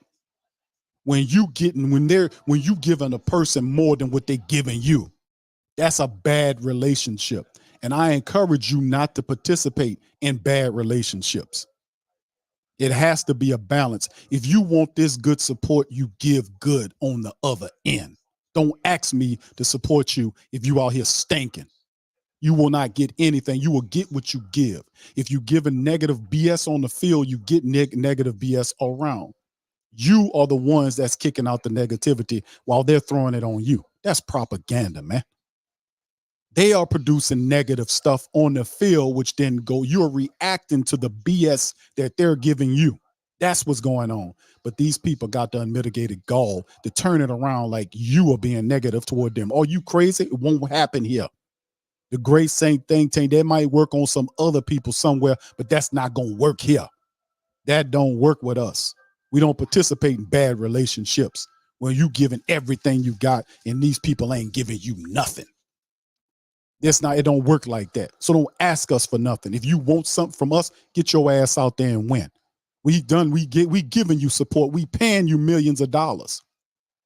We paying you millions of dollars to win games, to catch balls, to kick balls, to tackle correctly, to get turnovers, to get sacks. We paying millions of dollars. How dare you ask us for more than that when you're not willing to give us what we deserve on the other end? Miss me with all that nonsense and that corporate propaganda BS. It's not rocking with the Coma, man. It's not happening here. So that, like I said, man, shout out to you guys. Appreciate you being here. OG, appreciate you. Rev, he says, Chief Crab Legs, Jameis, LOL. Thank you for that, bro. Appreciate that, man. I want to say thank you very much for picking me up and bringing me back to this. It don't work like that. We don't participate in. No, I encourage people out there. Period. Don't participate in a bad relationship where you putting 100% of yourself into a relationship, and whoever the person is, they're not giving you what you're giving them. I'm not telling you to leave, but I'm telling you that if not balanced, it's going to be a problem. And life is too short for things to be going through bad relationships in life. You get what I'm getting at? So we have power here. So this is an implementation of power right here, what I'm asking the Who Dat Nation to do.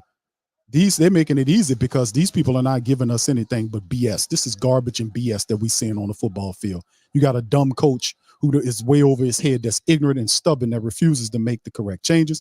We got a general manager that sees money above your thought process about your opinion about the team. That whatever you say is negative unless it agrees with him. This is what these people are saying, that we don't pay attention to the noise outside. But hey, guess what? We need your support. Well, you got 100, 300, $400 million of taxpayer money to fix the dome up, that people were in there yelling their heads off, and you still got another loss. You're now 3-game losing streak. You're 5-7. Atlanta won today. They're 6-6.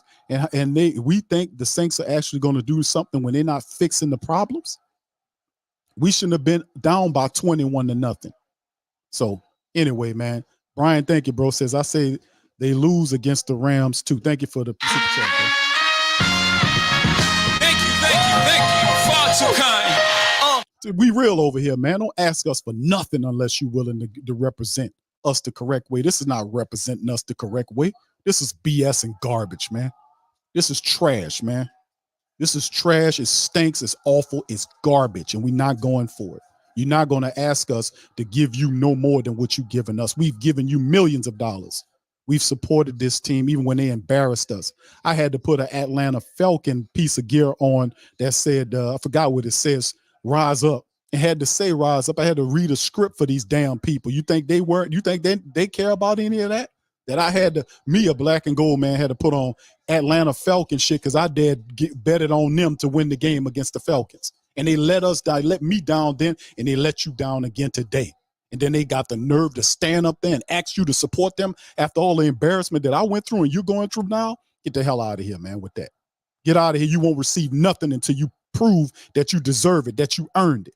You're not giving anything over here. You got to earn it, and you ain't earning shit. Don't ask me for nothing until you step up and show and represent the Who Dat Nation correctly. That's why I'm upset. I had to put on Falcon gear up in this piece last week and then embarrass myself because of the BS stuff that I seen from the Saints on the field.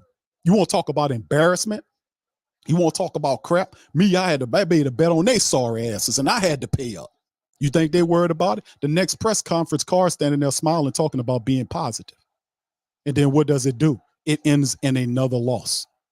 So, I mean, in the end, you don't do enough to win because you keep shooting yourself in the foot because you can't stop turning the ball over. So, in the end, man, don't ask me for nothing, man. Pops, I'm going to bring my Pops in here, man, and bring him in. Pops, welcome into the show, man. Can you hear me? Yeah, I got you, son. I can hear you. Well, just like I predicted, they would lose the game. Turnovers, undisciplined football. I mean, the first quarter was a joke. I mean, it was like they were playing like practice out there on the field for the first. They scored on their first 3 possessions, all touchdowns. Then they did. Nobody stopped this tight end, this unknown tight end that guy's a rookie that Detroit played. And Carr is not. I mean, Carr, for heaven's sake, the quarterback that plays for Detroit, he's not a rookie. He's a good QB. They couldn't get any pressure. They got a couple of sacks, but they didn't have inopportune sacks. They couldn't put pressure on him. You know, we're in a bad shape. I saw one of the Brian also said that he say they're gonna lose against the Rams next week. I agree with that. They don't play good football. They don't play disciplined football. Turnovers, interceptions. You can't expect you'll get your wide receiver killed when you underthrow the football every opportunity. The little wide receiver had to wait for the ball to get to him, and then by that time he had the receiver beat. He had the he had the cornerback beat, but he had to wait on the ball to come on lobby. I think it was. He had to wait just like last week. Same thing. If you can't get anybody that can get the ball to these guys, we're gonna be in trouble. Like I say, I expect them to lose against the Rams. I don't know about the week after that, but and I hate. I'm not. I've never been a fan of Dennis Allen, so I hope that at the end of the season they just do what they need to do and get that man out of here and get a coach that knows how to coach this NFL team. Because he coaches like he's playing high school junior varsity football. Let him go, let him do this, let him do that. And you got to have some kind of offensive mindset.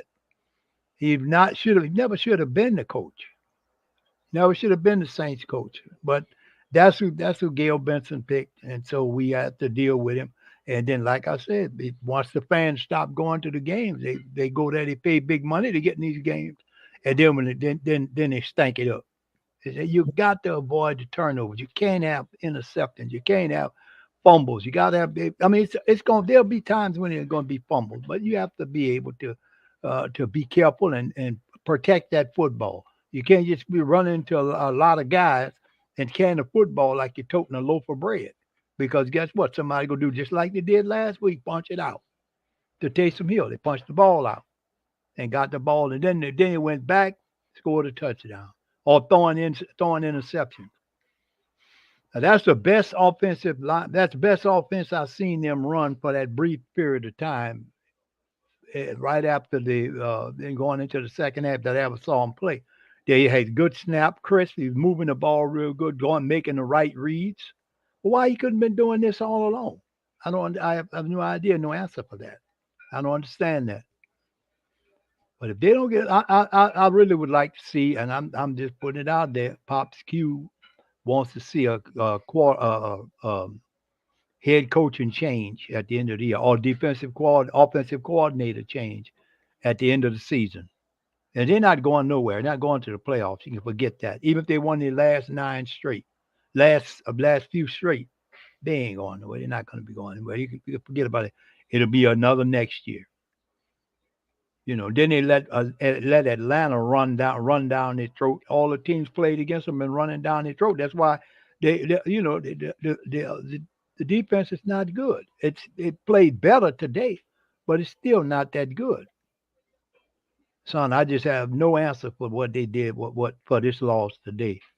Anytime you fall behind by 21 points and Dennis Allen standing on our sideline looking like a snowman without a pipe and sticking out his mouth with his hat on, not saying nothing. I don't have no answer. I agree with you on that. He has no answer what to do with this NFL team. Yeah, the next game they got is against the Carolina Panthers, but the Panthers right now involved. I think they're playing the Tampa Bay Buccaneers right now. So right now that game's going on. It's Bucks up 7-3, and that's the same Buccaneers team that beat the Saints early in the year. So if the Buccaneers are able to beat the Panthers, the Saints will slide down to the third spot because the Buccaneers own the tiebreaker. So That's right. It is other teams winning. The Saints are losing. That 3-game losing streak. They got Carolina next week. That's a team that is changed up some stuff, so we don't know how they're going to look. It's a total new system offensively that they're working with, so that won't be an easy out. But the big thing for the Saints is they can't stay out of their own way. That's the big things. Like, if you can stay out of your own way and be disciplined, you win games. Like Eric McCoy today. Eric McCoy kept getting false starts. He was in there Cooper shuffling up in there. He was imploding. So, I mean, it was like the offensive line, we weren't able to run the ball as consistently as we want to run the football. It was just a lot of junk. Like the fact that they got down 21-0 early on and had to spend the rest of the game in chase mode, which means they had to be disciplined. They can't turn the football over. They can't turn the football over if they're chasing a team. You can't allow them to score touchdowns. You got to keep them out of that, and that's what hurt the Saints. I said for the rest of the game, Saints can't allow them to score a touchdown. So what did they do? They allowed a touchdown. They off of a turnover by Derek Carr. the ball hit the ground when him and Hurst got into it. So, I mean, it's just comedy error after comedy error after comedy error after comedy error. And Dennis Allen gets up there and talks about chopping wood. We just got to keep chopping wood. You got to keep on chopping wood. But never mind all of these fantastic practices they had. I thought you had, well, he had a great day of practice and a great practice and a great practice and a great practice. And then they go out there and they turn the ball over. They go out there and they're disjointed. They go out there and they just can't execute a full 60 minutes worth of football. They can't do it. They can't do it consistently enough. And now we starting to see something. So 5 games remaining in the season. It's 5 games remaining. Let me put this up and get this ugly son of a bitch off here. But the reality is you have 5 games left to go in the season. You got Atlanta Falcons at 6-6, the Saints at 5-7, 3-game losing streak. You got Tampa Bay currently leading the Tampa Bay the Tampa Bay Buccaneers leading Carolina 7-3 right now. And of course, Atlanta beat the Jets earlier today. They beat them 13-8, so they're now 6-6 as they kind of get a little separation going on. So with that being said, in the division, you can see the Saints are second. Tampa wins today, and they very well can beat Carolina. They will slide the Saints down to 3rd position in the NFC South. The Saints have a matchup against the Carolina Panthers the following week, but it's 2 games out of the 5 games remaining. I say that he might win.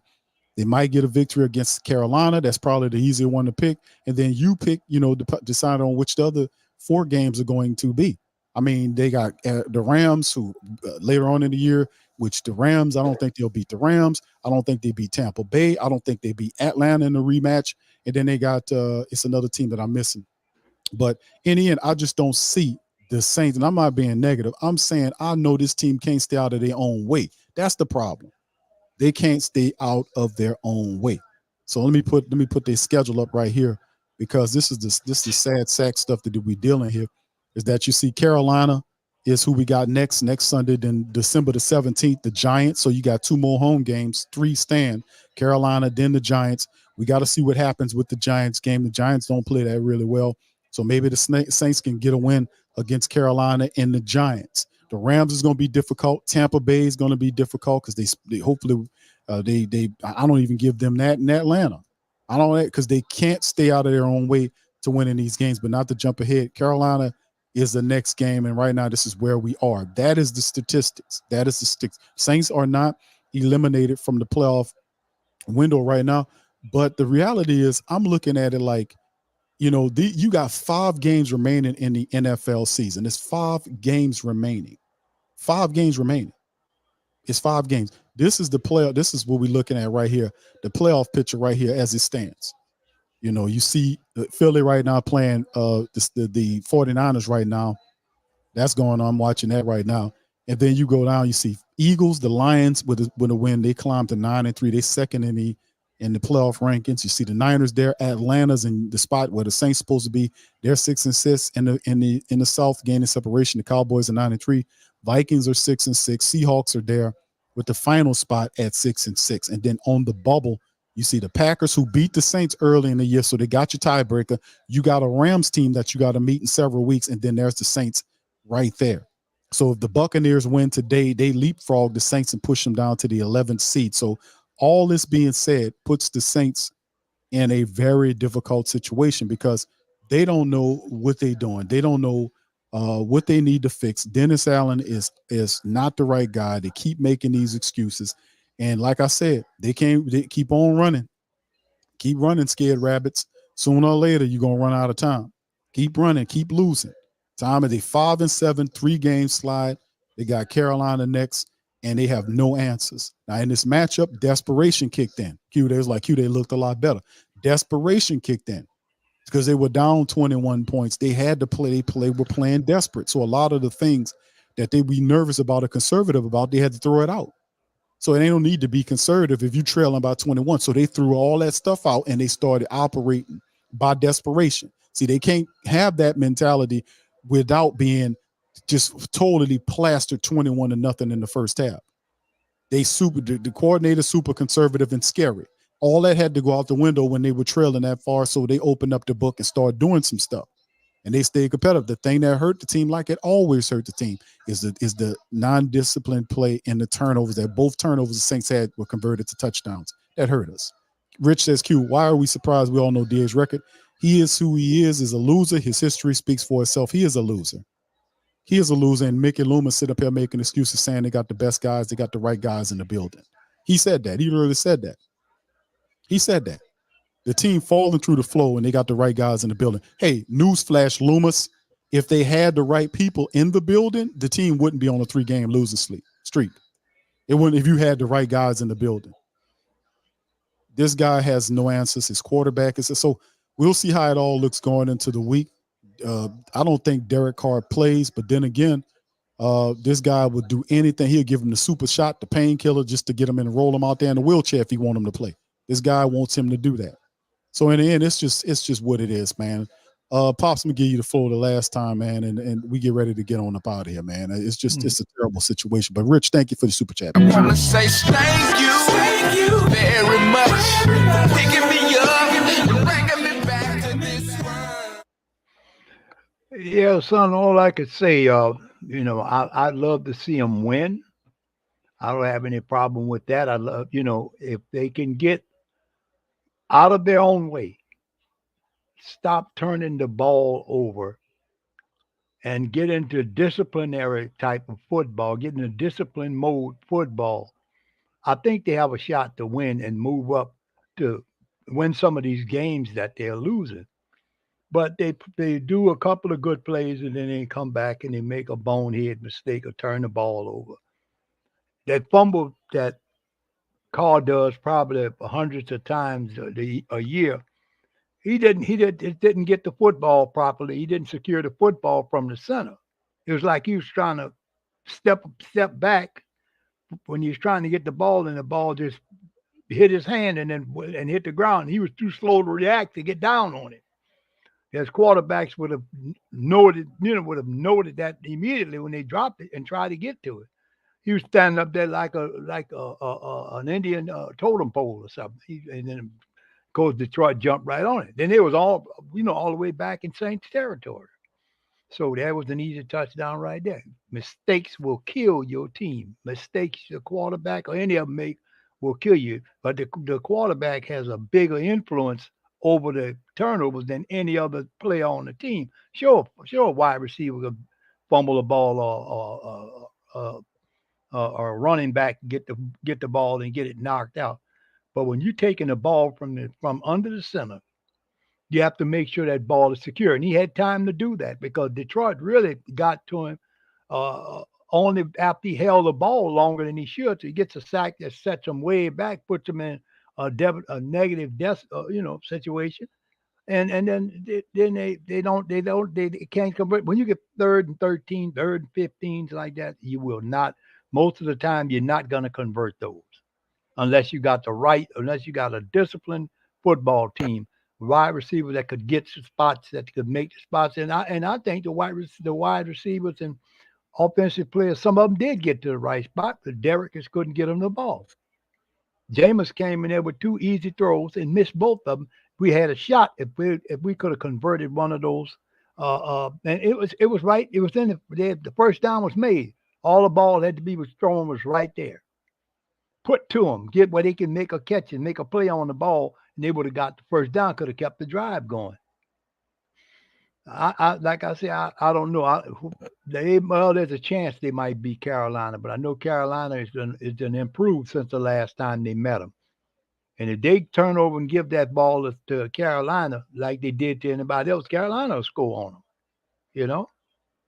So only thing I'm saying is I hope they win, but I don't see it. I mean, I'm thinking if they play the way they played today, they're gonna lose that game with Carolina, and then they've been lost further and fell further down in the division. I just don't. They caught fire today. They might be able to bring that offensive game to the Carolina game, but they got to make the plays. They got to make the throws. This guy got to make throws.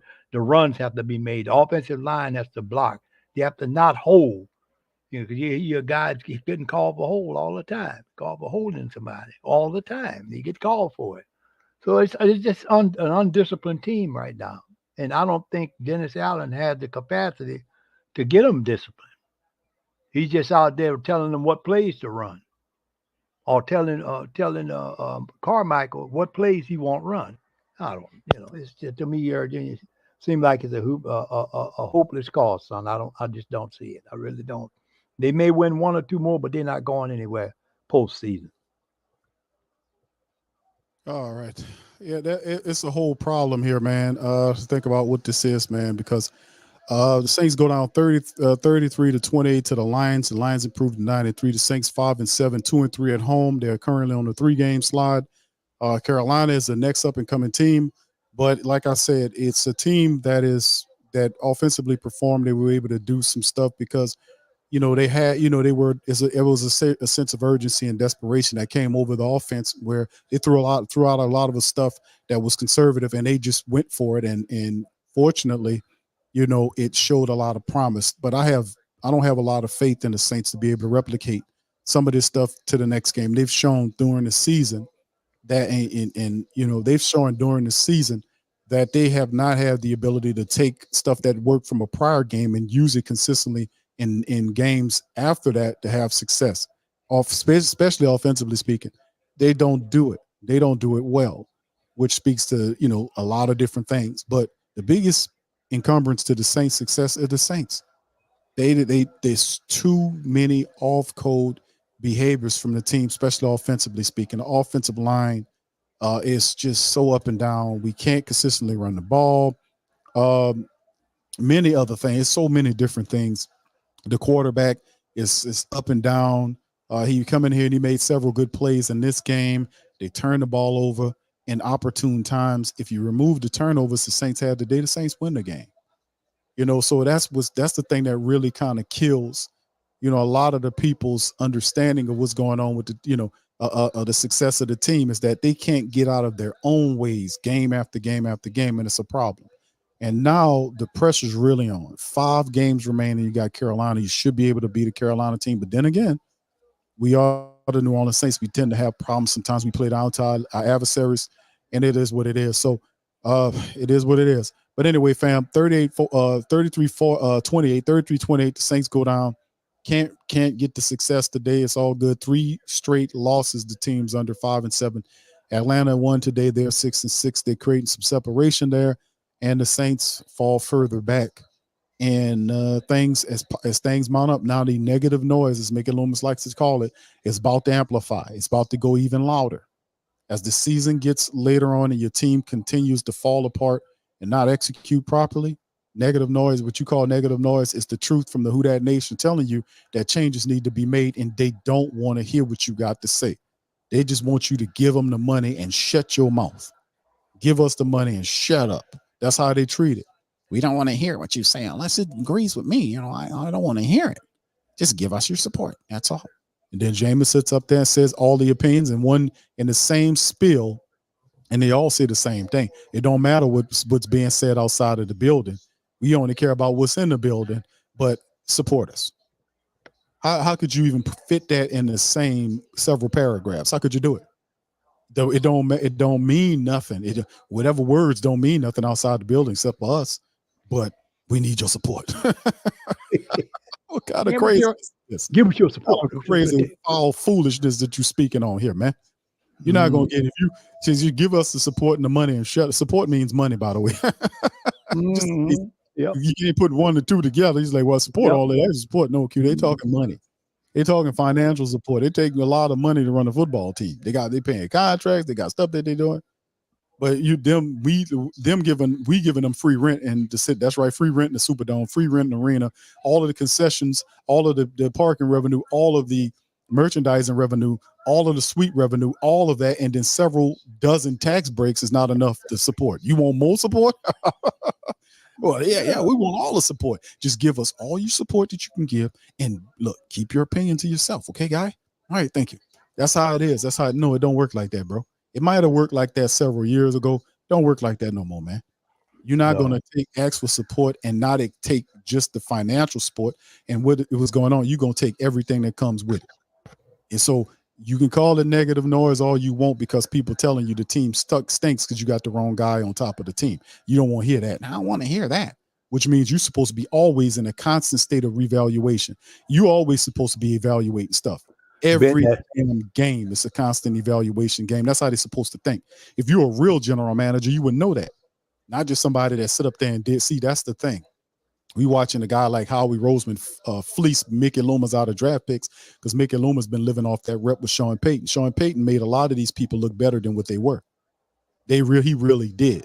He made a lot of these people look like way better than they actually are at their jobs. Seriously. I'm dead set. You can see it with Sean Payton turning it up for Denver. He won 4 or 5 games in a row, and the Saints falling through the floor at 5-7, 3-game slide. I'm telling you, Sean Payton made a lot of these people look a lot better than what they actually was. Because if Mickey Loomis was worth his salt as a general manager, there's no way that he could sit there and say what he's saying about Dennis Allen when you're supposed to be in a constant state of evaluation. Every game he's supposed to be evaluating and checking. And when you see the team sliding in the 3-game sliding streak right now, and you got 5 games to go, you ain't gonna go in there and tell them to change some stuff. You ain't gonna go in there and change. You're gonna tell me that it's negative noise what we saying or what the who that's saying. You're not gonna go in there and tell that man to change some stuff. You got to go there. You got to go too. You going too. So when it all go down, we're gonna hold your feet to the fire too, since you want to protect this guy, and he ain't nothing to protect. This is a mistake. We trying to salvage the season. We trying to salvage the season, man. We trying to promote you to salvage the season, but that's negative noise. I don't want to hear that. I don't want to. I made the call, and I made a good call. No, you did not make a good call. This is a bad call. Look at your team, bro. Blind. That's why you got to go to game and pass you by. Like I said, a lot of these guys, Sean Payton made a lot better than what they actually are. I'm just being honest with you. Oh, no, I'm good. Oh, let me tell you something. Hold on now. Hold on. Oh, that's bullshit. I have no fiddly sticks. let me tell you, I'm good. I'm good. No, you're not, Mickey. You're not good, bro. You're not good. If you sit up here telling me it's negative noise and we tell you that Dennis Allen ain't no head coach, you got to go too. You got to go. You go with him. All right, listen, man, that's enough. I'm about to get out of here, man. Listen, I appreciate you guys for being in the stream, man, for another one. 3 straight losses by the Saints in the matchup, man. It's unfortunately, we kind of knew it was going to happen. We kind of figured that they would have a difficult time defeating the Detroit Lions. They made it entertaining, but at the end of the day, it is what it is. The Saints go down with another loss, and they'll have I ain't gonna even say easier matchup next week. I'm not going to even say that, fam. I'm not going to even say that they'll have an easier matchup next week against the Carolina Panthers. I won't dare say that because you never know what Saint team is going to come to play. You really don't know. You really don't know. So anyway, with that being said, we're going to get out of here. Shout out to you guys. Appreciate you for joining me and Pops Q and the entire broadcast day. And listen, we'll pop up here on Monday. We'll react to the interviews for Monday. We'll cover some more news and notes on the Saints on Monday. All right. So with that being said, I'm gonna get out on that. Appreciate the support, fam. Shout out to all the family members with the super chats, and the cash apps today. Man, decompress, man. We're gonna look at it again tomorrow. What a terrible team we have here. Much love to the Who That's. Peace. Yeah. Boogie like Benson, I'm a Who Dat. I'm a Who Dat. Long as I'm living, I'm a Who Dat. Lose or winning, I'm a Who Dat. Sports Coma, yeah, this is where we do that. Where we do that, where we do that, where we do that, where we do that, where we do that. Boogie like Benson, I'm a Who Dat. I'm a Who Dat. Sports Coma, this is where we do that. Where we do that. Welcome, welcome, welcome. Somebody please better help. Running this thing like Elf. I thank God every day I'm not a felt. Go to YouTube Live with Big Q and the guys. If you ain't ride or die, the bandwagon get flipped. Been marching in, that was way for the ring. I was yelling out your shame for the championship. Bucking on town, duck down. Falcons pluck, get shut down. Panthers ain't much touchdown. The vision really belong to us now. So much hate on the Saints, you could probably tell. Ever since Bounty Gate hit the NFL, when things seem fishy, then you probably smell the crooked referees on Roger Goodell. Yeah, running like this, and I'm a Who Dat. Every day I'm living, I'm a Who Dat. Lose or winning, I'm a Who Dat. It's the Sports Coma, this is where we do that. Where we do that, where we do that, where we do that, where we do that, where we do that. Boogie like this, and I'm a Who Dat. It's the Sports Coma, this is where we do that. You're listening to the Sports Coma with Big Q and the guys. PRO Media Network.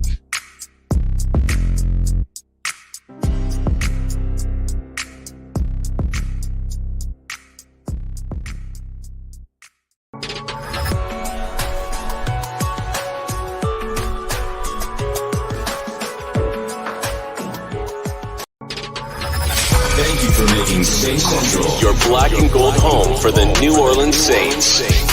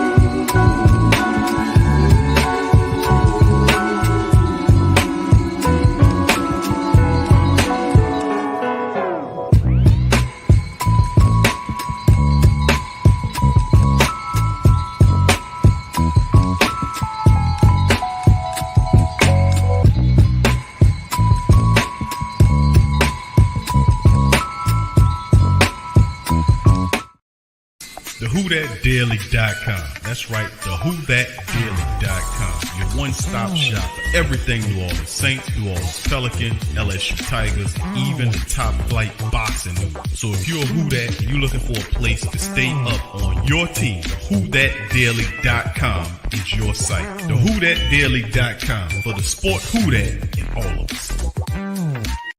That's right, the Pro Shop is the platform store where you can go and buy all the latest merch to support the platform. Available at the Pro Shops, we have dozens of hundreds of products available for you and your family. Unisex tees for men and women, hoodies and sweatshirts, tank tops, kids and baby items, long sleeve tees, mugs, pillows, wall art, bath bedding, face masks, phone cases, stickers, bags, fanny packs, socks, hats, and many other items. Please feel free to check out the Pro Shops. The link is in the description section below. And remember, it helps